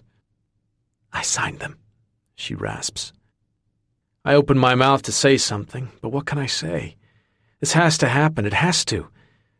My hands curl into fists over and over again before I finally reach out and take the papers out of her hands. I look down, unable to keep my eyes on her pained expression. I want to reach for her, I want to hold her. I want to tell her it'll be okay, but I can't right now. The Marcus I am can't give her what she needs. Come on, Penny, she rasps. I'll get her. I turn and walk inside, dropping the papers onto the counter in the kitchen. I find Penny on my lounge, staring at the bright colors on the television. I lift her into my arms, my heart breaking to keep her here, to keep her mom here, to make this better. I carry her to the front door and pass her over to Katya. I'll have my lawyer call you to draw something up about Penny's care, she whispers, her bottom lip trembling. Fuck, Katya, I start, but then stop. What can I say right now to make it better? Nothing. It's okay, Marcus. If you want to see her before then, call me. I nod, holding her broken gaze. Then I lean down and kiss Penny on the cheek before moving to Katya's, gliding my lips across her soft skin. I'm sorry, baby. With that, I turn and shut the door. Just find me a fucking buyer, I bark down the phone to Julio. I'm trying, boss. It ain't easy. Make it easy. It needs to go. It all needs to fucking go. You sure you're making the right choice here? Yeah, I'm sure. He snorts. Is this all you've ever fought for? And now you just want to sell it? Just like that? Yeah, Julio, just like that. Now find me a buyer. Right. It's time to end this. Katya. How are you doing, honey? Candy asks, sitting down beside me on the garden swing as I watch Penny play. I'm doing okay. I lie. It's been 2 weeks since I last saw Marcus. He hasn't called, not to see me or Penny. He's just disappeared. That hurts more than anything, because it makes me wonder if he truly ever wanted me back, or if he just felt he needed to pretend he did so he didn't have to feel the guilt anymore. You haven't heard from him. He hasn't asked to see Penny? How can you possibly be doing okay? I look over at her. I'm getting there. It's all I can do. She scrunches her pretty face up and then sighs. I won't push you, but know that I'm here to talk, okay? Talk to me about something else. How's Ford? My best friend's face lights up, and I can't help but smile. The two of them have been giving each other fuck-me eyes for weeks now, and have clearly been taking action, too. It's more than that, though. Candy looks happy, and funnily enough, so does Ford. I even heard him laugh the other day.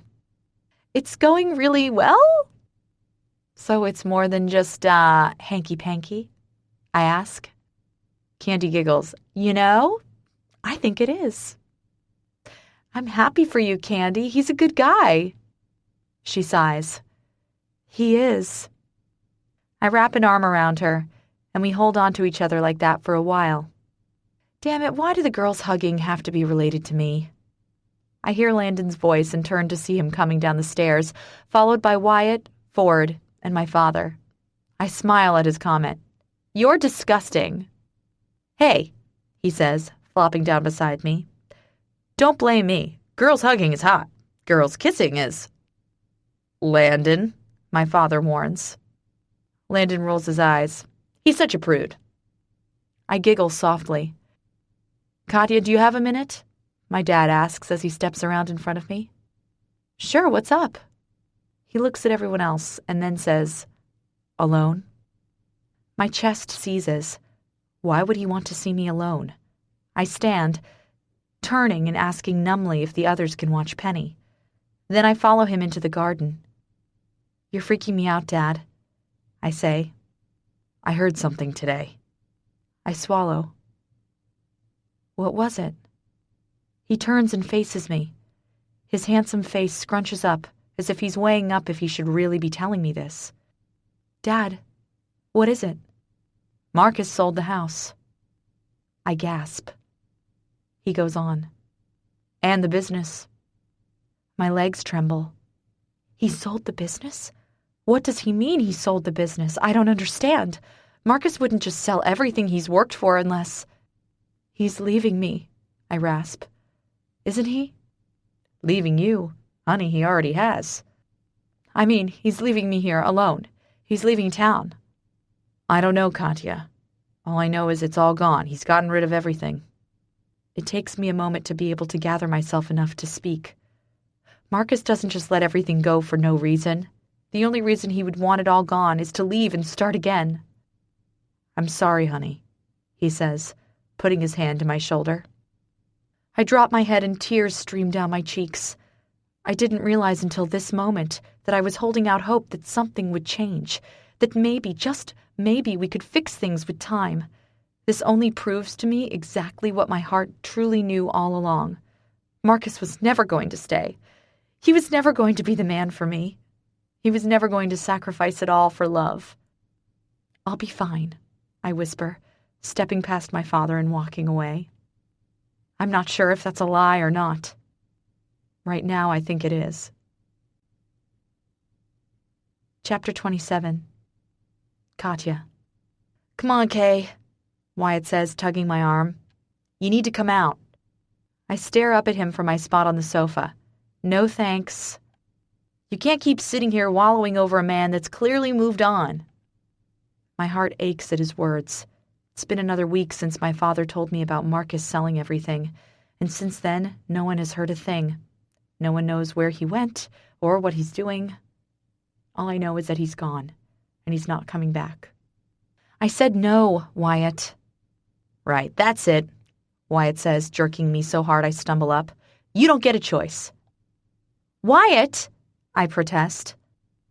"Candace!" he calls through the halls. My best friend appears a moment later with a dress, a brush, and some makeup. After that, they practically tackle me until I agree to get changed.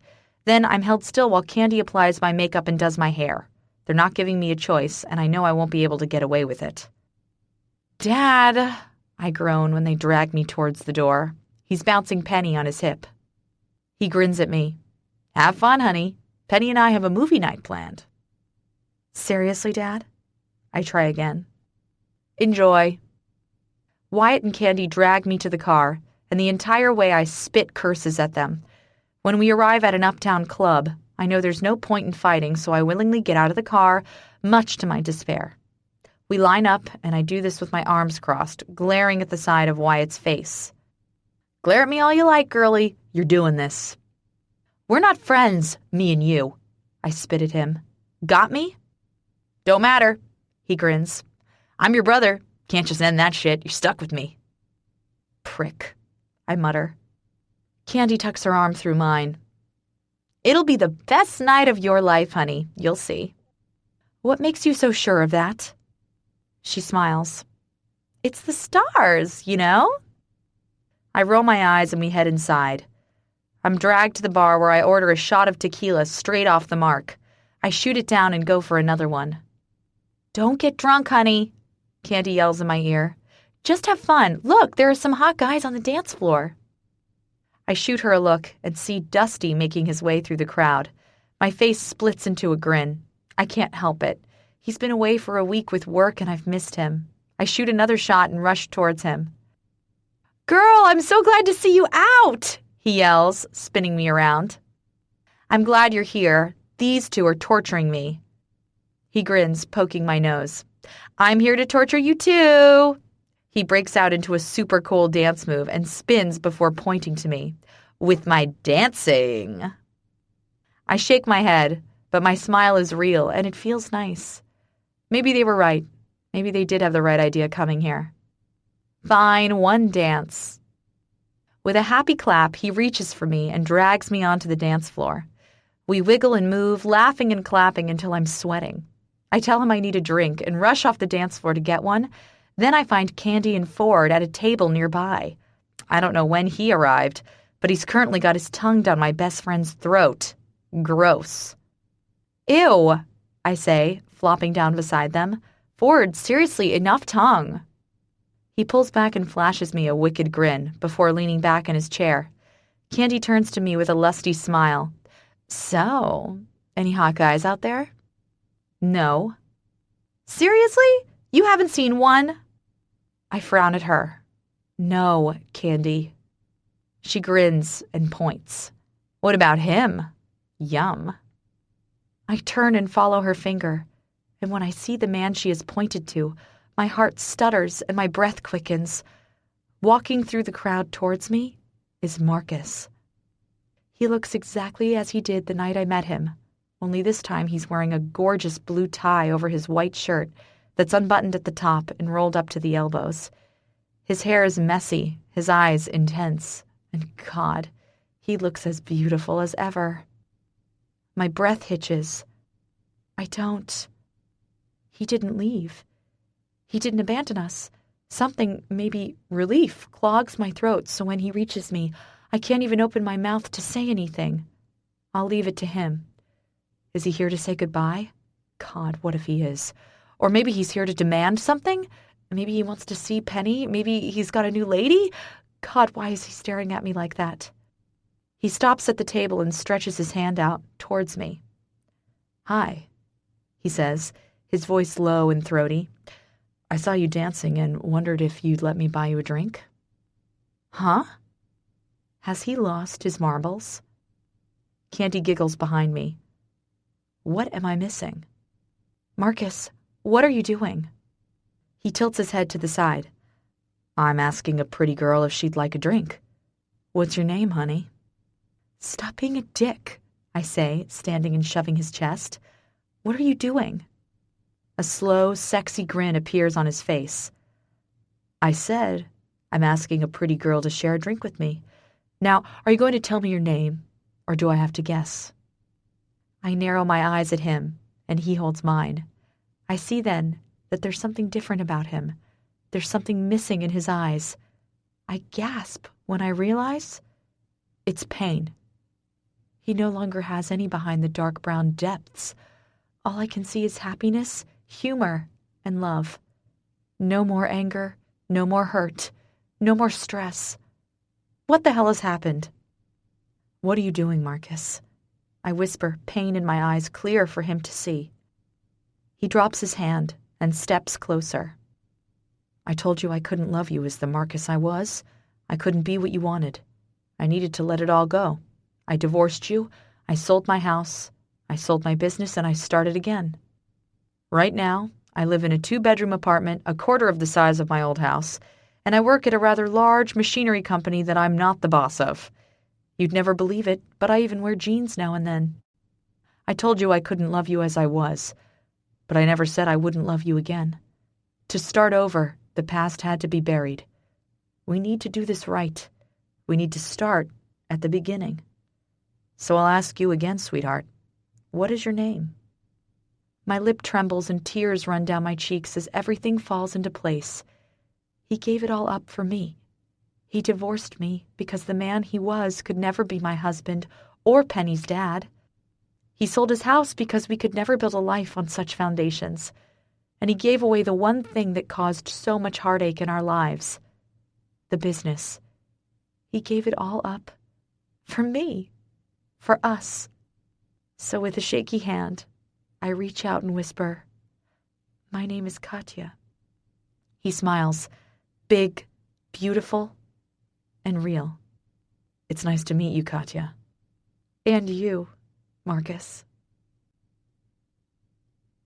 Epilogue. Katya. 6 months later. "God, baby." Marcus groans, moving deep inside me. My legs are around his waist, my fingernails running down his back. He's fucking me slow, right there on the brand new mattress I got just 2 days ago. "Marcus," I whimper, "I'm coming." He lets me come, long and sweet, and then he fucks me harder, slamming his cock in and out of me until he finds his own release. Together we come down from our high, wrapped in each other. "I gotta go to work," he murmurs into my neck, "when all I want to do is fuck you all day." It's a nice thought, I laugh softly, but I'm not sure Penny would appreciate us being cooped up here any longer. He chuckles and pushes off me, staring down at me with the most intense but gorgeous brown eyes. "You're right about that." He presses a kiss to my nose and gets off the bed. I roll to my side and watch him get dressed, pulling on a suit and running his fingers through his hair. I smile, unable to help it. Things in our lives have been perfect for 6 months. We've both been getting the help we need, and together we've managed to push ourselves forward until the past seems like a distant blur. Marcus is happy. I never thought he would be. I worried so much when he gave everything up for me, but now I see in his eyes that he doesn't regret a single moment of it. He's carefree, I'm carefree, and we finally have what we both deserve. I get out of bed, pulling some clothes on and flashing him a smile before heading out into the lounge, just as Penny toddles out of her room. "Mama!" she cries, running towards me. I scoop her up. "Hi, baby." She points to the fridge and says, "Ta!" I laugh. She figures if she says ta enough, I'll just feed her constantly. She's too cute. Marcus joins us in the kitchen just as I'm pulling out her breakfast. He leans down, sweeping a kiss across her forehead and ruffling her curls. "Hi, baby girl." She smiles up at him, like she always does. He smiles down at her, his eyes crinkling, like he always does. I smile at them both, my heart swelling, like I always do. And it's perfect and beautiful, and just the way it should be. Finally. "Oh my God, Landon, gross!" I cry, throwing a carrot stick at him. "Landon," my father barks, "stop that." Landon is grinning as he licks a cracker and then drops it back into the bowl. I throw another carrot stick at him. "We did not come from the same father," I yell. "What is wrong with you, dude?" He chuckles and lifts the cracker, hurling it at me. "Stop it, you two," Dad chuckles. Penny charges across the lawn towards Landon and wraps her arms around his legs. I laugh loudly. "Atta girl! Show Uncle Landon what for!" Warm arms circle my waist, and I smile to myself as Marcus brushes his lips across my earlobe. "Your family are crazy, baby." I know. I like it. I laugh. I know. "Oh my God, get a room!" Candy yells from Ford's lap across the yard. I wave a carrot stick at her. "Don't make me use this!" She grins and crooks her finger. "Bring it on!" Ford laughs, slapping her thigh. I smile at them, so glad that they're still coming along the way they should. They're happy, and they seem to work well with each other. Candy and her bubbly nature fits perfectly with Ford and his broody one. Sometimes chalk and cheese combined can make good things. "Should we tell them?" Marcus murmurs in my ear. I think we should. He steps back, and I lift my glass and tap it.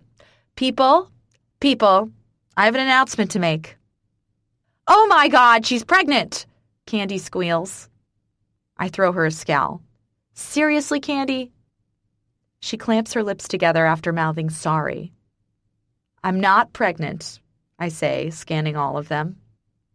"Well then?" Wyatt calls, appearing from inside the house with a young, pretty blonde by his side. I give him a "you'll tell me about that later" look before continuing. As you know, Marcus and I recently got divorced. Boo! Landon yells. I flip him the bird. Anyway, we did it for a reason, even if I didn't know the reason at the time. Now we've decided the time is right, so... You're engaged! Candy cries. I shoot her another look, and she giggles, loudly. Oh my God, sorry. No, actually, we're not engaged. They all stare at me, confused. Marcus and I got remarried! What? Candy cries, leaping off Ford's lap. He quickly pulls her back down. Congrats! Wyatt yells, slapping Marcus on the back as he passes. Thanks for the invite, Landon pouts. I laugh at them all. We did what felt right for us, something small. After all, it doesn't represent what we are to have a massive wedding. I don't ask you to understand, I only ask that you support us. Congratulations, Dad says, coming over and shaking Marcus's hand before hugging me close. I'm proud of you. Thanks, Dad, I whisper. Oh, poop, Candy yells. Fine, come here.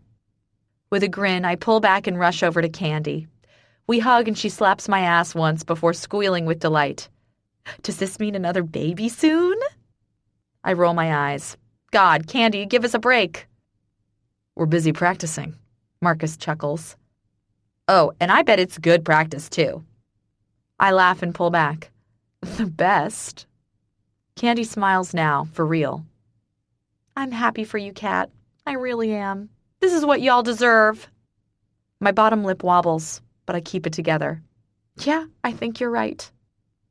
After more hugs are shared, I return to Marcus and look up at him. He steps forward, capturing me with his arms and pulling me close. Feels good to do it right, honey, he murmurs. Yeah, it does. And about that practicing. I laugh and slap his chest. You'll get plenty of time for that. He smiles, and it's big and beautiful. It's a smile I've come to love, a smile I've come to expect. Marcus and I were finally free. It's been a long, dangerous journey, but we found a way to start over and pick ourselves up from the despair we've lived so long in. Now it's just us, the way it always should have been. I have all the time in the world. Yes, he does. This concludes Till Death, Part 2, by Bella Jewell. Narrated by Roger Wayne and Lydia Dornay. Copyright 2015 by Bella Jewell. This unabridged audiobook is published by arrangement with Bella Jewell, care of Rebecca Friedman Literary Agency, and was produced in the year 2015 by Tantor Media, Incorporated, which holds the copyright thereto. Please visit Tantor.com for more information on our growing library of unabridged audiobooks and to take advantage of special offers, or call toll-free 877-7-TANTOR to request a catalog.